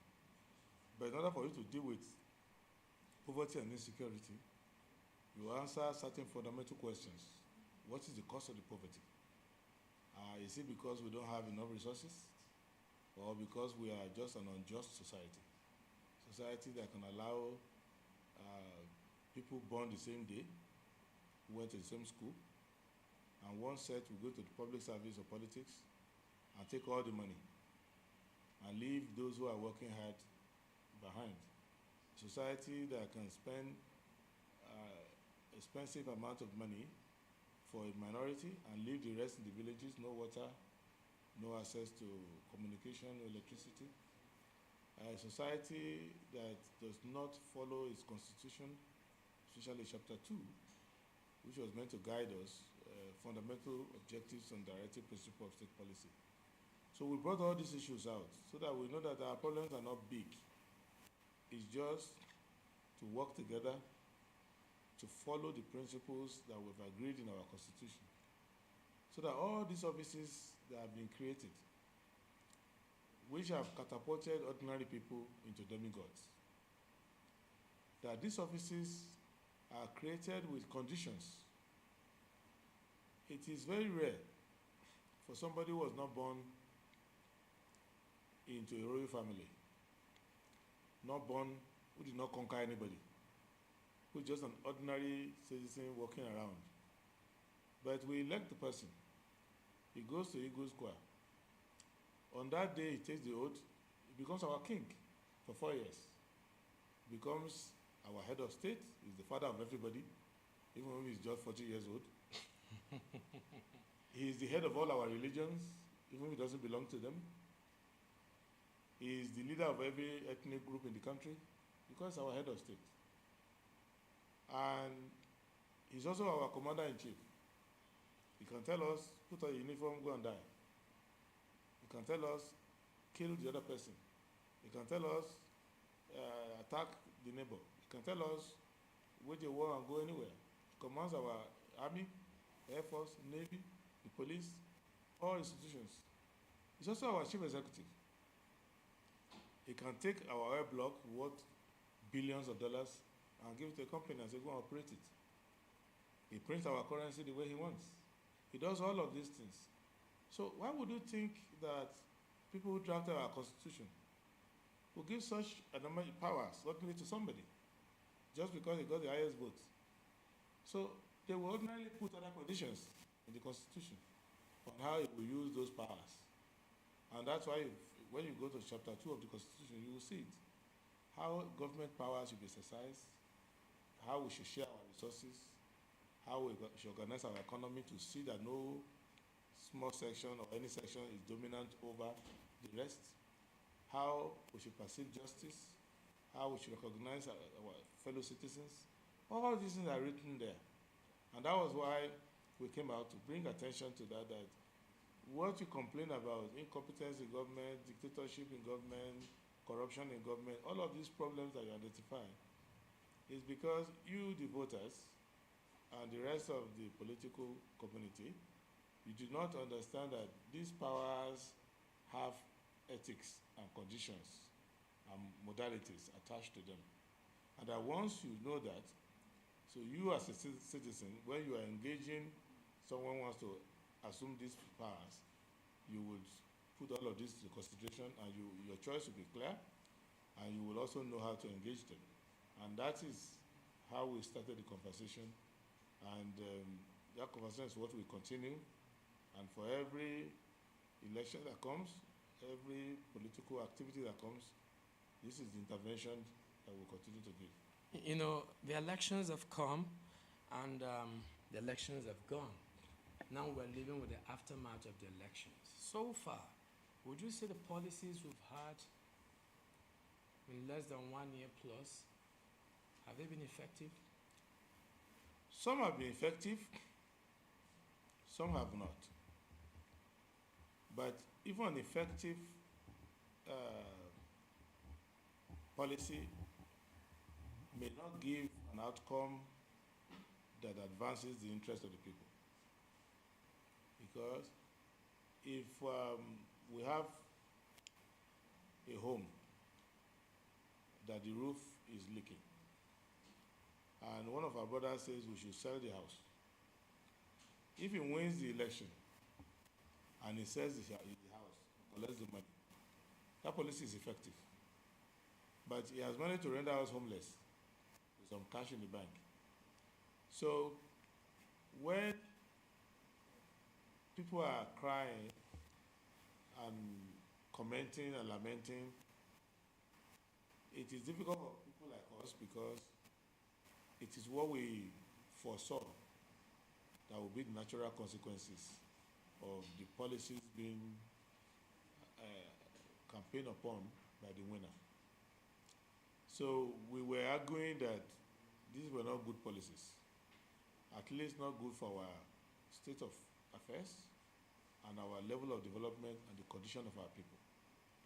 So on that basis, we know that if this is what Nigerian people will vote for, in about 2 years, the economy will be slightly worse, but the condition of people will be far worse. And you will see that in every facet of economics now, you don't need me to talk.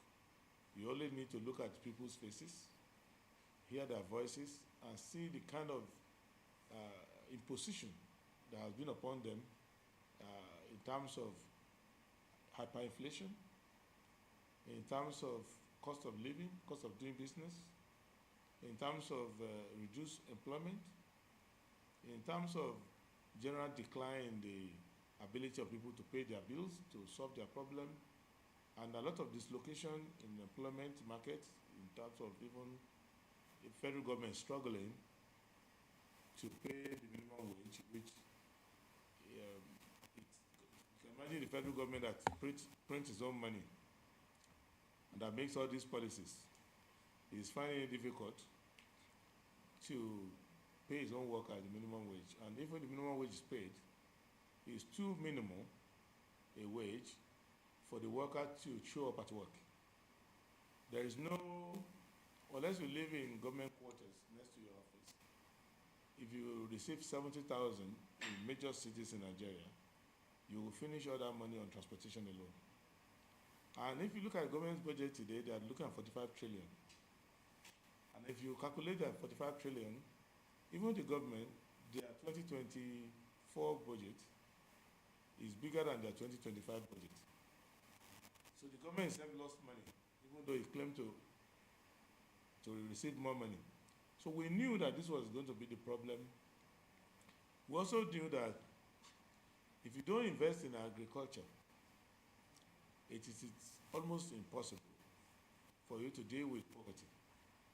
Because where poverty manifests, firstly for people, is ability to eat well. Eat sufficiently and eat adequately. And agriculture is also your fastest medium to give people employment. It's also where you can get additional money from producing agro-allied inputs. So if you have cassava, you can get ethanol, you can get other things, so you can get cassava starch. If you produce enough ginger, you can get ginger extract and derivatives that can be used for food and medication. If you produce enough animals, you can get protein for the people, and you can use the hide and skin, you can do other things. So these are the areas where the government has not been able to impact, because the approach that they've taken, which is monetarist and econometrically difficult to measure for them, is that if you don't get your people to be productive, you cannot be a sound economy. And don't consider the fact that we have oil and gas. Our population is too big to be an idle population sustained by receipts and rents. If we were Qatar, with due respect, or Bahrain, or Kuwait, where they have almost the same amount or sometimes more oil and gas than us, but the population is not, of all the Qataris, it's not more than the population of Okigwe people. So imagine if the Tarok people of Plateau State are the owner of all the oil wells in Nigeria, oil fields. They will be wealthy. But not 400 ethnic groups in 36 states and FCT with a population that is a quarter of a billion. So oil and gas alone can't help you. First, oil and gas is a highly technical field. So where agriculture will employ 1 million people, oil and gas will do with just 1,000, because most of the money goes into equipment and technology. So you won't help get your people employed. The allocative efficiency for distributing oil and gas money is difficult to reach everybody. So you will need to use that money from oil to develop other sector, so that when you develop the other sector will now employ people and create new wealth. The government has not been able to do that. And one of the reasons why, even if you don't rely on government, or you want to do agriculture on your own, you would need security, because agriculture requires you being in control of the land. And if the land is suffocated by banditry, terrorism, kidnapping, and other crimes against the human person, then it is difficult for agriculture to take place. And if agriculture does not take place, then you know the bottom has fallen off your economy. So those are the things we're looking at and talking to the government about. And that is why some of the policies haven't worked. And in the management of scarcities, because only in nature do you have abundance, but outside nature, you start to have scarcities. And however wealthy a country is, sometimes you run out of foreign exchange. And so you need to manage your foreign exchange. But in the way the government is managing foreign exchange, because it is the location that they have created, and they've brought about inflation. How are they managing inflation? They decided that the Central Bank of Nigeria doesn't want to disappoint the government, so it allows the government to go the way it wants to go. Now, what it's doing is to now increase interest rate for everybody. So when you increase interest rate for everybody, three things are going to happen. One, the government will be able to continue to borrow. Why? Because the government needs to tax me, tax you, tax everybody to pay back. So the government can pay its own interest cost through levying the people. But private businesses can't do that. Private businesses have to think hard before they borrow money. So a lot of them will not borrow. They will rather drop the program that they want to do. And if the private sector borrowing goes down, it means that you won't employ people, because you need capital to run your business. Even if you have a farmland of 100 hectares, you need tractors, you need harvesters, and you need to pay salaries, you need to buy input. So if the interest rate is too high, then you say, no, I cannot afford to borrow 200 million, because the interest rate will kill me. So let me just borrow 20 million and do little to sustain myself. So you won't hire as many people as possible. And that goes from sector to sector. So that is why government is not able to hire people at a rate that is significant to bring the unemployment down. And the private sector are not able to do that as well. So that's what causes all this problem, based on the initial erroneous macroeconomic decisions taken by President Tinubu, which, to be fair to him, those are the things he said he was going to do. But we were telling people at that time that these things will give you a lot of headache, and you will not get the benefits that you are expecting. If you look at what you just said and what we have on ground, two things. Do we have wrong economic team? Secondly, do we have a man at the helm of affair who has no blueprint? Well, we have, let me put it in a more generous way. The president has a blueprint. It's just that it's not a blueprint that is good for, that is suitable for our state of affairs and state of development. He his exposure is American. He's an accountant, and a very good accountant, first class in accounting. And he's worked in an American environment for some time. He worked all his life. He worked for American companies. So, and he's assuming that he's in Chicago, but he's actually not in Chicago. There is running economy of Nnewi or Onitsha, Ibadan, Kano. You are not running the economy of Washington D.C. or New York or California. So many of these policies that they are borrowing from abroad, they don't work here. That's why I asked. So he has a blueprint, but the blueprint is not suitable for us. Because if you have a blueprint, right, Yes. for someone who has a blueprint, that means you've mastered your environment. So from the mastery of environment, you carved out something that will suit that environment where you're in. And in a case where what you carved out does not match, it just means that you don't have an understanding of your environment. So by extension, that's not a blueprint. Yeah, well, let me give you an illustration why I decided to say it has a blueprint, because I've seen it. He called it Renew Hope. I read through it, and the whole thing, it doesn't make any sense. But it's not only him. Have you not been to some places in Nigeria where somebody who has a property will hire an architect and say, help me construct a house or design a house?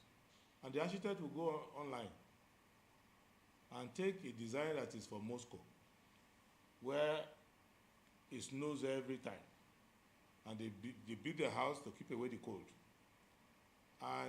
Or China, where it's cold most of the time, and they build their houses in a way to keep away the cold. Or Europe or Germany. The person will bring the design here, and you're passing through Jabia, you see some houses, no windows. And you ask yourself, how does this person want to breathe? You see the roof design as if it's designed for snowfall. Because in countries where the snow falls, their roof is very sharp, so that when the snow falls, it falls down.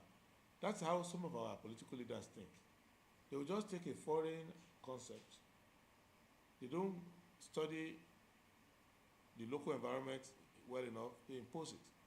So you say, for example, let me devalue our currency so that it can boost our export. But we don't even produce enough to consume locally. And the exports that we have are not priced in Naira. Exports mainly oil and gas. It's not priced in the Naira. So you don't have an industrial base. If you are going to have an industrial base to export in the future, that industrial hope, it will first require you to import machinery. So why are you devaluing your currency now? So when you see the central bank trying to do what the American Federal Reserve does, which is to use interest rate to control inflation. In that country, United States, where I lived for many years, they do that because the economy runs on credit. So even your telephone is bought on credit. You can buy clothes and pay on credit. You pay your rent every month, not once a year. You pay mortgage for a house. You pay car loans for your cars. You buy electronics on credit. You buy tea. If you want to have lunch, you buy lunch on credit. You used to have a burger and eat. So everybody is on credit. So if they want to lower interest rate, if they want to lower inflation, if they see that people are spending too much, they will increase the interest rate. Everybody will get the message that, oh, if I buy a new phone now, I have to now pay a higher rate. They say, let me use my old phone. If I want to go out to have coffee with my friend and I swipe my credit card, I will pay more at the end of the month. Not only for the coffee, but for the interest. No, let me just make coffee at home. You get my point I'm making? So they are using interest rate to control inflation there. So people's spending will go down. However, here, what is driving our own inflation is the price, not the spending habit of the people. It is the price of things. And the price of things is linked to the borrowing also, which producers of those things have to borrow. It's also linked to the cost of other factors imputed into it. So if you are like Aquadana, and you produce water, your costs include the machinery to bottle it, the labor that's going to help you do the human aspect of it, cook it, print it. But more importantly, the cost of taking it from your factory to the end user, the heavy truck you have to put diesel in and load all these goods. So what the central bank ought to have been doing, if I was president, is to make sure that if I want the price of Aquadana water to go down, I will do three things. First, I will make water available to people, clean water, across the country, so that it's only those who are moving around that will need to look for, to buy bottled water. I will make sure that water goes to every home, like it used to be in Nigeria before. That if you're at home, you don't need bottled water, you can just go and take water from your tap. So that will lower the cost or the price, because they will know that less people are buying. Next is to lower the cost of all the inputs, to make sure that Port Harcourt refinery and petrochemical is working, and the resins from which you make water bottle, the resins price goes down. So what will make you 1,000 water bottles before will make you like 3,000, because the resin price has come down. I will make sure that if you are taking water long distances, that we have cheaper haulage for you. And cheaper haulage is that if I produce water in Abuja or in Lagos and I want to take it to Sokoto, all I need to do is to send it to a train station, and the train is going to take it all the way to Sokoto. So you lower cost for everybody, and then you lower cost of energy, not this banding and all that they are doing, because you cannot make everything a profit center. There is a concept in economics and in production called profit center. Everything cannot be a profit center. You develop a policy in your country to make sure that the things you want to encourage are encouraged. Let me give an example. When Dubai started to do their tourism, they made the price, they set up an airline. They spoke to the Pakistanis, and they helped them to set up an airline with just 2 aircrafts, came from Pakistan. And they set up the airline, brought Pakistani pilots, trained them. But they now went out and heavily purchased aircraft. They did not expect the Emirates airline to be profitable. But they wanted people to come to Dubai, Abu Dhabi, Sharjah, and other cities in the UAE. So they know that one of the ways to make it happen is that you have cheap flights. So the government kept supporting and still keeps supporting the airline. So if you are thinking of, oh, I want to go for holiday in London, or I want to go to holiday in Turkey, when you check British Airways, the price will be 3 times the price of taking Emirates to Dubai. So you just go and take Emirates to Dubai. And when we get to Dubai, the hotel is so cheap that the amount of money you will spend in a month in Dubai will be like 4 days in London. So people started going there. And as people started going there, the price of hotels started climbing little by little. When the Emirates started getting overbooked, the people who are not even going to UAE anymore, who are going to other places, are using them as a transit to go there. They started also making the airline to be a little more profitable. That is how you grow an economy. You can't make, so why I went to all of this illustration is to let you know that it is wrong for the government to try to make electricity a profit center. Electricity is a driver of other productivity. Therefore, it is something you can support. So say, I subsidize electricity if you are using it for industry, if you are using it for productivity. But in today's planning that they are doing, if you have an office, they charge you more. So those are the errors they are making. So now, the second part of your question as to whether they have a good economic team. They have a good economic team for the kind of blueprint they brought.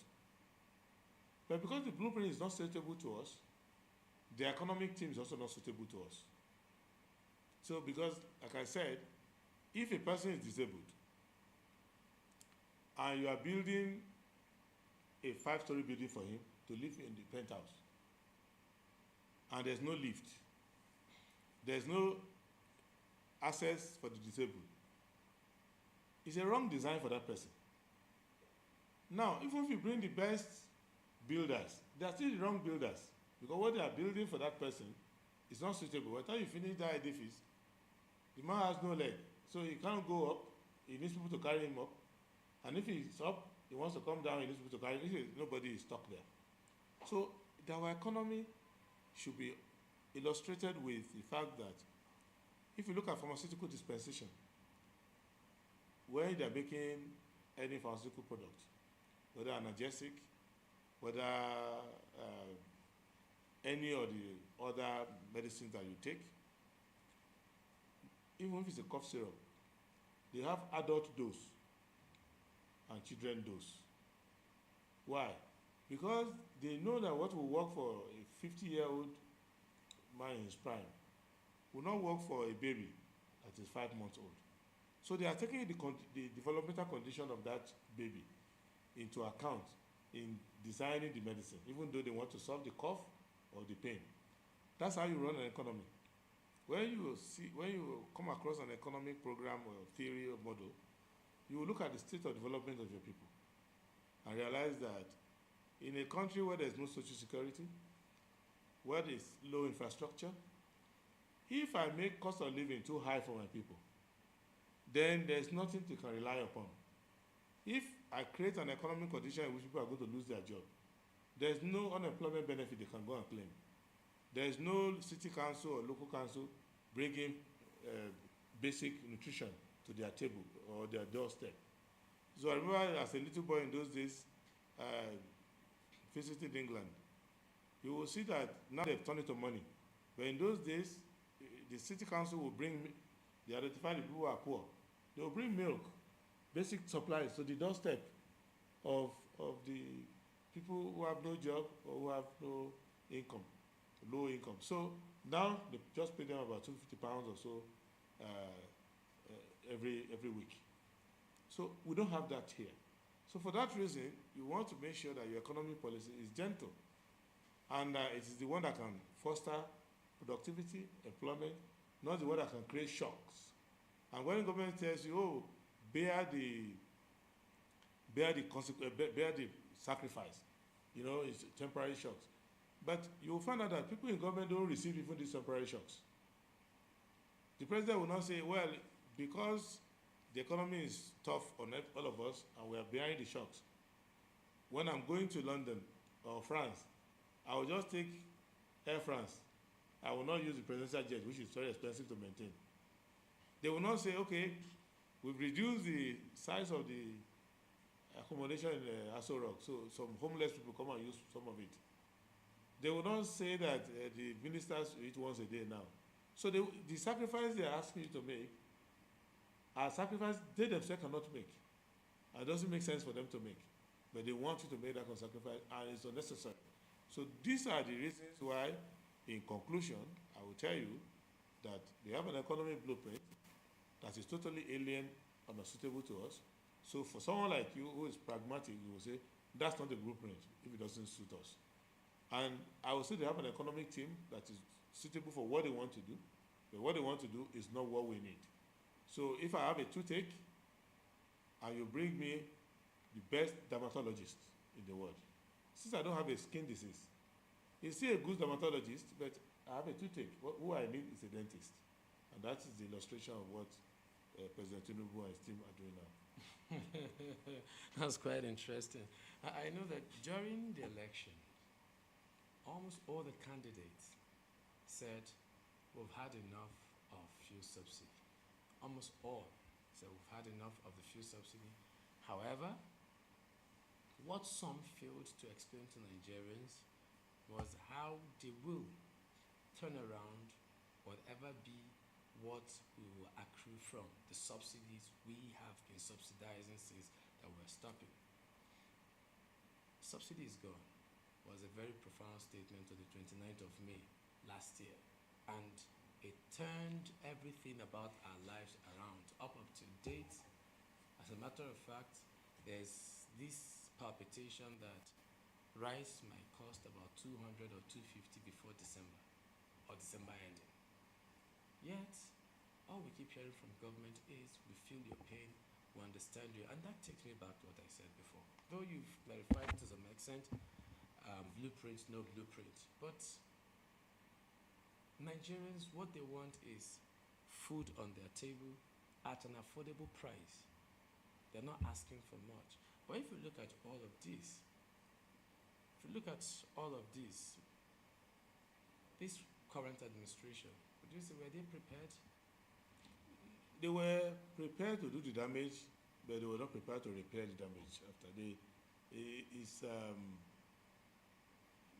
created a serious problem, like a surgeon who knows how to open someone's body to do surgery, but they don't know how to suture it back. First, I was against the removal of subsidies. Majority of them were in favor of it. I think Showore and I were the only ones who said, no, that's not where the problem lies. And the reasons why I didn't follow the bandwagon on the subsidy was that was not the cost that was most important. The cost of subsidy, if you price it well at that time, was something below a trillion.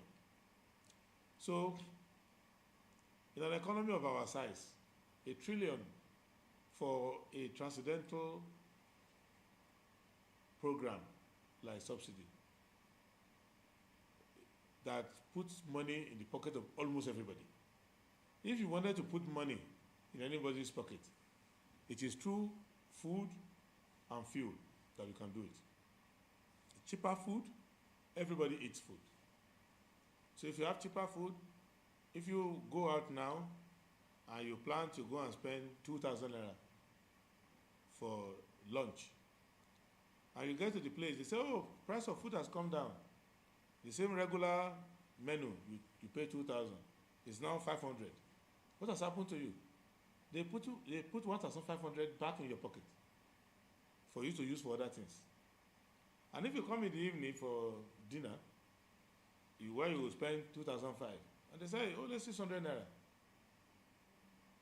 They put another 1,900 in your pocket. That is basically what we told the government. And for you to go to the place where you eat food, where you work, you need transportation. So anything that reduces transport costs is putting money in your pocket. But, and at what cost? Just $1 trillion. And if we audit it, it wouldn't be far below that. Because some of the subsidies they were paying, we couldn't see who was using the product. So we told them, don't worry about that. But if you remove this simple subsidy, you will create an exaggerated consequence. Everybody's price will keep rising.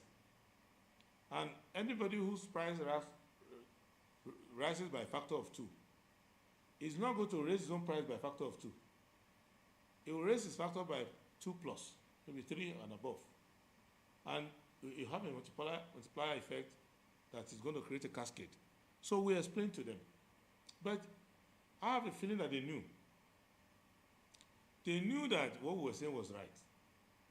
But they were frightening the people so that people could give them the mandate. They will say the reason why we cannot build road, the reason why we cannot do other things, is we are sinking all our money on subsidy. Why? They wanted a regime where they could import fuel, or for those who want to produce fuel locally, they're looking for a regime where they could just have unguarded price raise, which in other countries is called price gouging. So now it's a way of collecting money from you. So government will collect tax from you, because in what they call subsidies removed now, they've gone to a level where they're giving you undisclosed petroleum tax. They are taxing you for buying petrol. Then those who are their political sponsors and donors who are in the oil industry, they want to become trillionaires and richest people in the world through raising the price. So that is what is happening. And in many countries, they know how to handle that. Like in the US, one area where they were doing that in the area of medicines, because the amount of money we spend on fuel here, one of the largest spend in America is on medicine. And the management of Medicare, Medicaid, medical insurance, many of those who are in the pharmaceutical industry don't want the government to have a policy on what medicine should cost. So you will see that medicine that you buy for $50 outside the United States, they can sell to you for $5,000. So and you will see anytime they want to pass any Affordable Care Act or any law that has to do with regulating the medical industry, they are always pushing for politicians, sponsoring politicians who will say, don't put caps in the prices of medicine. So that's what is happening in Nigeria. They want a situation whereby, look at President Buhari. When he came, a bag of rice was around 7,000, 5,000, 7,000. He banned importation of rice. And then they now created a program where we produce rice locally. But the rice paddy was still being imported by the government. And they gave the rice paddy to just a few farmers, not sufficient farmers. And in many parts of the places in the country where you could be doing rice farming, you had insecurity. So those rice farmers became billionaires. So price of rice kept rising and rising against the people. And that's what continues now. So it is this economic mismanagement that is the cause of all the problems. And when they now came with this subsidy, that was why I immediately didn't buy it. I said, no. How much are you spending? They couldn't pick the figure in one place. Oh, it's 1 trillion. Now it's going to go to, but when we started the discussion, it was around 750 billion. I said, okay, 70 billion, I can give you 750 billion. I can give you 3 times the amount you spend on subsidy. Leave the subsidy there. Within government, I can give you. First, I raise alarm that, do you know that at that time, 80% of your crude oil is being stolen? If you just deploy the Navy, that's why, I don't know if you've seen the tape of me going to Forcados on the boat to show them this is where they are stealing the crude. So if you stop the stealing of the crude, the amount of money you will make in 1 week from reducing years. So that's that. Look at the tax waivers that you give to your friends around. You are giving over 4 trillion in tax waivers to less than 50 people. $4 trillion naira. And you say subsidy for the whole country is at 1 trillion. Leave that one for now. If you increase taxation on those who are wealthy, I even told them, even me, I'm prepared to pay 50% of my earnings on taxation because I fall within the higher bracket of income earners. You would be able to fund the subsidy. Did you get the point I'm making? So why are you focusing on the area in which the poor are at least able to benefit something? That's on the fiscal level. Then next level, if you want to remove subsidy, you want to get out of that market, what you will do is that you create a perfect market where if you want to import crude, you can import, fuel you can import. If you want to produce locally, you can produce locally. Which means that you will not be fighting those guys who are doing modular refineries on their own. You will just create a unit for small scale refining and environmental guidelines. And instead of going to throw their production away, you go there and say, you get license, you pay only 100 naira for the license, but these are the guidelines for refining, this is how you deal with your waste, this is the kind of equipment you can buy, and so you now make sure that people can produce petrol and diesel at all levels. Then, if you're still not satisfied, you will now say, okay, for the government side, we will now introduce public transportation. And if you have employment, if you're working in the government, once we give you your ID card, that ID card will have a barcode. you can take transport, public transportation.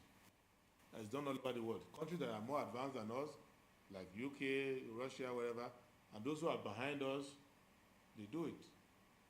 If you are a student, your school ID card has a barcode, you just take transportation. So if I work for you, and I know that I won't spend more than 5% of my salary on transportation, why would I ask for salary increase anymore? If I don't spend more than 7% of my income on food, why would I ask for salary increase?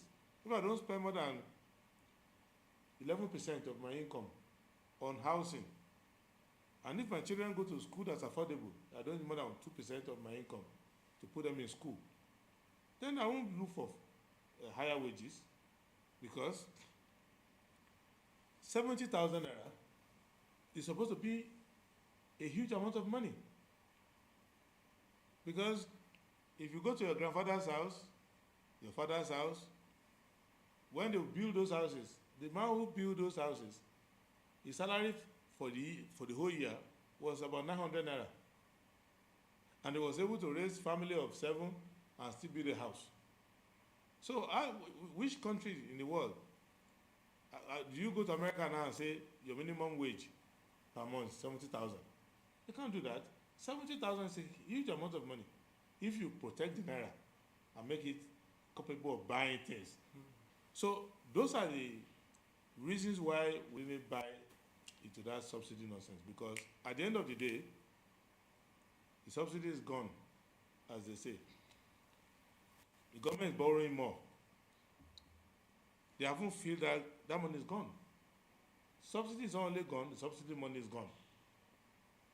So the government now is in more trouble financially than it was when subsidy was there. Every employer is in more trouble than when subsidy was there. Every employee is in more trouble than when subsidy was there. Every Uber driver who is charging more now to take you a mile is in more trouble than before. So that is the situation of recklessness in policy. So because economics is like a woman who goes to the river to fetch water.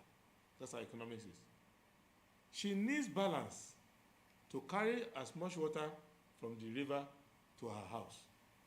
If she adjusts too much, the water will spill. So in the economy, you make moves. Look at the US Fed. Look at what they've done. They raised zero. They don't do, look at just where the pilot wants to turn. And he makes a sharp turn, all of you fall off your seat. You're not going to be happy. If you're in a car and the driver wants to make a turn, he makes a gentle turn. If you make a sharp turn, you will hit your head against the window. So our leaders who run the economy should understand that in economics, if bread is 100 naira, before you take bread from 100 naira to 102 naira, you need a year so that people will adjust. You don't go and buy bread 100 naira. Then you call the next morning, I want to buy bread 200 naira. It can cause heart attack for people. You don't do sharp increases. But then, we've been talking about government. Yes. How about the masses? Like you said, if you want to make a sharp turn, you don't do it in a hurry. Yes. You take your time. Yes. Could it be also that they have studied the Nigerian populace to know that we're just one set of human beings that anything goes for us? Once you turn us this way, just give us little time, we'll adjust to it. Could it be it?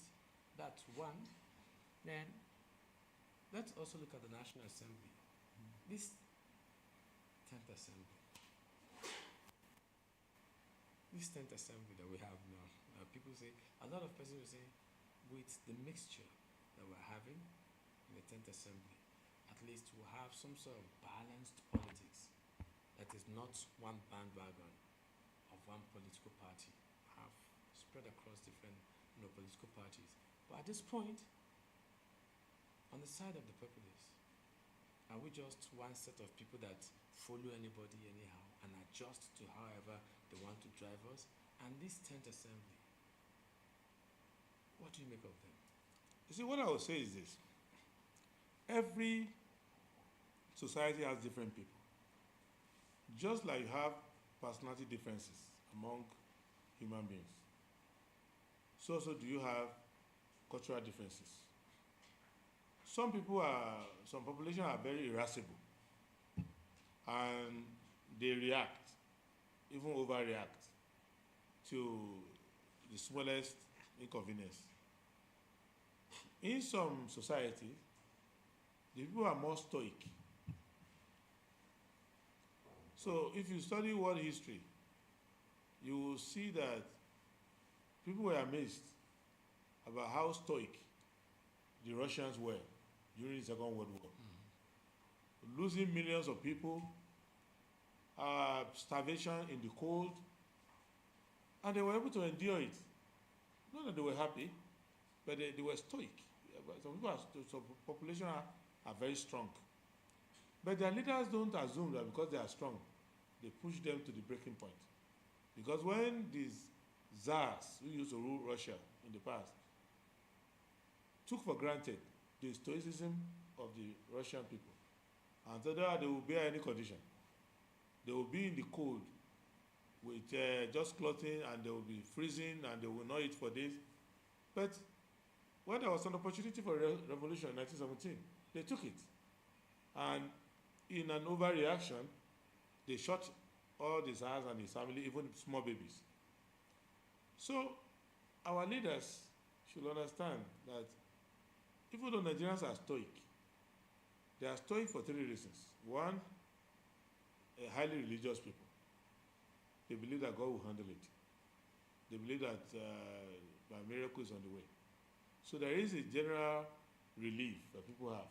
They will put it in prayers. Second reason why people are stoic is that we are a very generous society.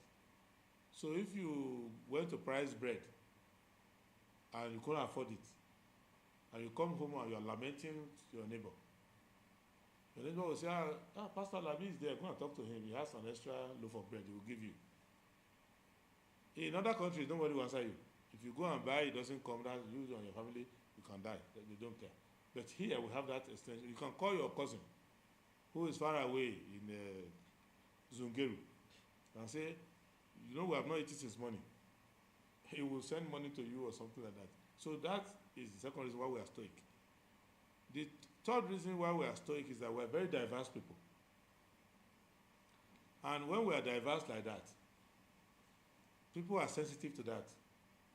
Because if a person from my village was a governor or president and did a lot of bad policies and everybody suffered, when somebody from your village comes and is doing his own bad one, people get blackmailed and say, if I talk now, they will say, well, my brother was there, what did he do? So that kind of diversity is making people to be a little nuanced. Okay, let's give it some time.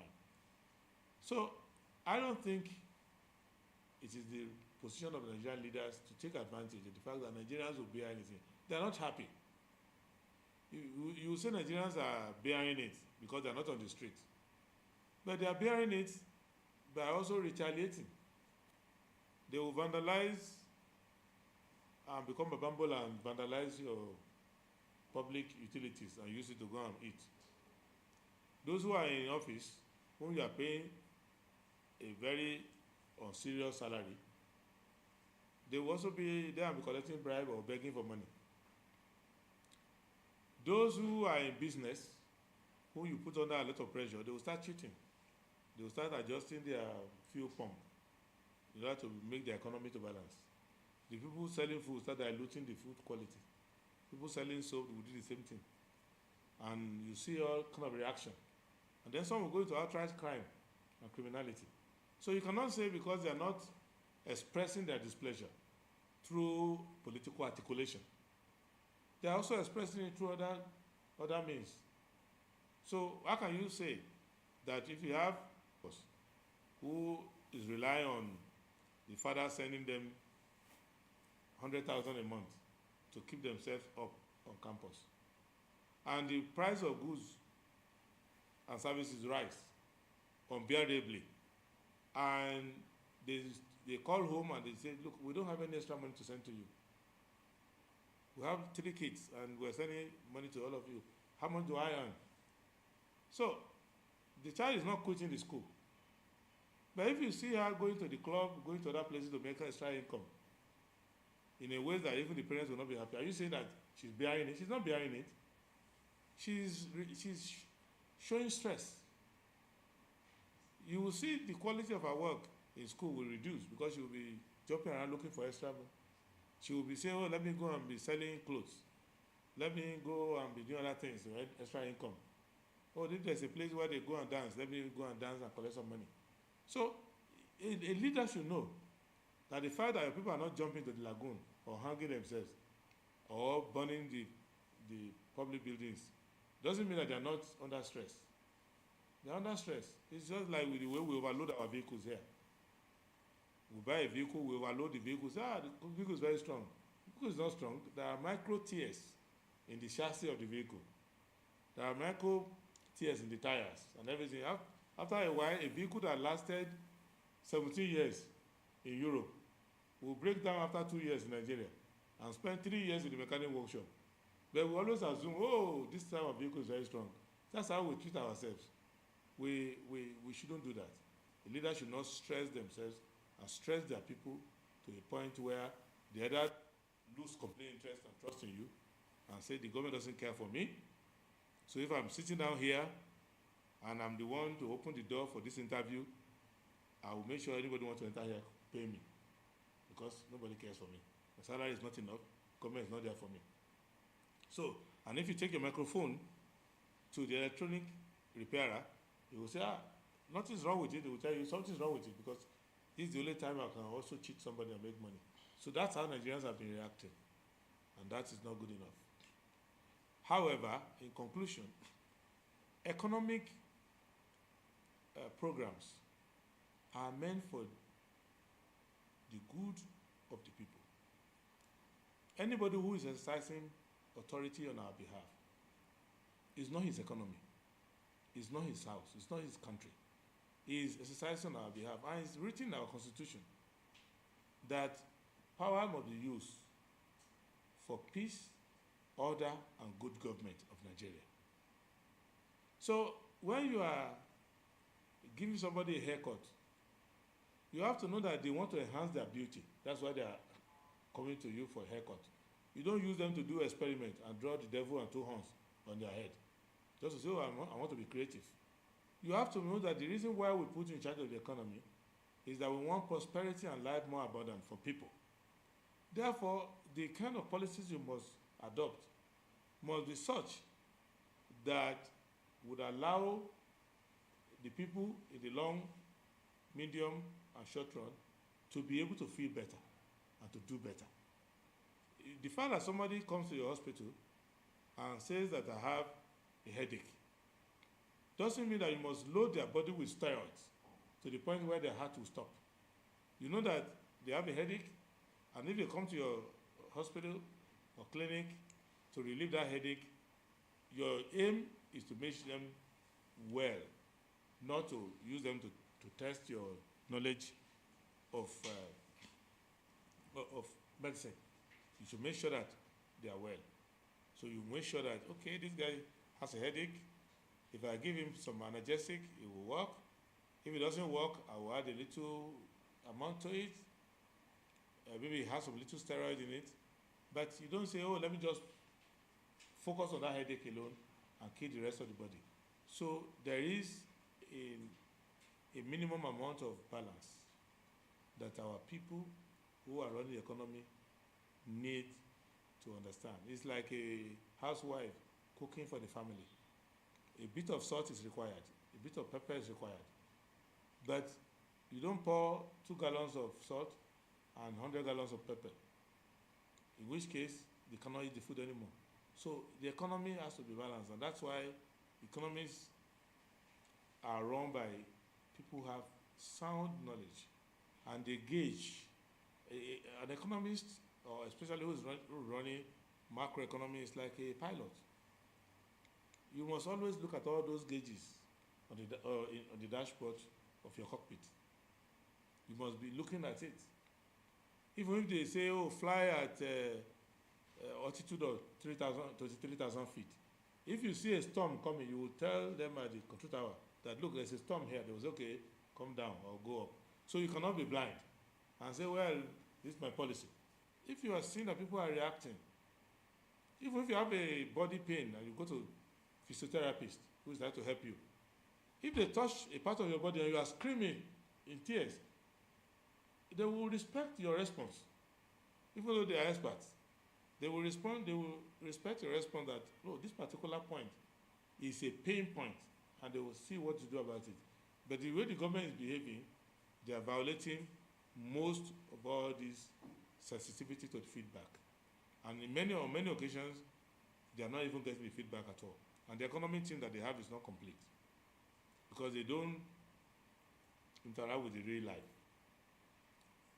They don't understand that government needs to create opportunities.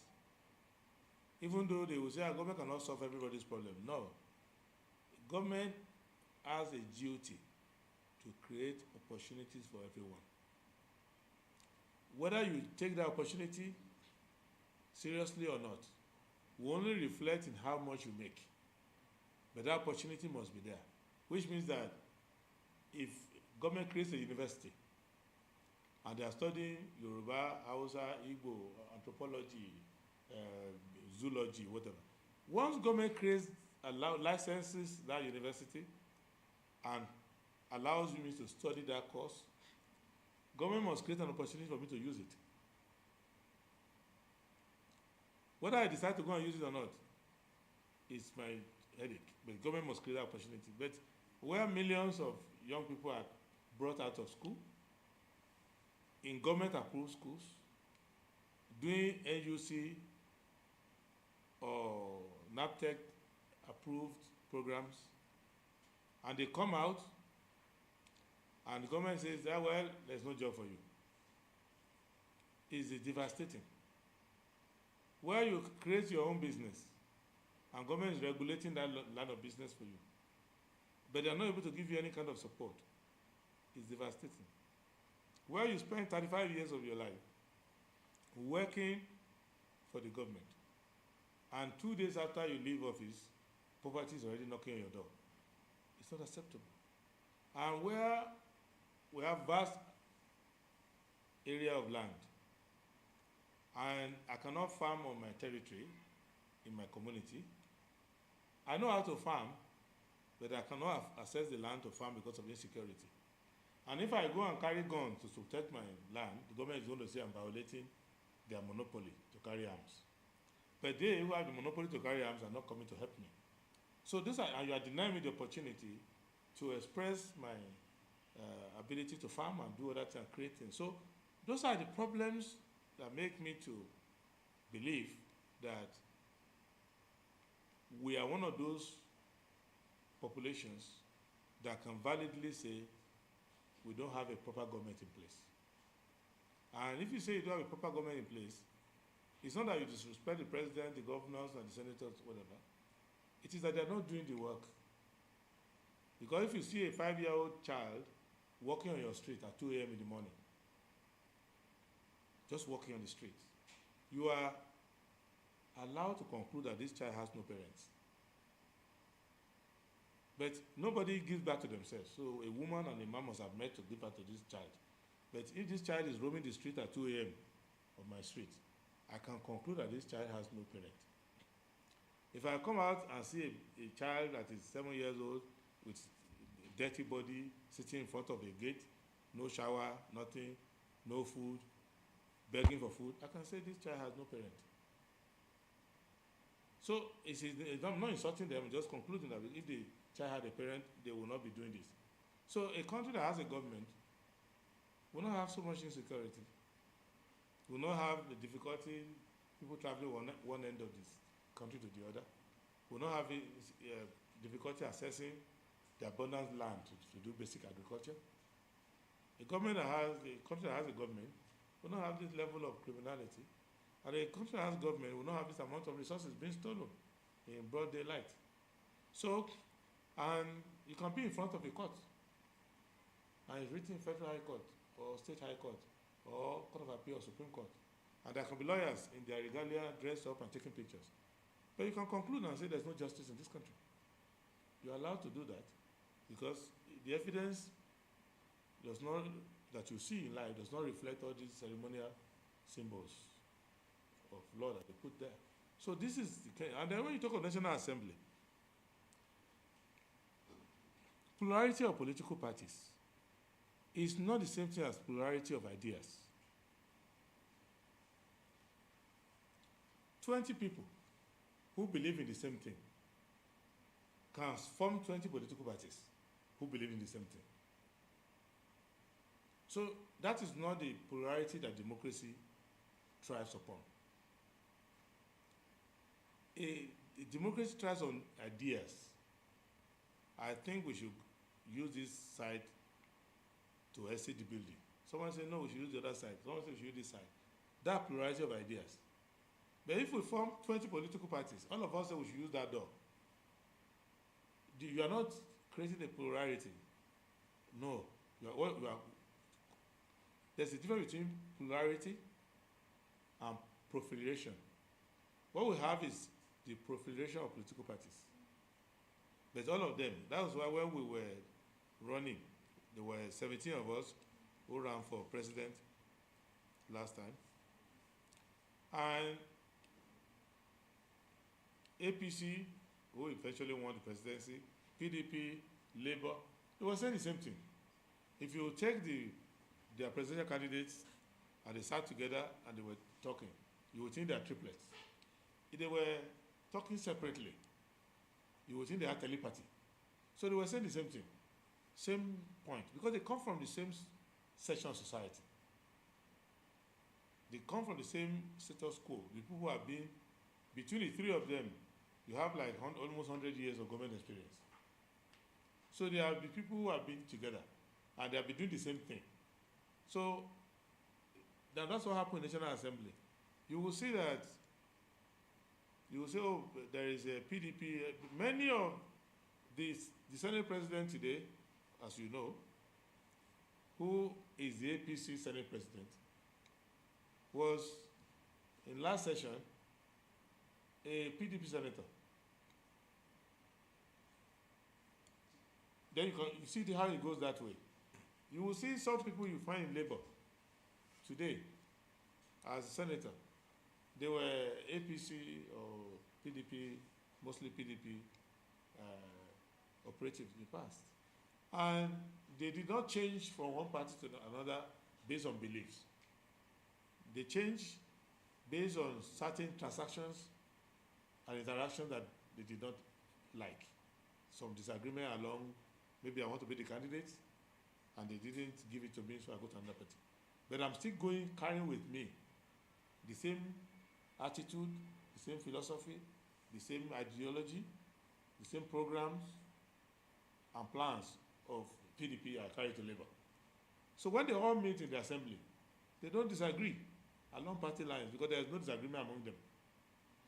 That is why, if you look at the recent interaction between the Deputy Senate President and the Senator from Borno South, both of them are in APC. But that was the only disagreement there. And the agreement had nothing to do with the subject matter. It had to do with, who are you to talk to me like that? I'm senior to you, and because you are Deputy Senate President, you are now telling me that my point is rhetoric, whatever. You get my point. But on the substance of the tax bill before them, there is no division. There is no Labour approach to the tax bill that's different from the approach of PDP, or that's the approach of the APC. So they're the same people. That's why they pass their budget very quickly. So don't let people wonder that, oh, there are many political parties. No, they are the same tendencies. All over the world, when you're analyzing partisanship and political party politics, you say on the far right, there are three parties. In the central, left, or center right, there are 5 parties. In the center left, there are 5 parties. In the extreme left, there are 7 parties. That's how the analysis is done. So any disagreement among the parties in the far right is a far right discussion. So, for example, in France, Marine Le Pen can disagree and say, no, we're not deporting enough immigrants. The other party also believes that immigrants must be deported, but they disagree as to the degree. But if you go to the far left, they will tell you, immigrants is not your problem. What is the population of immigrants coming to France? Your problem is that you join the EU and you kill your industries and you are not able to produce. So Germany is doing the production, France is just doing tourism. So they will give you another argument. And they will tell you the reason why you're not producing, you're not investing enough to produce scientists and engineers as you used to do before. And say, where are the French industries? So they will argue. So in Nigeria, the sophistication of our analysis must recognize the fact that APC, PDP, and Labour, I don't know what they will do next, but in the last time, because of the candidates that they supported, they are on this far right. And they have been the people who have been collaborating with the military when military was in government. So they are the same people. So if you trace the history of all these candidates, you will trace it back to military time. When military was around, there were the people telling the military, telling us, be patient with the military, don't worry, no country is perfect. Give them time. They are the same people.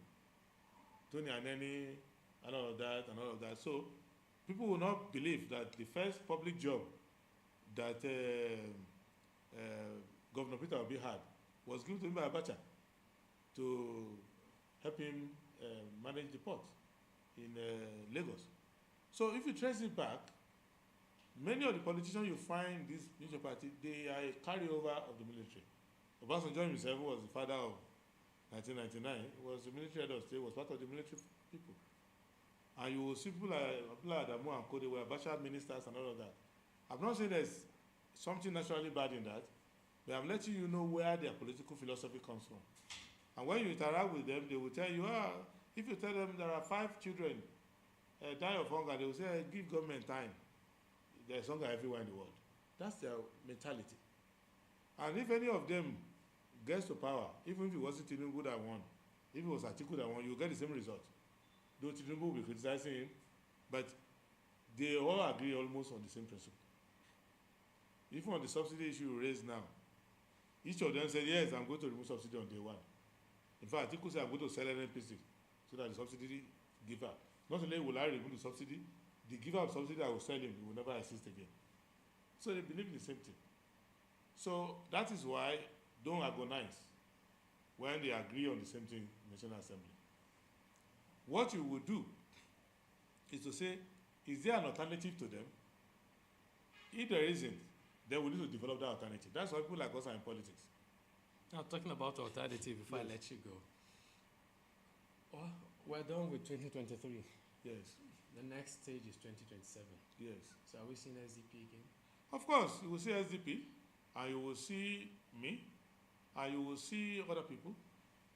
But what we must not turn ourselves into is to turn ourselves to election ritualists that come every 4 years, and we don't solve a single problem, and we don't learn any lesson.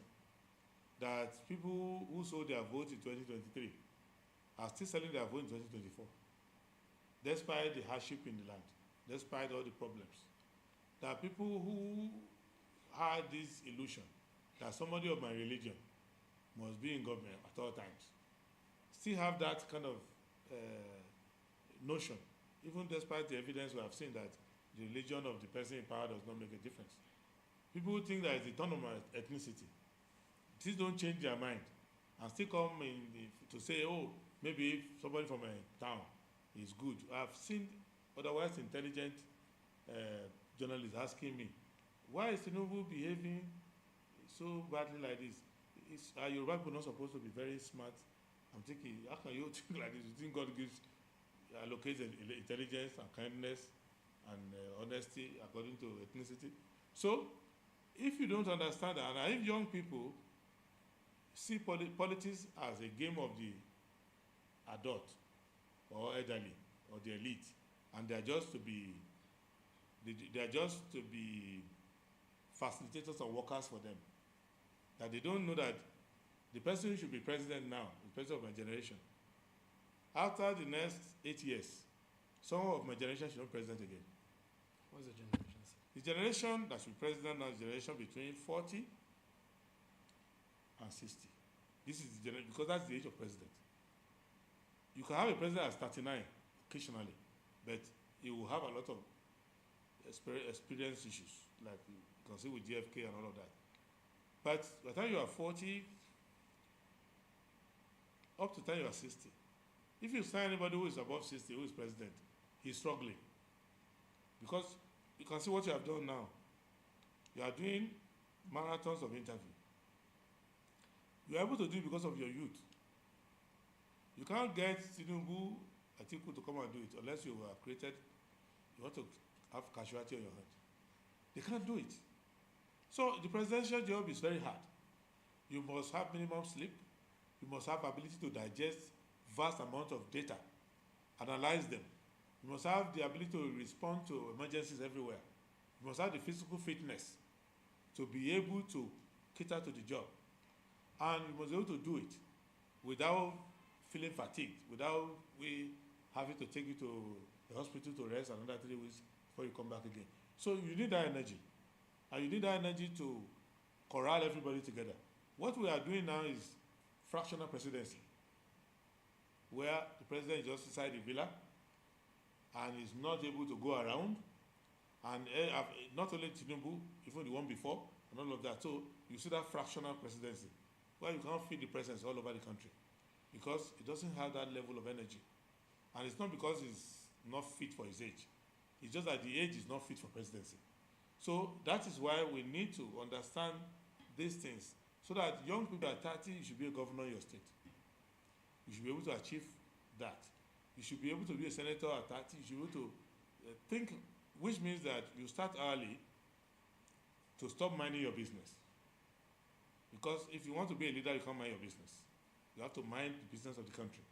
You have to have knowledge about things. You have to have a vast knowledge of the country, from circumferential knowledge of the country, like you are a radar covering Nigeria. So if something is happening, if there is a failure of Guinea corn harvest in Ilela, in Sokoto, you will know. If the water level in Rima River is falling, you will know. If there's a problem in Tika Dam, they don't maintain, you will know. If Oguta Lake is reducing in size, you will know. If there's a clog on Imo River, you will know. If people in Port Harcourt are having less fishes, you will know. So you will now start to think about broadly about the country. You start to look and study what government does, and you are able to think, if I was sitting in that seat, is this kind of decision I'm going to make?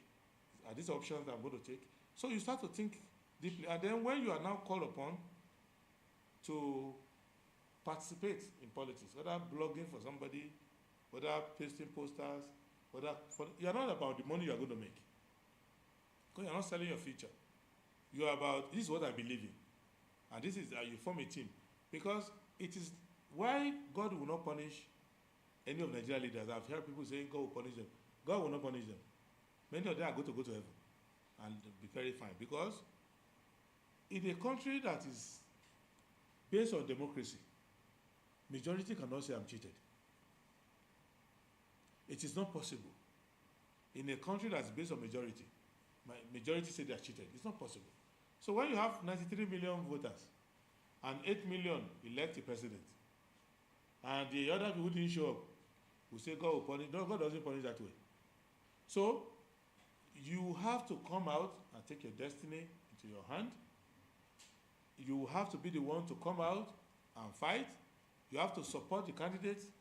If a person who is a billionaire brings 100 billion or 50 billion into politics, he will defeat 1 million people. That if 10 million people come into politics and each one is ready to spend just 1,000 naira, they will defeat him. But where you are trying to sell your vote, Even if you are a young man, I've seen these days young people who have like 10,000 followers on Twitter. They want to monetize it for politics. So even they don't believe in what that person is preaching, they will help him promote the idea because they want to monetize. You can do it for commerce. People selling balloons, people selling drinks. But when it comes to the policy of your country, you must use your platform for what you believe in, because you want a country of your dream to come into existence. Wow. That is my submission. Thank you very much, sir. Well, in case you're wondering who I've been speaking with, I've been speaking with Prince Adewale Adebayo, the presidential candidate of the Social Democratic Party in the just concluded 2023 general elections. Thank you for coming around today. Thank you, and I pray to God to give you more impetus. And what you are doing is one of the reasons why I will say, God bless Nigeria. Thank you, and keep it up. Thank you. So we'll celebrate with you tomorrow when you cross the yes, we'll be here. The line. Cameraman. So it's the kind of thing we are encouraging, and so imagine if it was a 200-hour marathon to solve the problem of Nigeria. Maybe that's what we're going to do next, to get people to come and bring ideas. Okay. Thank you very much. Thank you.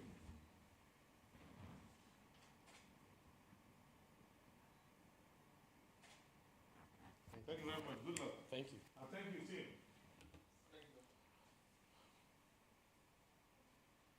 Okay, please. Okay, at this point,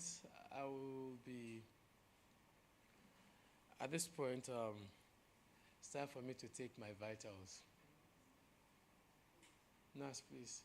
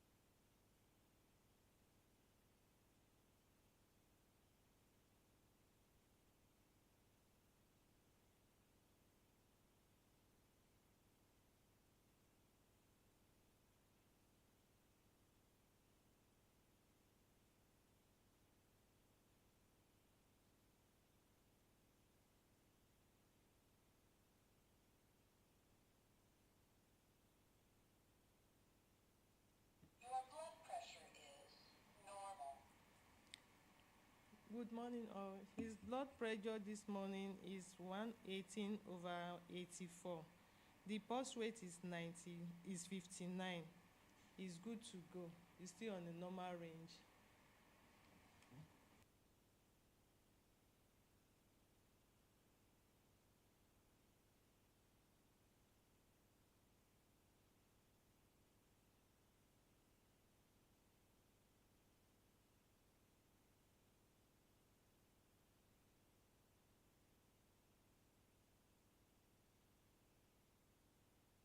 Around like it's like an eatery. Okay. Oh, okay. Aribo Kitchen. I'll give it a try. This one I better do with the chabada. Me I no get time I did abada. Dada cover my face, calling me la bada. Biggie man with no be where I buy. Fresh article from the bag. What's it done? G-Wagon, all depend. The girl ride the boat. I no fit, die for nothing. My nigga, what's it done? G-Wagon, all depend. The girl Aribo, always on time. Aribo Kitchen, you are what you eat.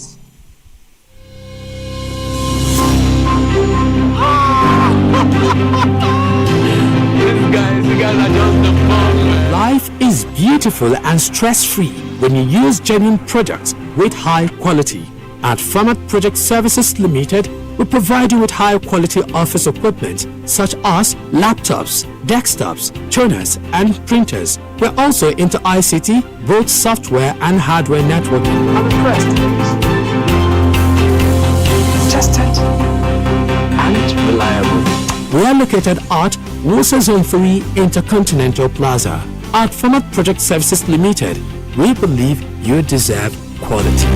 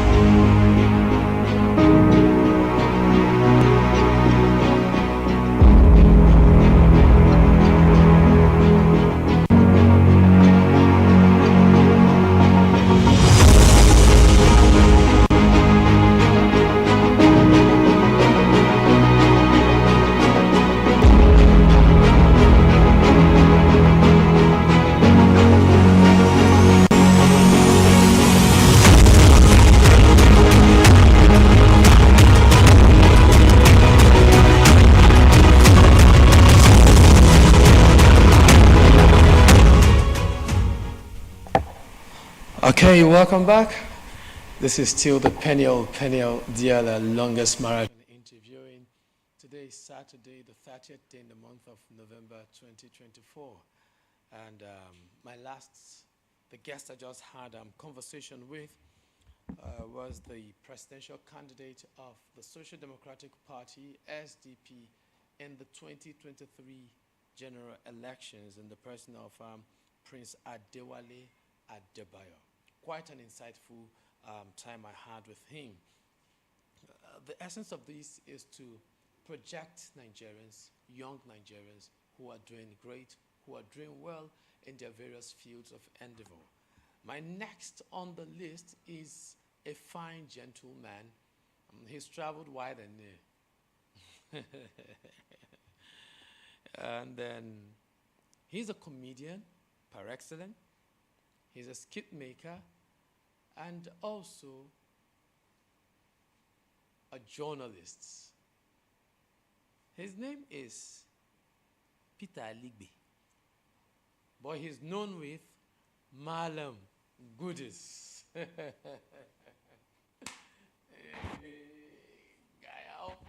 Assalamu alaikum.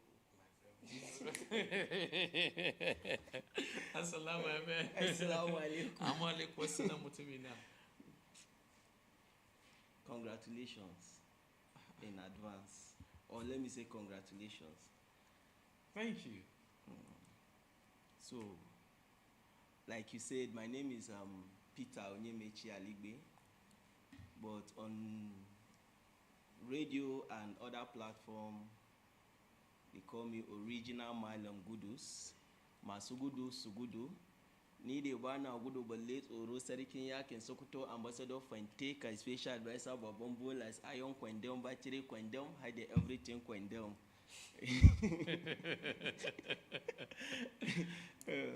So as you know, I'm a comedian and a skit maker and also an OAP. So in fact, what some people don't know is that I'm also into movies. You know, at a point in my life, I started with movies. Then later, I now look at it. We are not here with Ego. I look at it. Actually, I did some couple of movies. I was making name. I was trending. But then, no money. You're trending the village. No money. No, actually, my movie, they show it on African Magic and the rest of them. But I'm just there. My face is just there, but no pocket, no level. You understand? So I just have to sit down and advise myself. People were like, no, you can continue now. You people know you. People, I'm seeing your face. Then I was in school. I was saying, yeah, we are seeing your face everywhere. We on our TV. We turn our TV on. We see you. But then no level.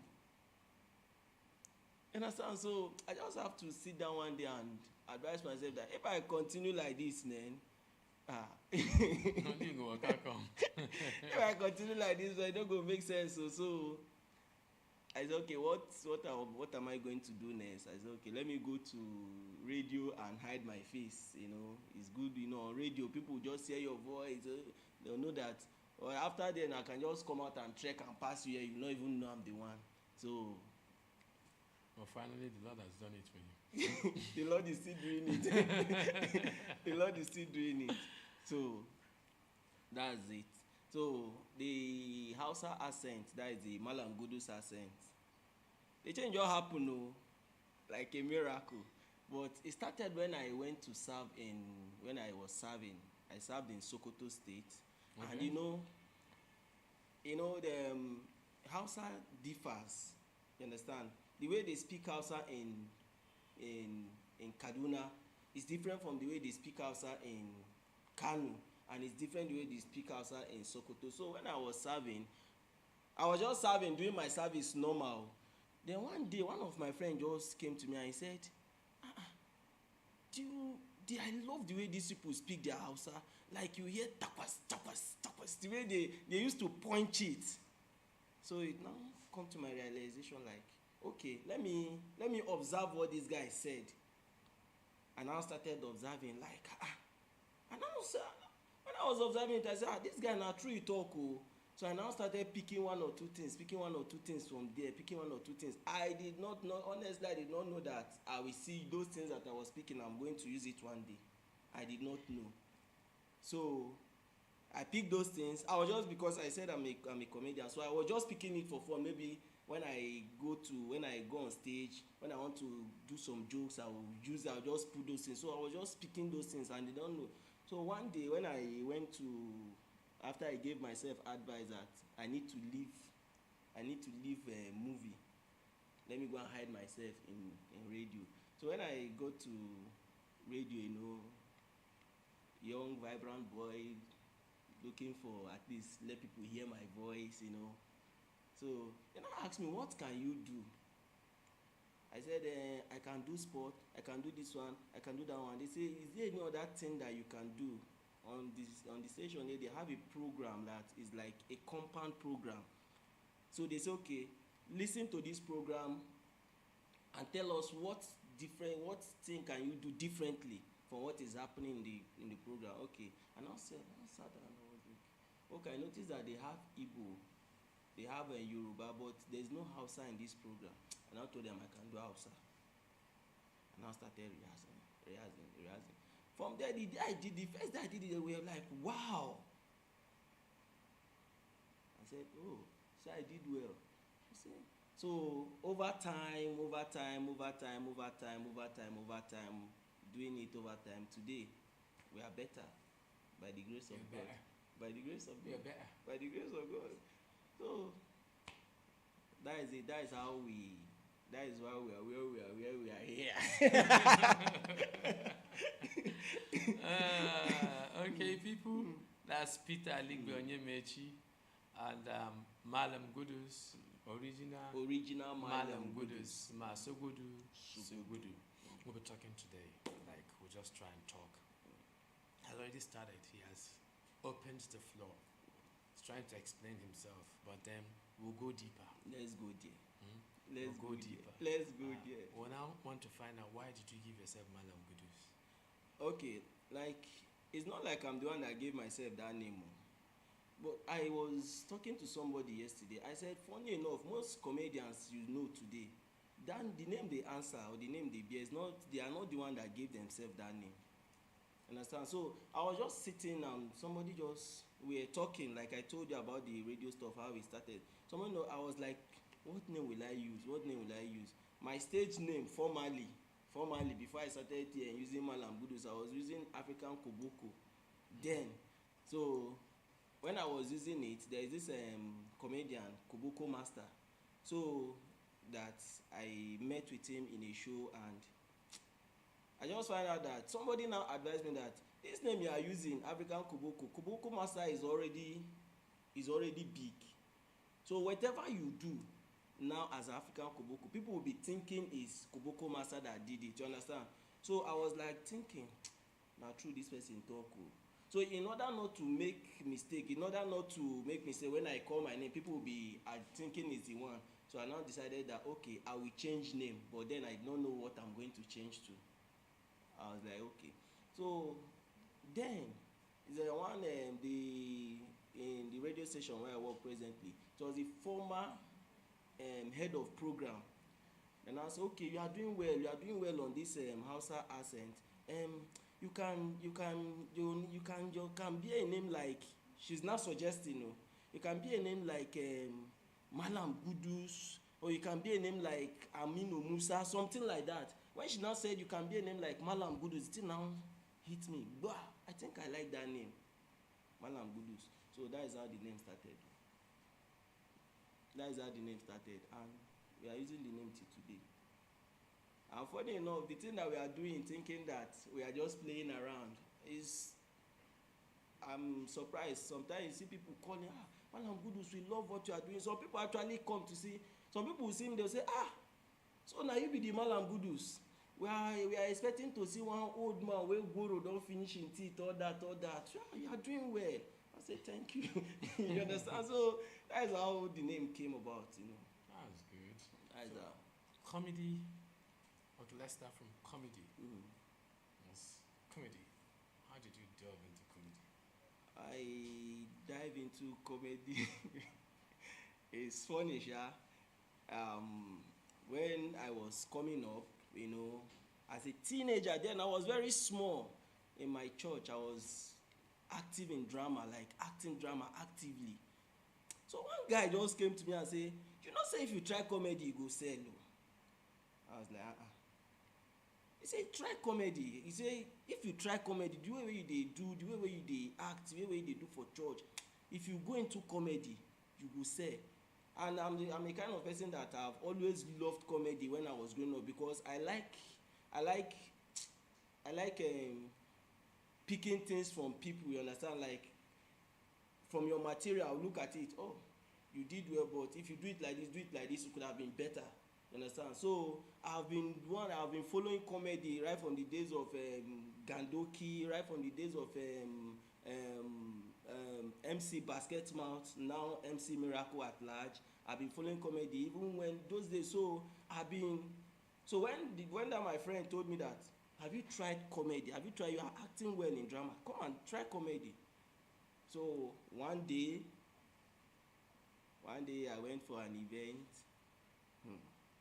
No easy. No easy. So, ladies and gentlemen, bringing on stage, the normal hype now. You have done this, you have done that, you have traveled far and wide. I never go anywhere at that time. Bringing on stage. So what I did was I wrote some jokes down. But my brother, when I climbed stage, I went down on a day, eating the apple. Today I get one man. So when I open the paper when I use my hand write joke, I don't prepare everything. Paper blanco. Paper as in the paper was blank. Not be said I wrote something on the paper, but because the people because of the stage fright and all that, I was like, okay. And how na day now, and I not even laugh for here, waiting the apple, all that and all that. I came there and say, God. But I'm a kind of person that I don't easily give up like that. So I now started giving it a try. And today, at least, it's not like we are the best, but we know they last. When did you break that pot? When I broke that boat was when I gained admission into university. So I started, I studied theatre art. So when they gave me my first role in 100 level, then they gave me a role that on stage I'm supposed to kiss somebody on stage. So we acted.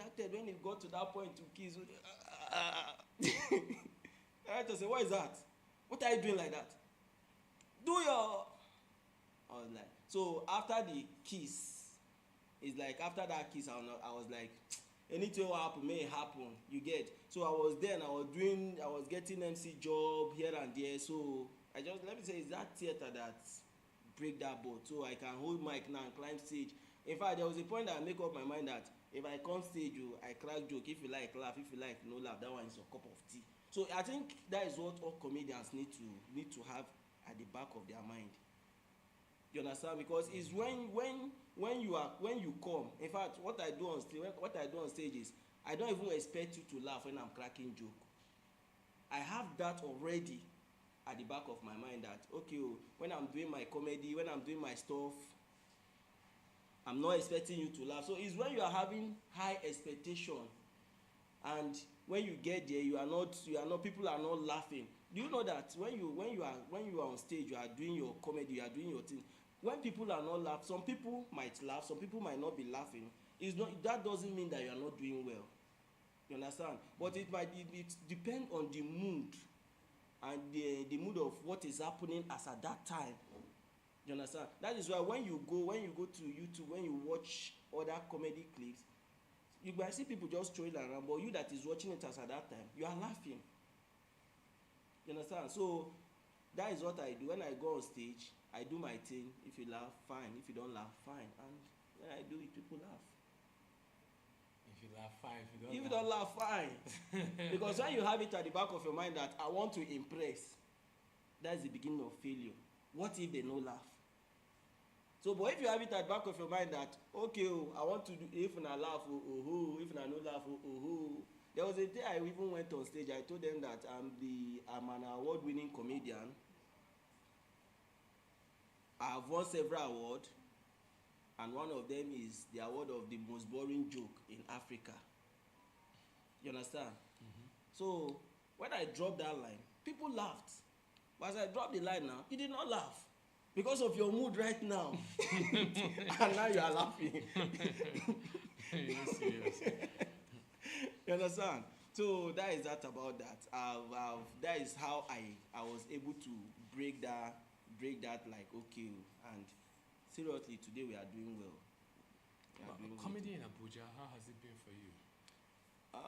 Abuja comedy is different from what is happening in other states too, especially Lagos. You know, they are saying Lagos as the pinnacle, the height, that anybody that comes from Lagos, that is the highest.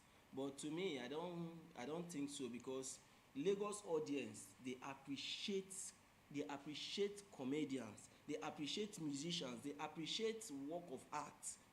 I think they appreciate more work of art more than Abuja audience. You understand? That is why you can see, you might even see somebody like let me say somebody like Basket Mount now. Basket Mount, if they pass here now in Abuja, nobody will send them. You understand? Because Abuja people are feeling like, man, I be senator picking, or maybe even you not be anything. But Basket Mount no go feel waka like that for Lagos.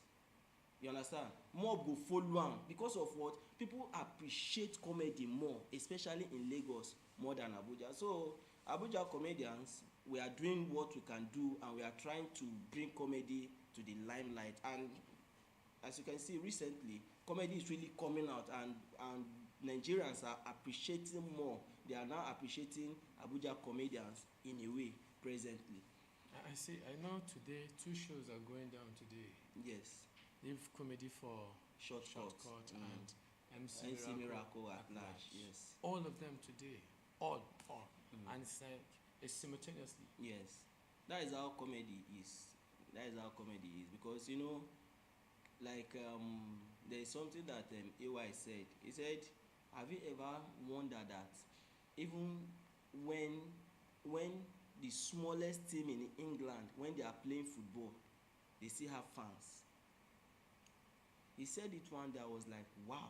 It means that whoever you are, you still have people that prefer you. Whatever you are doing, no matter how big you are, or maybe no matter how big you think you are, and no matter how small you think you are, you still have your own fan base. You understand? So for two comedy shows going down in Abuja, I think that all of them, they have their own fan base, and people will come out to support. Because one thing about Abuja audiences, they come out to support comedy. But now when they don't reach there now, you can't be like say they force them come out for house, come watch the show. They don't laugh. Some of them to form too big. Phone that you have been using phone since when you dey house. You press the phone, I use your hand take post, say you dey go show. You go show, you no go let the phone rest. You go show again, go see they press the phone. What for? You understand? So the thing is, but that is what like what I said. You pay money to come and have fun, to come and laugh, and what you are supposed to do, you are supposed to laugh. No matter what they say, laugh. Anything they talk, laugh. Even if it doesn't make sense. Just laugh. Do you know that there's a way I can say something that did not make sense, and you will laugh to it? People will laugh because you are laughing. At the end of the day, the thing will now come back and make sense. I don't know whether you understand. I can say something now, people will laugh, say, God, this guy. It's not like they are laughing because what I said was funny. They are laughing because the thing did not make sense. But you now that is laughing because it did not make sense. People are wondering, why are you laughing to what did not make sense? I don't know if you understand. At the end of the day, people will just laugh generally. At the end of the day, they don't laugh. You know, because they all laugh now, laugh. Okay, you'll be wondering who is Peniel speaking with. I'm speaking with Peter Aligbe Onyemechi, aka Original Malangudus. Masugudu Sugudu. Nide Bana Gudu Belis Uru. Sariki Yakin Sokoto, Ambassador Fantika, Special Advisors, Babam Bolas, Ayon Kwendem, Bachiri Kwendem, Hide the Woman Bill Kwendem. Okay, on Love 104.5 FM Abuja, there's a particular program they call the Town Crier. Yes. That's where you hear his voice small. You hear his voice on that program, 104.5. So tune in every day. What time is it again? From 6:30. From 6:30 till 8 p.m. Yeah. Trust me, tune in. You won't regret it. You won't regret it. You enjoy it. Every bit of it, you enjoy it. Skit making. Yes. It's like almost every comedian now is a skit maker. Yes, so the reason why we make skits is because, sometimes you just be bored. You don't have anything doing, and you have social media. Apart from your physical audience, there are some audience too that follow you online. So they want to know what you are doing part time. You understand? So that is how some of us will say, okay, since we are doing this and people that are not very close to us, like I have audience that follow me outside Nigeria. You understand? So this is what I do to make them happy, because they don't have the opportunity to watch me live, like one-on-one, direct on stage. So this is the only opportunity they have to come close to me. So that is why I go into skits making and all that, and also to build my social media handle. So that is how I go into skits making. And I also do. There was a time I even dabble. I enter into music cover.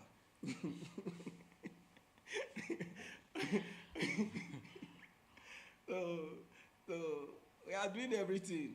We are doing everything together just to make people happy.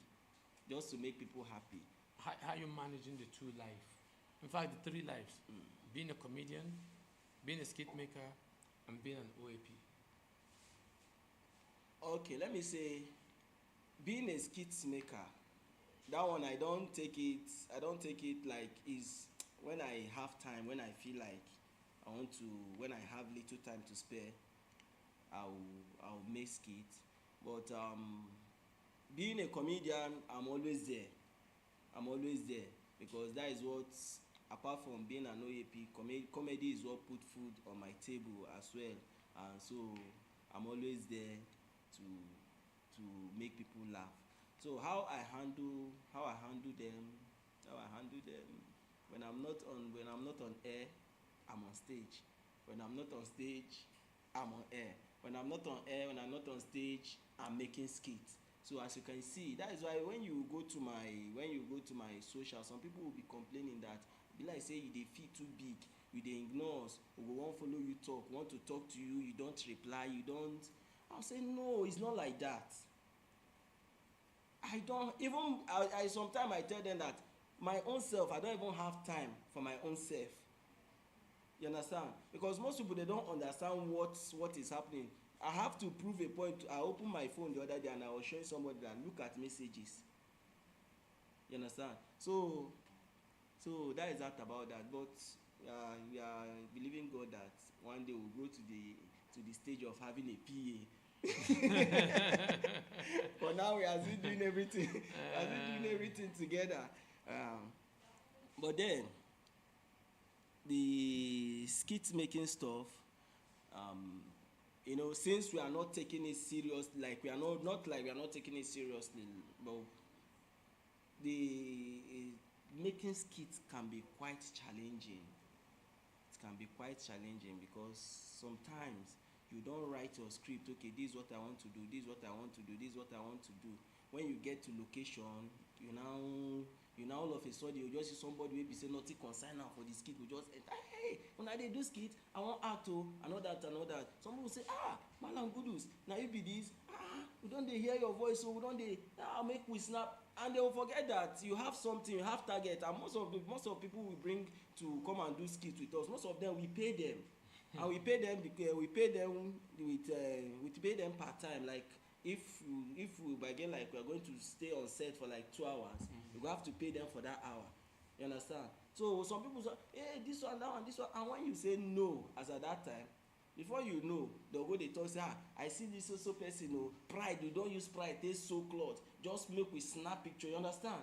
Just make we snap, it begin they do this one, but the person will not understand what is going on as at that time. So I won't take explain and give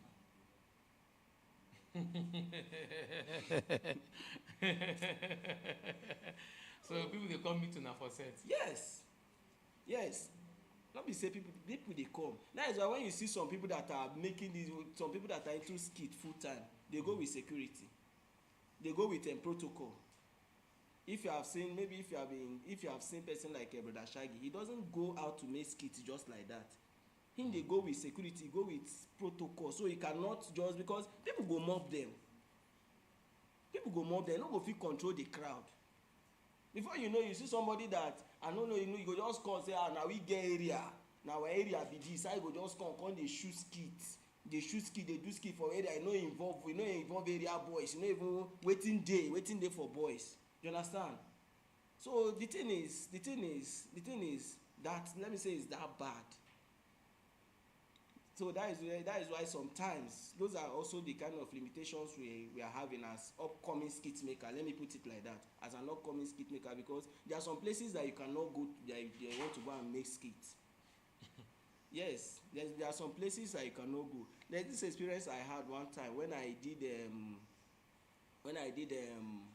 Buga. I did Buga, Kizania Buga. I did the cover. So I was making the video. We went to, because what I wanted to depict slum on that video. So there's a place we went to. That place, when you go there, you know that this is slum. You know, the place don't slum. You know, when they say slum, it don't slum. So when we started shooting, we were shooting the video, we were making all of a sudden, I don't know where these boys came out from. They were like over 100. They rush us like, say government have given us money to come and do video here. Then we have collected the money. We don't want to. Those guys sees our camera. Serious. Those guys sees our camera. For Abuja here. Yes. I said slum because I wanted to depict slum on that video. The video is on YouTube, you can go and check it out. They came and those are the challenges that we face sometimes. They came and like giri, some of them were holding different kind of people like what is going on? Somebody that was with me, before you know, the guy don't base. Say now wow. So I stood there because I was on my full Malam Gudu's attire. Costume. So yes, on my full costume. So those guys, they were not directly talking to me. Okay. You understand? Because they saw me on my costume, so they believed, they had it in mind that this guy is our own. So they were actually harassing my cameraman and the other guy that came to shoot video with me. And there's no way I will leave them, because when they are harassing them, indirectly it is me too they are harassing, because it's my work they are doing. Yes. So I have to like start using language, all those things, and started telling, okay, no worry, Mona, no worry, my guys, Mona, no worry. Like I was speaking language with them, I was speaking outside with them. You understand? So as they said no, now I have to drop something. I said okay, we looked at ourselves and we tasked ourselves. So when we tasked ourselves, we were able to come up with something. And I told them that don't worry. After now, we are still going to come up with something that we can give to you people. So just don't worry. Let's finish this video that we are making. I promise you, we are going to get back to you. So the guys were like, it's because of you that we are doing. I said this is my work, and I now have to tell them that don't worry. Say all of us grow for our street be this. In as much as I know in my street, I don't know them. Say on our street be this. You understand? So at the end of the day, we were able to make the video, but we are not able to do that video the way I wanted the video to be, because those guys keep coming. When it's like they want open shop, when this set go, another set will come. When this set will, so we now just have to do what we can do. Hurry up, and we now have to leave the set. And at the end of the day, we just edited the video just like that, and we posted it, and the video came out nice, but not actually what I wanted in mind. So those are one of the challenges, or maybe let me say those are some of the challenges we upcoming content creators or upcoming skit makers, those are some of the challenges that we usually have. There's no way you carry camera and go and open camera now, you just say you shoot, finish for 1 hour, finish shooting for 1 hour, you know, here say now go drop something, now area be this, now give us something. There's nowhere. I don't think there's any place you can do it in Nigeria, because I've been to different sets in Lagos. I've been to Lagos those days. We used to the journey far. We used to take night bus when I was in school. I schooled in Uni Abuja here. So I used to take night bus from SDP from that Wazobia Park there. Take night bus, go to Lagos, shoot movie. After maybe 1, 2, 3 days, take another night bus, come back to school again. So that is and even in Lagos there, most time when we go on location to shoot, you see the same thing. People will see come Omonile, this one, that one. Now we get ground, now they shoot. And I know one set 2 boys. You know go happen. No, this movie they give. What they don't know is that the movie not be waiting the way that they see movie, not be waiting movie be. The movie can only, except maybe now that okay, some maybe now, but movie don't really give you that money that people are thinking that you have. Movie will project you, it will bring you out. You understand? But say movie they give you that kind of money, I don't think so. Movie no, just maybe now that people are selling their movie to Netflix and other platforms and YouTube, that okay, people can view your movie and you can make money from there. But apart from that, I don't think that you can know any place where you go even go say director will look you, pay you like 5M. In fact, let me shock you. Those days that we used to go to all those movie sets, all these things, tripod. Now we now we will get level. We are upcoming artists now. So now we just okay, carry tripod and carry okay, help a cameraman hold the lens, camera lens. That's what they are using us for, because we were desperate. We want to act. Oh my boy. You understand? After that, there is one movie set. I went to Lagos, so you understand? I went to Lagos to do movie. We come there, now they turn us to camera boys, so na we dey carry load when dem shoot finish you carry. Do you know that at a point there is this movie that we did, the movie don finish, they don wrap up the set, na the director say, oh Piro, you know dey this movie so and I said okay, we don see things and that's okay, just go and meet so person, say you come camera, DOP open camera, you go and Piro go meet am, knock for the door, he will open the door. Now this is what this one now na addendum, because you know dey the script normally, you know dey. So knock at the door, you open, you ask what are you doing here, you say okay I'm looking for your sister, is your sister at home? If your sister is at home, na wetin dem na we don do movie with that. But then all those things we seeing it like experience, we gathering it as experience, we are gathering it, and today the rest is history. Today the rest is history. So there is nothing. That is why I don't really take things like serious like that, because we have seen 99. So 100 we have seen 99. So what is 100? It's just a number. It's just a number. All right, people. Malam Budu, the original. Malam Gudus. Malam Gudus. Gejere Bayaro. Original Malam Gudus Gejere Bayaro. Ni de wana gudu balle tsoro. Sure, you will crack a joke for them. Ayon kwendem, bachire kwendem.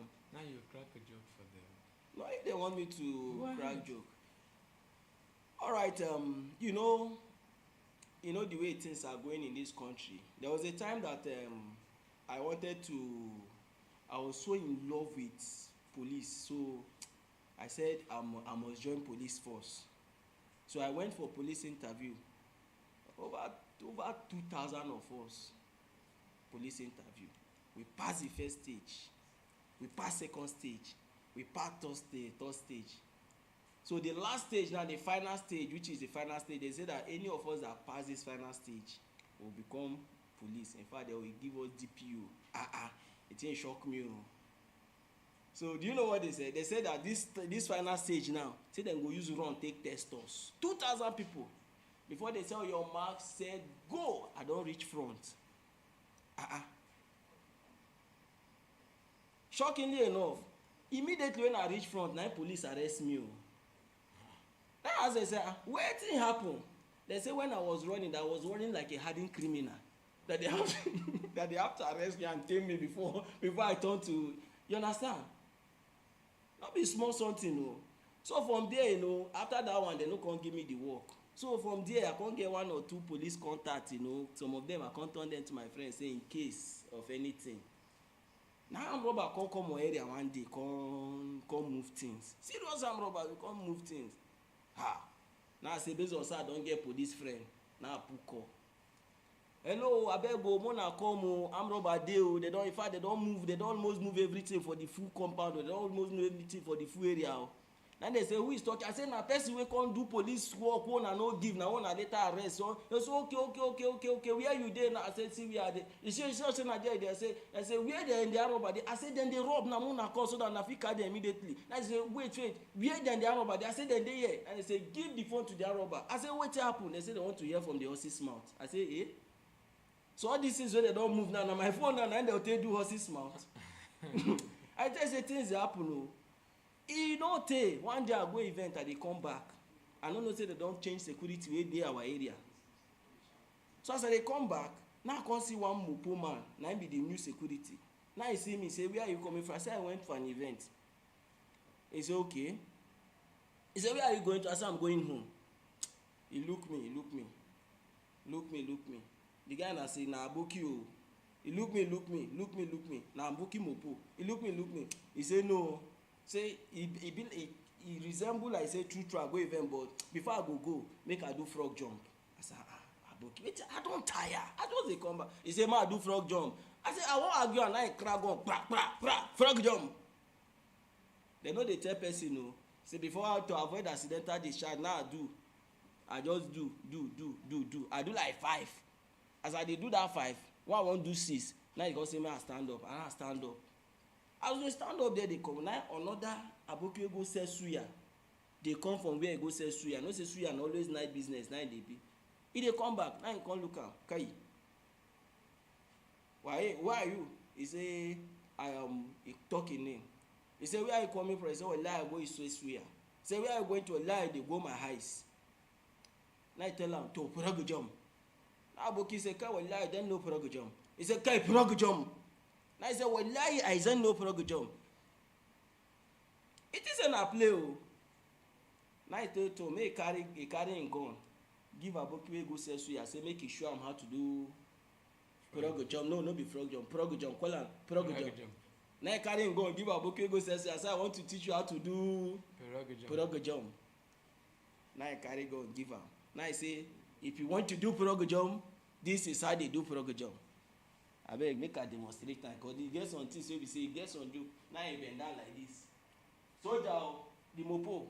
Now he go 1, 2, 3. He don already give Aboki him gun o. As he wan stand up, now Aboki tell am say continue, don borrow over shege o, continue. I dey tell you say na so mopo take give him own self. And so mopo take give him own self punishment o. I say good, because what goes around comes around. He never say anything. Things dey happen o. So now wey transport don cost, no be every place person suppose to dey go. For my area last 2 weeks, some boys wey be say dem join continue, na so dem enter bush say make dem go do meeting. Na so bandit come pack all of dem. Now dem dey demand for ransom. On top food. Boys wey enter bush for anything. No only me carry my hand introduce my landlord to Bet Naija. Big eye. He go sell house. Wey dey say I dey beg am. So now wait na dey come. My landlord go sell house. Na me introduce you to something o. He sell the house wey dey stay. He no tell me. He go bank go collect loan. Say he wan play 2 odd. Sure odd. He wan play 2 sure odd. My landlord go play Arsenal. As I speak to you now, both me o, both my landlord o, all of us now we no get house.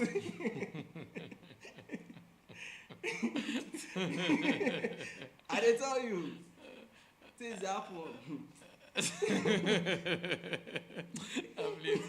Happy to leave you alone. Well, okay.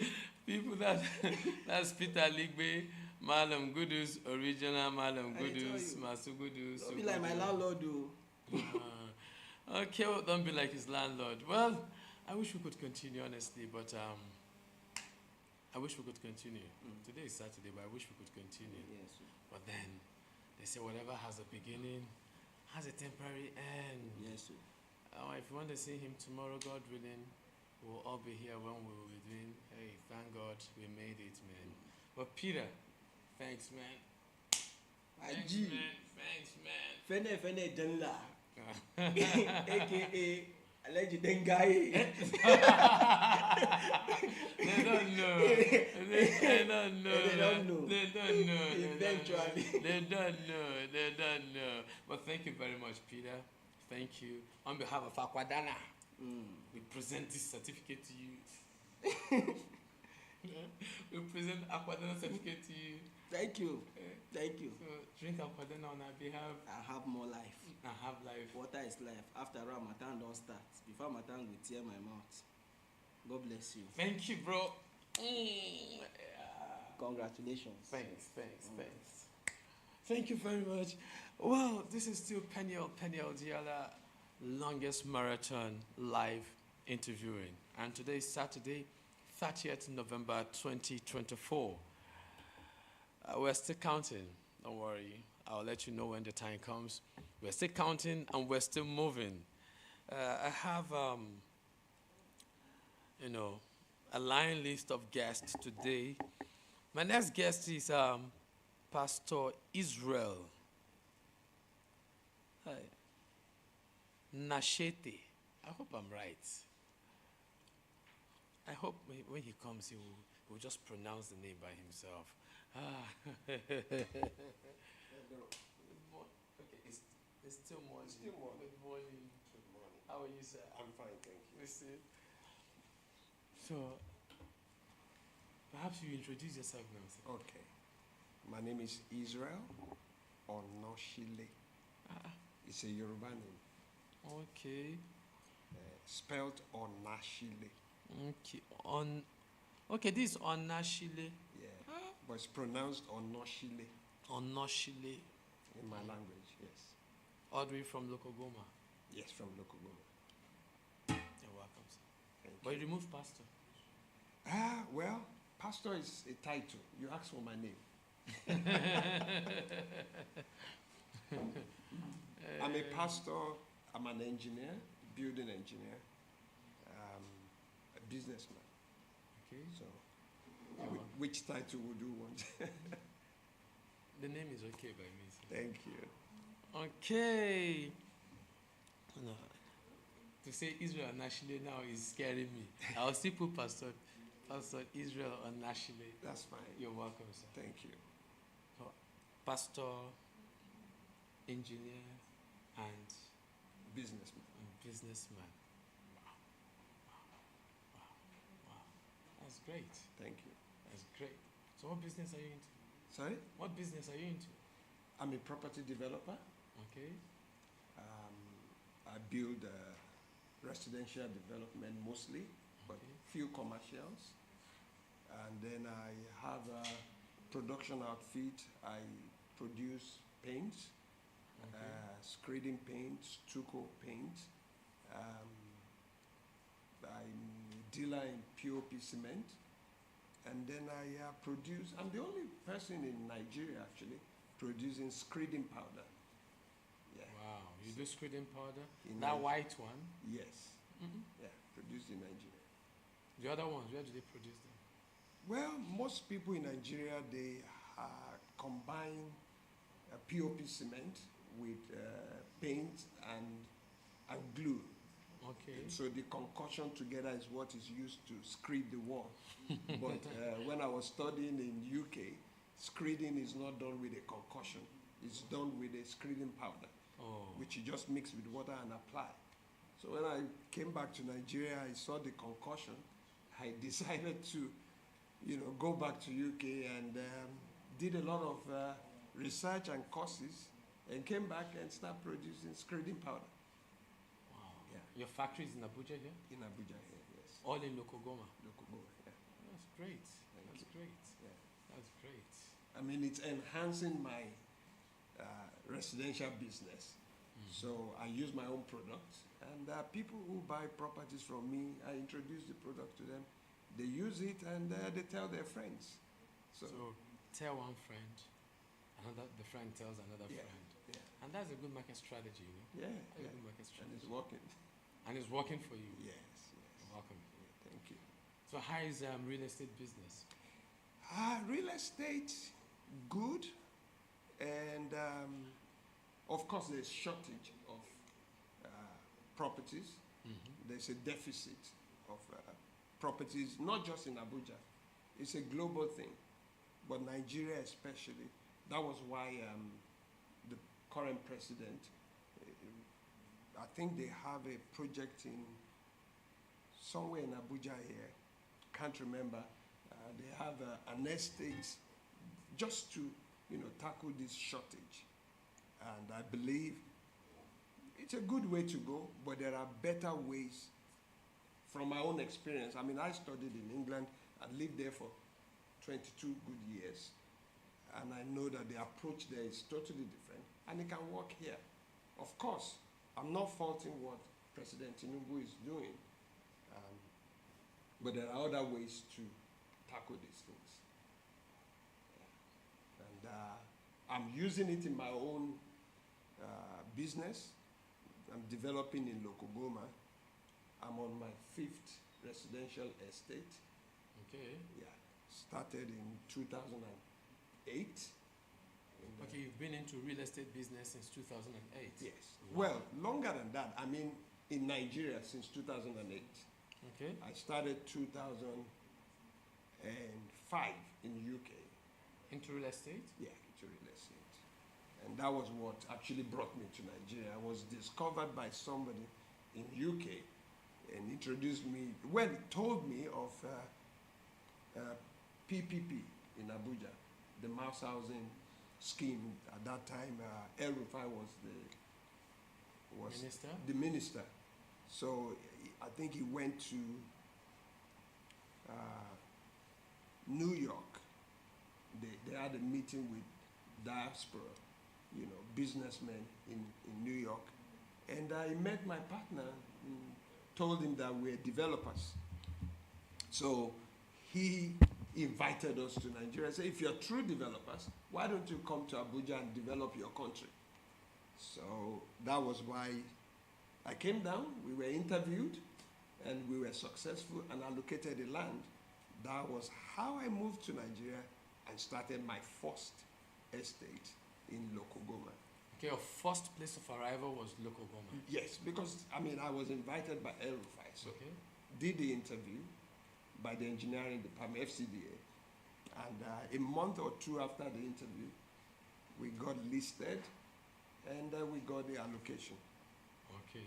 And then I moved down to start the project, 2008. But after that, I didn't want to go back to UK, so I decided to do more. Then I went on to next one, third one, fourth one, and I'm about to do the fifth one, just to tackle this shortage. So how many houses have you developed? In Nigeria,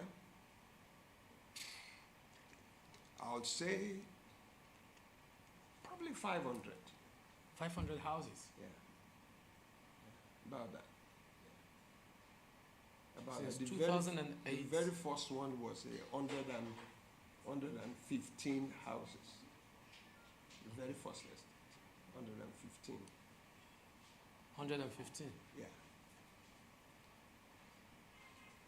Oh, thank you.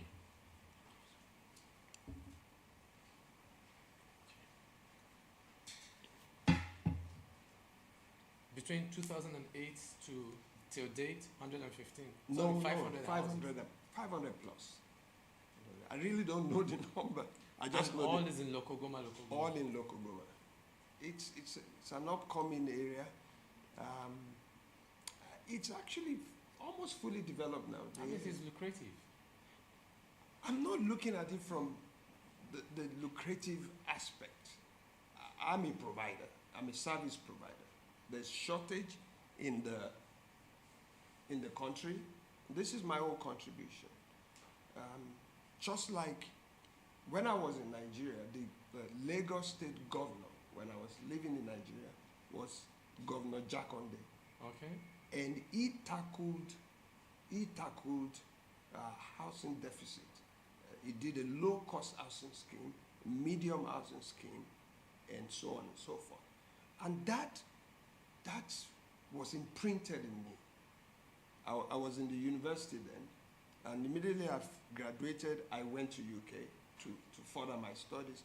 But I never forgot what that man did. Many people were able to own houses because of that scheme. So I left this country with that in mind.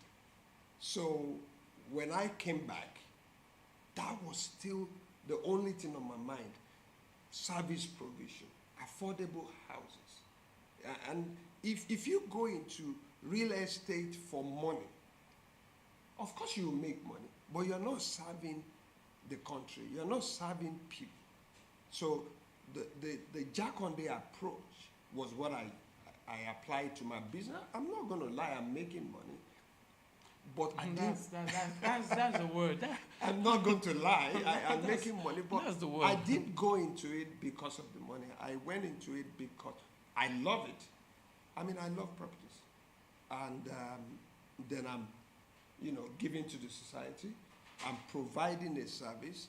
If you go to Lokogoma today and mention Pastor Israel, I can boast and say to you, if you meet 10 people randomly in Lokogoma and say, Pastor Israel, oh yeah, we know him.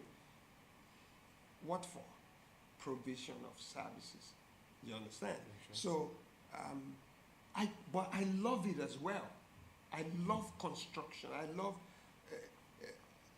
property development, not just meeting needs of these deficits, but I just love doing it. When you do what you enjoy, the money is a byproduct. The joy going home that I've put smile on someone's face is it for me. You understand? I'm not even talking of church now. You understand? As a pastor, of course, it's a service. Nobody is a pastor because of money. But the houses you built Yeah. for government or for yourself and you sold off? No, well, this is the way it works. It's called private partnership. The government allocates a land to you, and is it PPE? PPP, Private partnership. public-private partnership. Okay, So, public-private partnership. yeah. Okay. So they're partnering with the public. So they allocate a land to you. You buy. You're not buying. It's allocated to you. Okay. If you do the interview and they feel you are competent, you understand. I don't know if they still do the interview, but in those days, it's on merit. If you pass the interview, you get an allocation. And we passed. We were interviewed by a panel of 7 engineers, architects, and stuff. And then they give you the land, absolutely free. You develop. You develop and build houses and sell their houses. Okay. And then those who buy the houses are getting it cheaper because you were given the land free. So you're not selling it like a businessman, as it were. So it's cheaper for people. Any remittance to government? No, the remittance to government is the C of O that government will charge individual that I have sold to. Okay. And then those individuals also pay ground rent to the federal government. So that ground rent is an annual income for the government, and the C of O is an income for the government. So that's what's in it for them. But we've done the major work for them. We provide the internal infrastructure of the estate. Government doesn't provide that. We do. You develop. We develop, provide build, infrastructure, yes. And then sell off. And sell off, yeah. Any cap? We do low and medium and luxury as well. You know, about 10% luxury. I'll say 30% medium and 60% low income. Yeah. So that a lot of people can get on the ladder, 2-bedroom flat, 1-bedroom flat. Then I mean, so you have a lot of houses in Lokogoma now. we have a lot of houses. I mean, no, you. I mean, I you. don't. It's no longer mine. They've been built and sold. But you would have developed some for yourself. For myself. Yes, at least you should have. Either water will be watered. Either waters will be watered, but how many? Even in my house, I sleep only in one room. I have 4 rooms, but I only sleep in one. So that means you have one then. I have 2 houses. Okay. That's all. Good. It's enough. That's okay. Yeah. That's okay because you can't be a developer without owning your own. Yeah. That means you're not practicing what you're preaching now. Yeah. But if I want to go by what I'm preaching, I don't think Apostle Paul, I don't think he owns a house. No, you're what I'm saying is. Okay. You are. Okay. Preaching that people should own houses, people of should course. own their own homes. Yes, it's So true. you cannot be doing that and not own doing one. it and not own one. Yes. Else, it will be. Yes, I it'll agree. be more like an aberration. It is. Yes, I own 2. That's great. All in the same. Lokogoma. Yeah. That's great. So aside from real estate business, what else are you into, sir? Ministry. Like I said, I produce paints, screening powders, which is like 30% of my business. And then real estate, 70% of the business. And then ministry. Almost like full-time ministry, full-time businessman. How do you manage it? That's a good one. My model is Apostle Paul. Apostle Paul, I noticed, managed the 2. He would preach during the day. He would build tents during the day and preach in the evening. And so he was a tent builder by profession. So I felt, well, let me be a tent builder too by profession. So I can have income to preach the gospel for free. As you know, Paul said, I don't want to have to charge anybody for the gospel. The gospel should be free, and I believe the same. The gospel should be free, so there's no pressure on members. So, oh, we have to take care of our pastor. Our pastor's car is bad. Our pastor needs new suit. Our pastor this. Our pastor that. Do you understand? I'm able to pay for my own home. So that's my model. And so Paul preached, and Paul built tent, which I would say today is a property person like me. At least is a house builder. And he was able to come. If Paul could combine it, and I don't think we're anywhere near what Paul has done from my own knowledge of the Bible. He even said it himself. He said, I labored more than them all. Yet, he said, these hands fed me. I worked. That means throughout his years of preaching, nobody fed him. Otherwise, he would be lying. He said, these hands fed me. That's true. And that's the principle I've adopted, that my hands will feed me. So I'm able to combine the two. If I can't, and I'm not preaching as much as Paul, there's something wrong with me. Because I don't think I'm anywhere near 10% what Paul has done. Yet, he was able to feed himself. So I have no reason not to be able to preach and run business. So the paint you make, you make paint, you make screeding powder, and people are aware of that. They are aware, and they are buying it. What we do is, when you come to the show home, we build a model so that you know what you're buying. You go in, and then you go, oh, I like this paint. Yeah, we made this paint. So by the time you buy a house from us, you already know we make the paint. Of course, we don't compel anybody to use our paint, but you already know we do. And then I say, oh, if you want to screed, we have screeding powder too. Oh, is that what you use there? Yes. Oh, nice. And they buy them. The same Lokogoma? The same Lokogoma. Where in Lokogoma is this? The estates are built, the most popular one is Pen City. Pen City, opposite Sahara Homes, Lokogoma. Then behind that is Pentville. So I have Pentville 1, then the third one I named Pentville 2, then I have Pentville 3, that's the fourth one, and then the one I'm starting this December coming is called Pentville 4 or Pentville Luxury, So that's a little bit of the high class estate, all in Lokogoma. Then we have a commercial project too called Lokogoma Plaza. It's also one of my projects. That's where my office is, Lokogoma Plaza. I think the nearest estate to that is called Unzube Estate. The plaza is just next to Unzube Estate. That's where we are. So what do you want us to do for you, sir? Sorry? What do you want us to do for you, sir? You guys? Yes. No, I'm actually here to support what is going on here. I'm happy about what you guys are doing, and I'm also happy to contribute to the economy of the country, and also make a recommendation for the deficit of properties, because if everybody go into it for money, we will not be helping anybody. As they say where I come from, no tree makes a forest. So you make money, but at the same time, you help people. Okay. Yeah.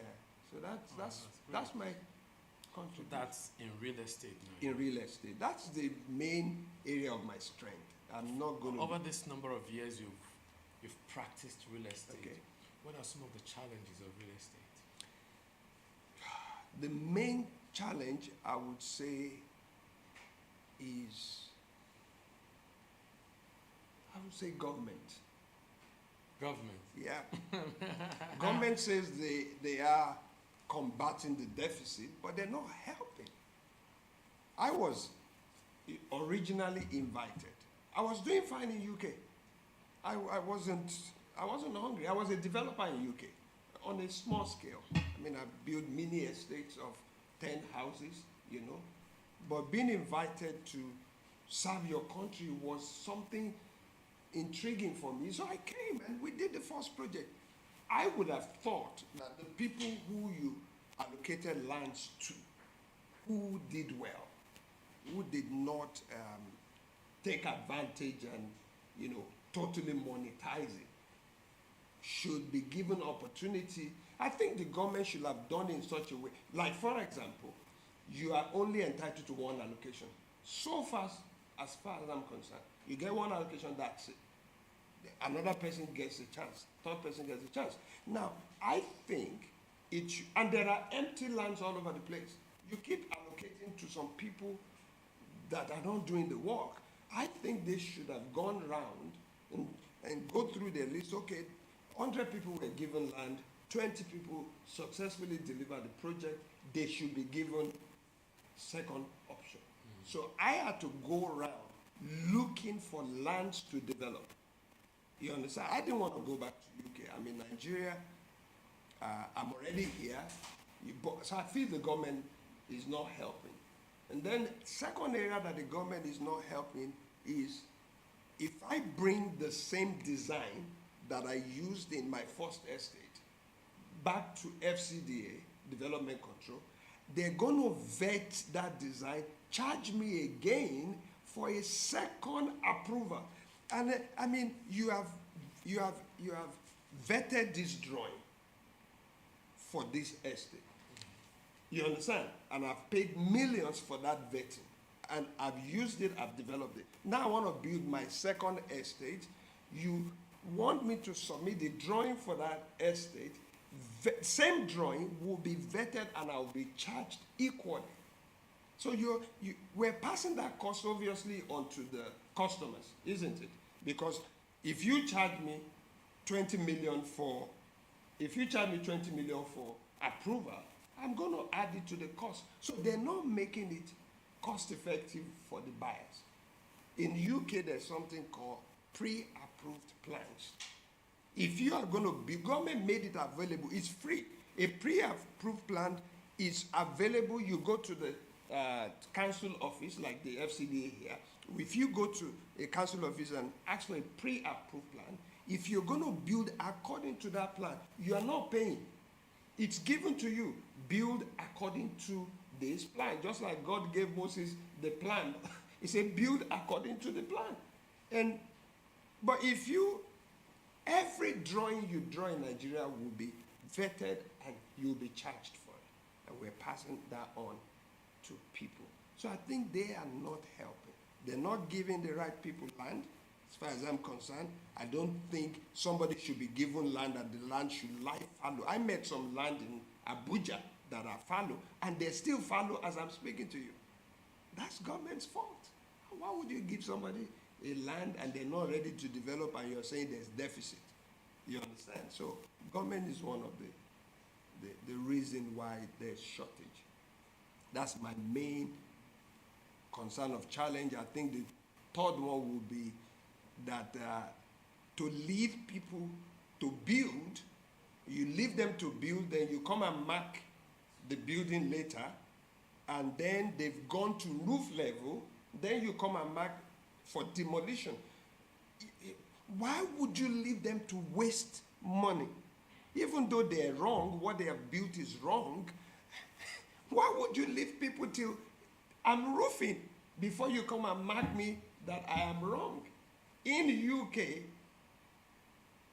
they're not born you well, though. In UK, as I excavate the ground, a building inspector must be invited to inspect excavation before I can pour foundation. Okay. But in Nigeria, you can pour your foundation, are you getting me? Build blocks, you are at decking level, the FCDA shows up and say, stop work, you didn't invite us. The monitoring system in UK is so strong that while you are pouring that foundation, somebody is on your neck. What's going on here? Do you have because you are given a docket for every stage of inspection. Do you understand what I'm saying? So government is to be, I'm not saying they are not, they do come around. The one in Lokogoma, at least they're effective. They come around the law, but I still see work going on. There's somebody right now as I'm speaking to you who is building something wrong. It's been 6 weeks. First one, stop work. 2 weeks later, second warning. 6 weeks later, demolition. Then this is 7th week, nothing has happened. The man is plastering as I'm speaking to you. You can't do that in UK. Day 1, stop work. Day 2, second warning. Day 3, pull down.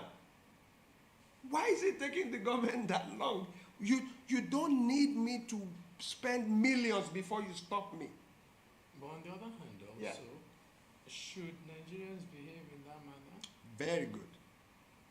The reason people are getting away with it is because the department that is to stop them are not effective. So people are taking advantage of the loopholes. Then, see, Nigerians are not supposed to behave bad. Why do we have police? Because man will be man. People will misbehave, and so you have, in UK you have traffic lights and camera. In Nigeria you have just traffic lights. So why do we have accident at traffic lights, despite traffic light? The light shows red and the man is still charging through. And somebody who on the other side saw amber said, it's my turn to go. Bam! They meet each other. If we have lights and camera, you just cross the light. 2 days later, somebody shows up at your house with a bill of 100,000 naira. I bet you will not jump light again. It's because we're not effective with implementation. So, yes, people are not supposed to behave like that, but we're not effective with the control. We're not effective with the control. We're only, I think I'll say we're reactive. We're not, the government is not proactive. Government in UK had programmed it in advance for your errors. When I was doing my master's, I drive from Birmingham to London every weekend. And one day I didn't leave on Saturday, I left Sunday morning. And I was going to preach on Sunday morning. So I was charging, speeding. I was over the speed limit. And a few minutes in front, woo! They were waiting for me because the camera picked me few miles back and the people to catch you are just few miles in front. So the camera alerted them, this guy is overspeeding. Slow you down. Why are you overspeeding? I gave my silly reasons. They said it's not good enough. They give you a ticket and they're not going to force you to pay. I just continue going and got home. I didn't pay the ticket. I got a reminder. I didn't pay the ticket. Anyway, long story short, a truck showed up in my house, jacked my car, and took it away. That's effective implementation. If things are done like that in Nigeria, I think we will have a way forward. Why are you demolishing an estate? Where were you when the man built number 1, number 2, number 3, number 4, and now he has built 100, and you now say, this estate is built on the wrong land? My brother, it takes years to build 100 homes. I'm sure you know that. It would take 3 to 4 years. No matter how good the technology is, a developer will spend 3 to 4 years to build 100 homes. Then government comes after the 4th year and say, this is built on recreation plot, we're demolishing. And then the man is going up and down, going to court and trying to stop the government from demolishing. I've spent 5 billion. They're going to waste 5 billion. They know we need houses. Why did you wait that long? I blame the government for most of the things. So that's why I said, I think my main challenge is the government. So those of us who are trying to do good, do the right thing, are suffering in the hands of those who are taking advantage of loopholes. You understand? I buy the right iron, because I want to build a house that will not fall, and somebody buy the wrong iron, cheap iron, he gets away with it because nobody came to inspect him on time. So his house looks cheaper than mine, but he has built rubbish. Whose fault? Government. Yes, the guy shouldn't do that. Oh, government. So those are my challenges. I blame the government. Now, for someone who wants to go into real estate business, what advice would you give to them? I'll say my model for real estate is AAA. You must make it affordable, let there be access to fund, and let it be accelerated system. That's my model. If you're going to go into it after this marathon, yes, I can give you a training on it. Just apply the AAA. Yes. If you have in mind, I'm going to make it affordable. Okay. Then you make sure that people have access to funds. My creative just looked at me. Okay, good. Access to funds. And lastly, you build it in an accelerated model. It will save you a lot of money. I think people are building wrongly, and that's why they're getting into trouble. You're building for the wrong people. If you're building for the rich, yes, by all means, do a design for the rich. But if you're building low cost, do a design that is affordable to people. So those are my three models. Those are my three models. Affordable and accelerated production.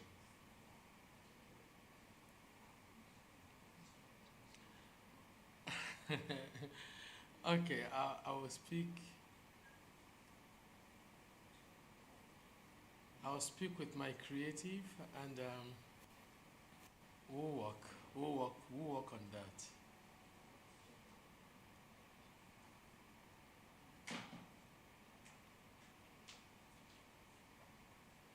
Okay?